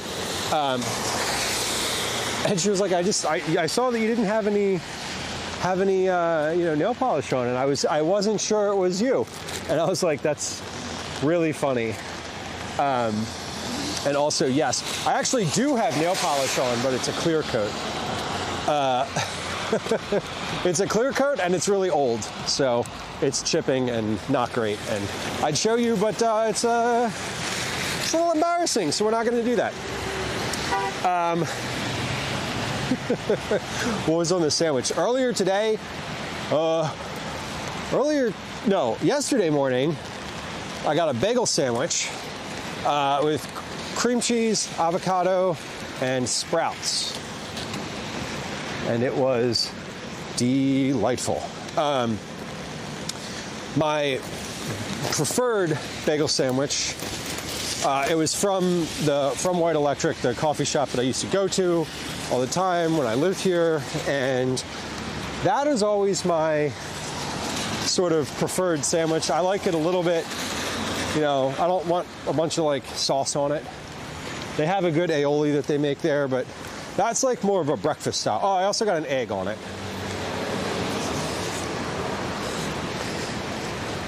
It was funny, but it was great. And she's someone who I know from the internet. She is an Instagrammer, content creator. Her Instagram handle is The Cook in the Woods. She's from, ooh. Y'all, we're gonna walk up this hill. We're gonna walk up this hill. You ready for some cardio? Give me like 4 minutes from now, I am gonna be huffing and puffing. Because this hill is steep. Like, look at this shit. This is a brutal hill. And it doesn't stop. It just like keeps going. I can't cross here. There's no intersection. Her name's Adrian. She does food content also. So we know each other quite literally from Instagram. We've messaged on there a bunch. We've chatted, and it was funny because neither of us live in Providence, obviously. And where we met was at a coffee shop that was not in a touristy area. It's just like a random coffee shop in sort of the middle of a neighborhood. Which is kind of, it was very weird to like run into somebody from the internet in like that time and place in that way. So it was fun. She's great though. She's really lovely in person, and is someone who I would like absolutely just hang out with socially. And she likes campfire cooking, so we love that too. Okay, we're waiting to cross the street here. It's like if San Fran had snow. Yeah, it's this hill is steep. So this is, and of course I'm not going to walk up it slowly. I'm going to maintain my pace as I walk up this hill, which Oh, there we go. Okay, we have started. My quads and calves and hamstrings.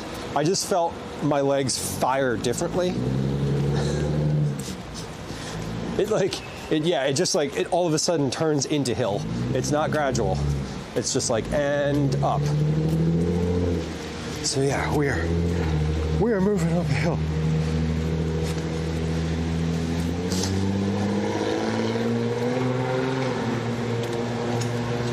Yes. Okay. If you want to warm up, just walk uphill. Holy crap. Yeah, I don't want to slow down though. Slowing down is a sign of weakness. Just kidding. It's not. I just honestly like the exercise of it.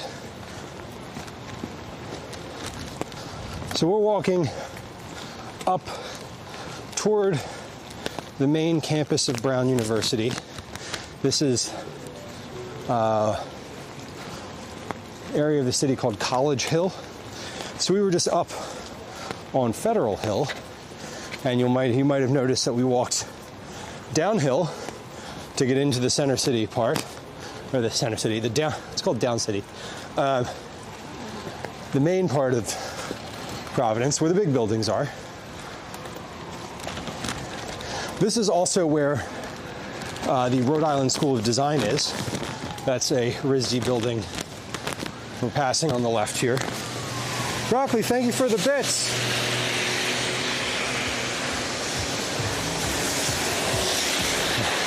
A heterosexual pace. Yeah.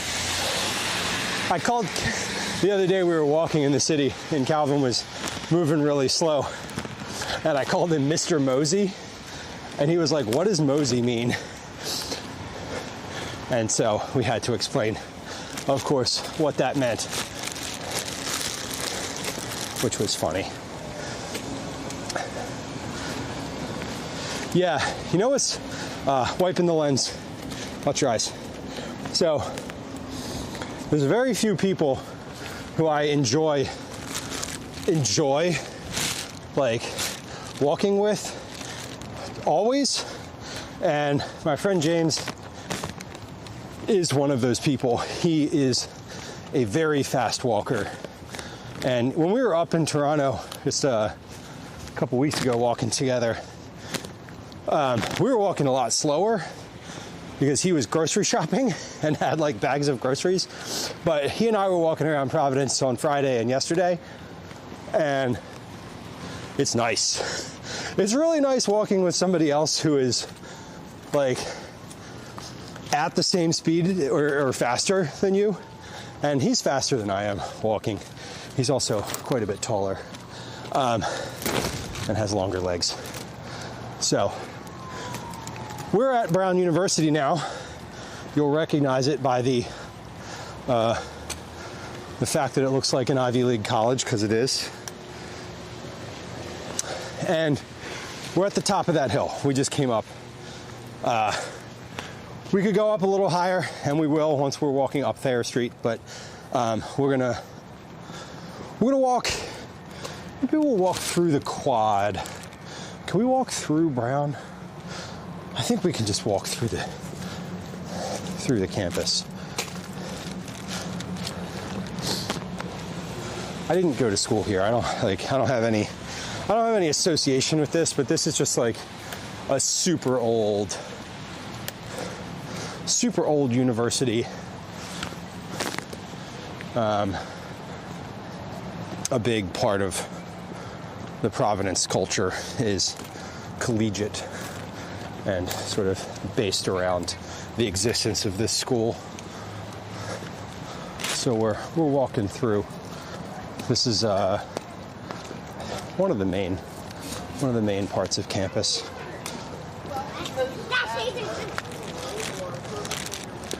And yeah, we can just walk right in. I mean, this is the main quad, so like, you know, here we are. So instead of going to a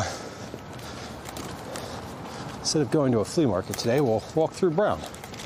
There's a rock up in a tree. What the hell is that going on up there? There's definitely something. Oh good, there's a little plaque, because I have questions. Okay, the rain has stopped such that I'm closing this thing, and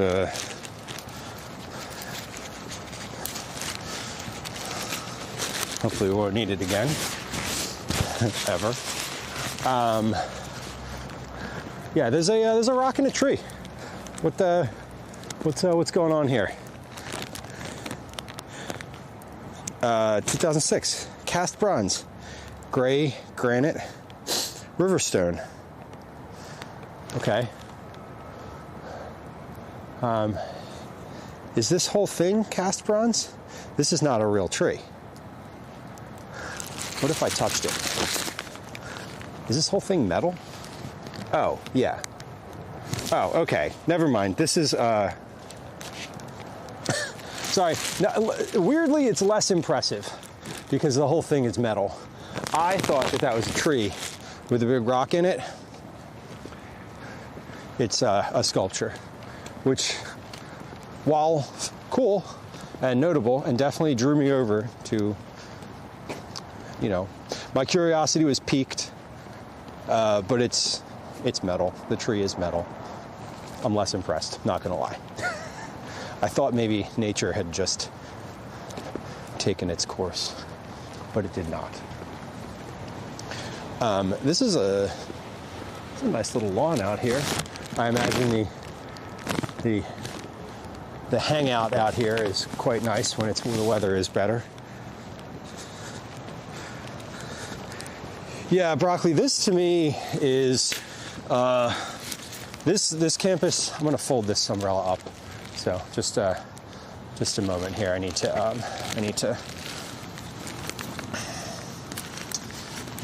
both hands for this, so we're gonna have to take a pause on movement. Okay. Yeah, I'm not gonna put this in my pocket or bag, but I do wanna make it easier to hold. There we go. Okay. Beautiful. And now I can just hold this with the same hand as the camera. And cool. We're good. Yeah, this is a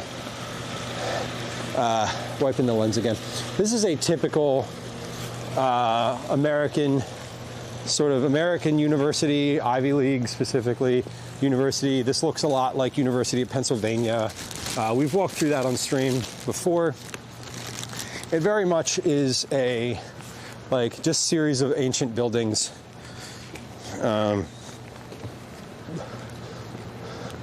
You know, they all have names that sound collegiate and important somehow.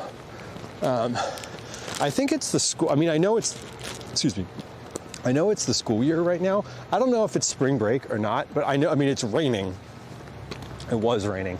So that's why there's no one out here, obviously. It's cold and raining and a little bit awful outside. So why would you be out here hanging out on the quad? I don't know. Why am I out here? Well, because I'm killing time before my train station. But this is just part of the campus. I mean, I think these are, I want to say these are academic buildings. I don't think these are residencies. Yeah, Mix, I do think, I mean, we've been through here in good weather before. Just want to take a look, like these are, that's a different color building down there. That's interesting. I'm just kind of walking. We're heading towards Thayer Street, which I know where I am, like logistically. So we're kind of just moving through. This is obviously a back entrance. Is there a gate down here? No. Okay, good. I can get out down here. I was like, am I trapped? Do I go here now? No, I don't. No, I do not. They're not letting me in here. One, I don't have an academic record that's up to date. And two, my grades when I was able to apply here would have precluded me from ever getting in. I didn't give a shit about school. It wasn't important to me. Anyway, wiping the lens. So we're moving now. We're back out on the street. We just walked through the quad, sick quad, a little bit. This is Thayer Street. So if we go all the way where that car just turned from, see the car down there with their lights on. If we go that way, that will get us to Wickenden Street, which was where we were walking earlier today. Thayer Street is sort of the little shopping area that's part of, right next to Brown University. It's not affiliated with the university, but it is part of it. Yeah, all the buildings here are kind of fun. That building did look like butter. You're right. That was definitely, it was definitely a like creamed butter color. I almost said consistency, but we didn't touch it. It might have been. I don't know. But Thayer Street is, Thayer Street's sort of like a night spot, I guess. There's a little theater up here. There's like coffee shops and places for kids to sort of hang out and study. It's just a little like, I don't know, college town sort of street. The Brown bookstore is here, which is kind of nice too. I mean, you can go in. You don't need to go to Brown to give them your money. That's for sure. But we're going to walk up there, and then we're going to make our way down the hill again, which is considerably easier cardio-wise, harder on your knees.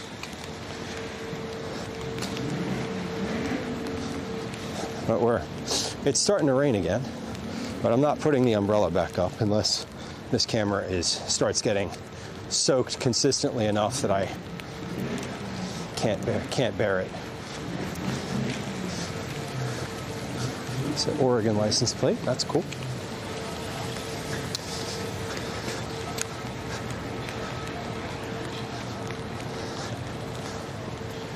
Yeah, this is another little like shopping street. Like I mentioned, it's a Sunday. It's a quiet day. Raining. Not many people out today, so it's kind of nice.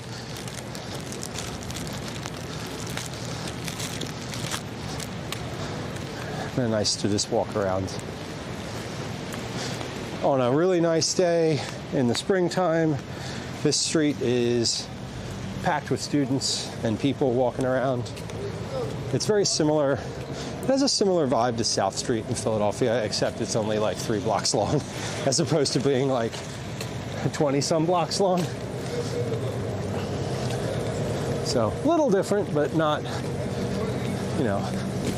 still kind of fun. There's the bookstore, University Bookstore. This building is brand new. The Nelson Center for Entrepreneurship. And of course, there's a Shake Shack in the bottom of it. Cool. Spectrum India. I guess this store is closing. They've been around for forever. I like this store. But it smells nice outside of there, that's for sure. The Avon Theater. This is a like small film theater. This neat little spot.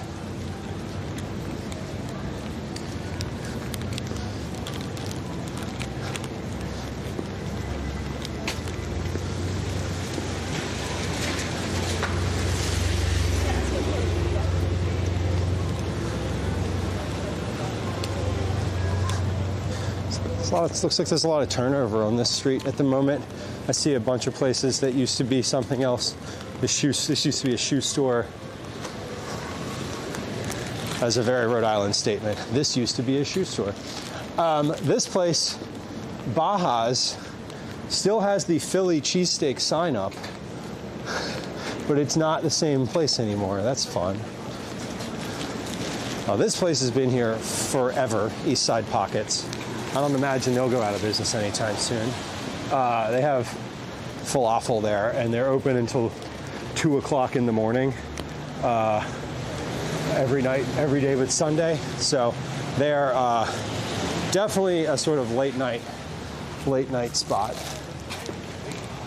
I have eaten there a bunch. Definitely a bunch. They're a really old institution place in the city of Providence. So we like them. And we're walking north. north. We're walking northbound right now. Another little coffee shop.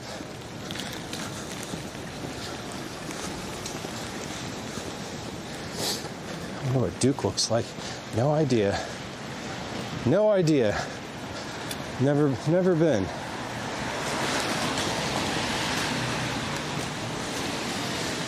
Yeah, the little old theaters are cool, mixed. The seats are always awful, but the theater itself is fun. And, you know, like, I think it's the type of place where, you know, maybe you're into wiping the lens. Maybe you're into indie films and that type of thing, and it's, you know the thing that's playing there. But I feel like often that's the type of place you go and you just like watch whatever's playing, right? Like you don't have a preconceived notion of like, oh, this would be, we're going to watch this film and it's going to be great.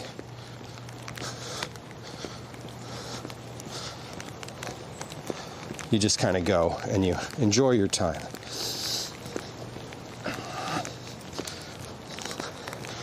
Okay, so we're going to walk, we're on Bowen Street. So we're going to walk down this street and walk through basically the same park that we started stream at. It's at the, this street ends, the one that I'm on right now, I think, if I'm remembering correctly, that this street ends on that, at that park, which is nice. So we'll go through that again. Yeah, exactly. You go to the indie theater, you watch whatever movie is playing. You get the popcorn because it's always good. Raining again. Raining hard enough now that I want my umbrella. Wiping the lens. Yeah, when I gotta wipe the lens more than once a minute, it's time for the umbrella.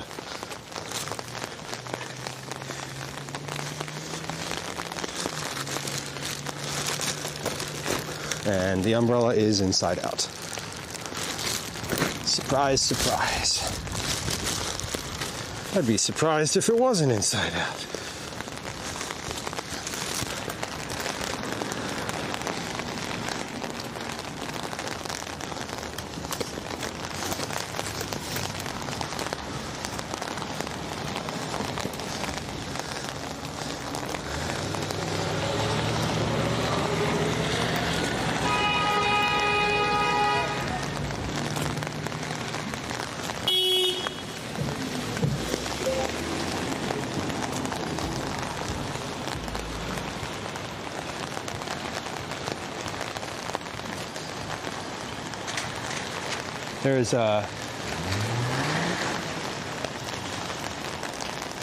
There's a person, sorry, I was watching, I didn't want to put it on the video. I was just watching an altercation happen between someone on a scooter and a car. And I was like, I saw the car almost hit them.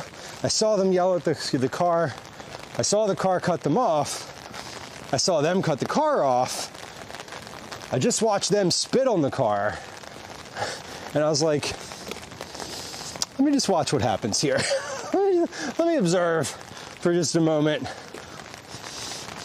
And, you know, let's see if this car is going to hit a person on a scooter intentionally. Because if they do, you know, I'm going to witness it, and we'll stick around. We'll stick around for the cops.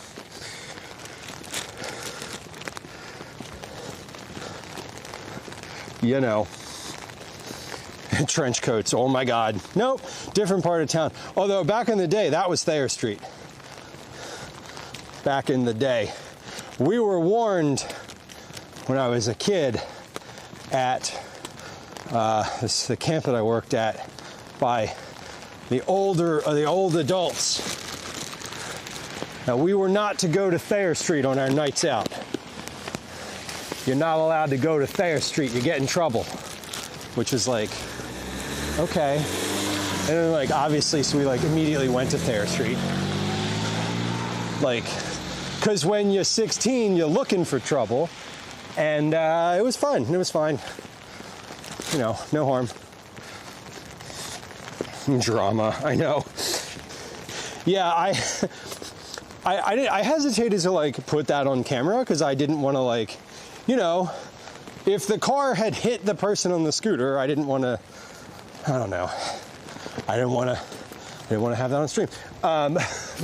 Generally speaking. But yeah, I like to, you know, if I see a car in an altercation with a pedestrian, I'm like, 100% of the time I'm siding with the pedestrian because, like, you know, if you're driving a car, you are quite literally driving a weapon. And if I'm on foot, that is not true. So, you know, just like to observe. Would have had video evidence. That's... Here's hoping. Barkeepers. Shrimp pasta. I generally avoid the video stuff for privacy purposes, but maybe in those circumstances in the future I will put it on camera and narrate what's happening. Because, yeah, because you're right, so you are very accurate. Although I was watching so that I could relay that information to anyone who might need it, should there be an issue. But the person on the scooter just, you know, they were driving in front of the car swerved around them, and they spat directly on the driver's side window. And I was like, uh-oh, we're gonna fight. We were not gonna fight. They would not be fighting. Sad trombone. Not really. Anyway, here we are again. We're in Prospect Park. We started today here. We didn't start here. We started over at the State House, but we're now... We've circled all around Providence today on foot. We started at the State House, came up here, we went all the way down there. You can't even see the smokestacks of the power plant where we were, because now there's, oh yeah, you can, they're close enough. They're close enough that you can see them. We walked all the way down to India Point Park. We walked through Down City twice, not once, but twice. Westminster Street, Broadway, Federal Hill. There's a bright pink house down there, I like that house. But this is Providence. It's pretty, even in the rain. It's a nice little New England city. It's the biggest city in the smallest state in the country. What do we say, 45 miles by 37 miles, I think. C Films was in chat earlier and had given us some information regarding the size of the state. It is tiny. We did determine that you could walk north-south. You could walk the longest aspect of the state in one day. If you really, really pushed it, one day meaning 24 hours. Walking at 4 miles an hour, you could do the whole state.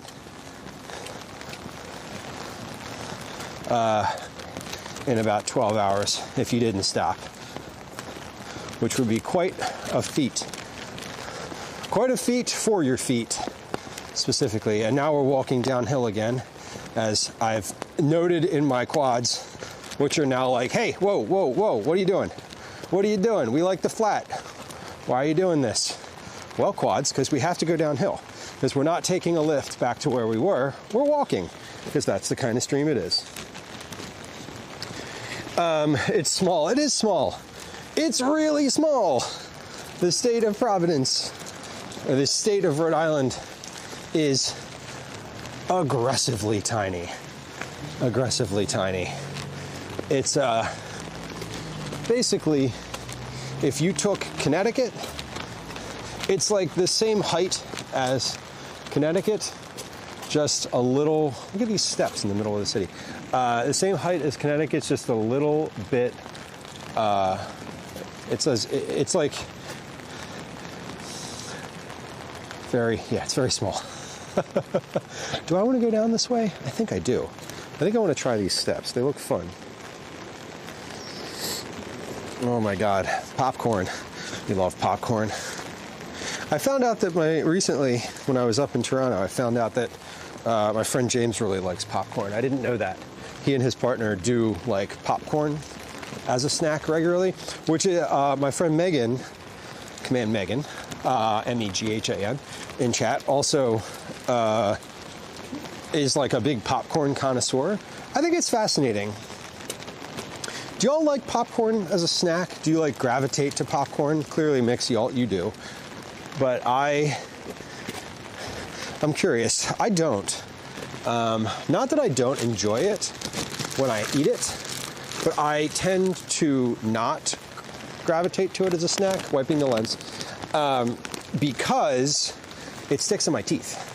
And I find that to be so annoying and awful, and it legitimately bothers me a lot. And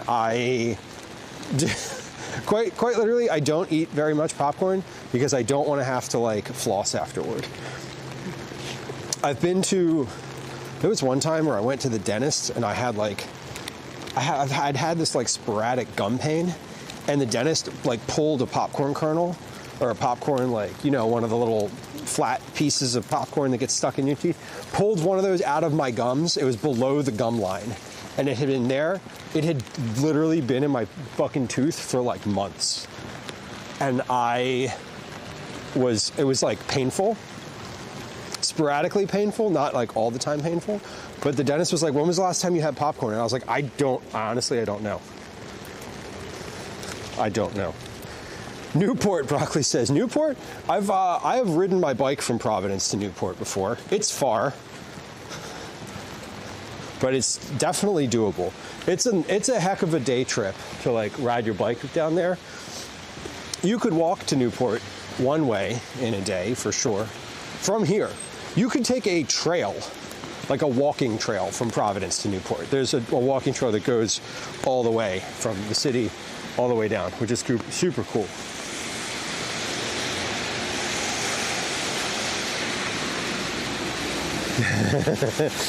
Yeah, Mix. Rhode Island is tiny, very tiny. Like, you can drive from one end of the city or one end of the state to the other side of the state very easily.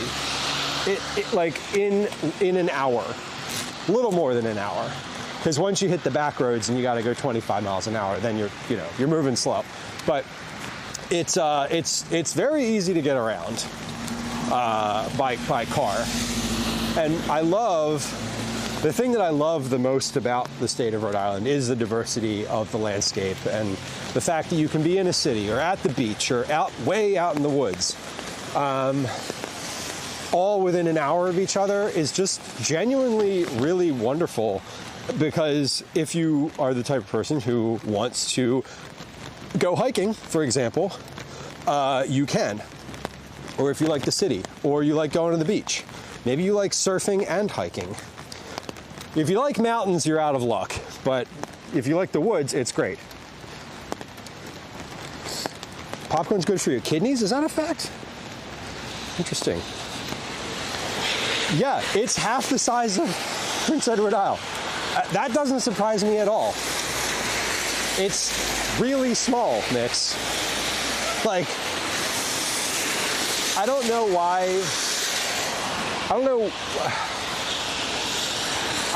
Rhode Island is a state. Let me just say that. I don't know why it's not just part of Connecticut or part of Massachusetts. But it is. Rhode Island has its own distinct culture and differences from Massachusetts, and certainly from Connecticut. No offense, Connecticut and Delaware are the exact same thing in my mind. They're the exact same thing. They're just sort of small, rectangular-ish state, not a lot going on, heavy, big into the finance. Finance is the major industry. Finance and the Air Force, the United States Air Force, are the major things in both states. But Rhode Island is unique in the cultural aspects of the state. If you take someone from Massachusetts and you take someone from Rhode Island, there's definitely some overlap, but the Venn diagram is not as overlapping as you would think. Yeah, Rhode Island population. I'm surprised there's 1 million people that live here. Genuinely surprised. I don't know that that's a fact I would have said under. If you said the population of Rhode Island under 1 million, I would have taken the under. For sure.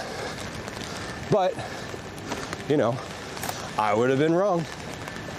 Ding, ding, ding, ding. Train coming out of the station. There's the Acela heading to Boston.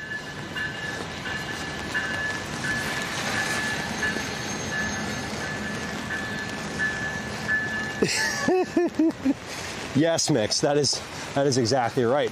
Because they're so old. I mean, everything here is old.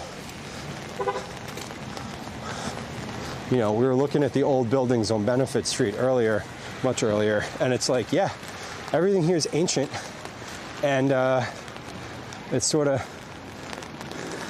you know, it's how it is. Everything's old. All of the buildings are old. The land is old. There's like colonial U.S. influences everywhere. Either clear, overt, or, you know, maybe you have to look a little harder, but there are quite literally colonial influences everywhere you go in this state and in this part of the country. New England, I mean, I should say. Well, where am I? I mean, I know where I am, but like, this is a new part of the area here. Someone's Invisalign. That's fun. Okay. I think we have reached the end of stream today, because I'm back at the train station. I don't have anywhere else to walk. It's, I would take you through the mall, but I don't know if I want to go to the mall. I'll be honest with you. I used to live here. I went to the mall. It was fine. We don't need to go back to the mall. We're gonna find some place to raid. I haven't looked at all about any type of like raid targets. I don't know if y'all have suggestions of anywhere you might be interested in raiding, but we're gonna find somewhere to raid. That's the move. We're also gonna get a. Let me. Whew. Let me unlock my phone. 4:07. All right, we're right on time. Actually, this is good. So we did really well today, y'all. This has been a fun stream. Fun stream in the rain. Let's see. Oh, Cheese is on. Is Cheese on? Okay, if Cheese is still on, we'll raid Cheese, please, because I like Cheese. He's a good dude. If he is still on. Silly Zombie, hello. I'll join you as you go to raid. Well, welcome in. I appreciate you. If I see Cheese, where is Cheese? Maybe. Let's also, let me see. Hold on. I'm going to search other streams for the word Providence. No, of course it's not going to work because why would it? Okay, no, we're not going to do that. Hold on. Keyboard, get off the screen. Oh my God, why? There we go. If Cheese is on, let's raid Cheese. That means that I need to go to find who I'm following, and we love Dynamite Twins. Dynamite Twins are great.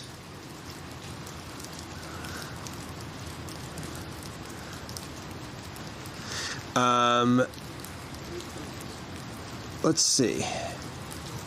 Dynamite Twins are great.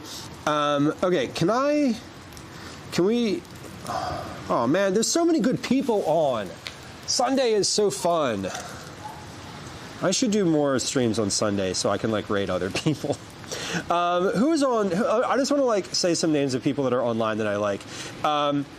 Dmitry Kuprianov is on. Dmitry is IRL streamer in Toronto.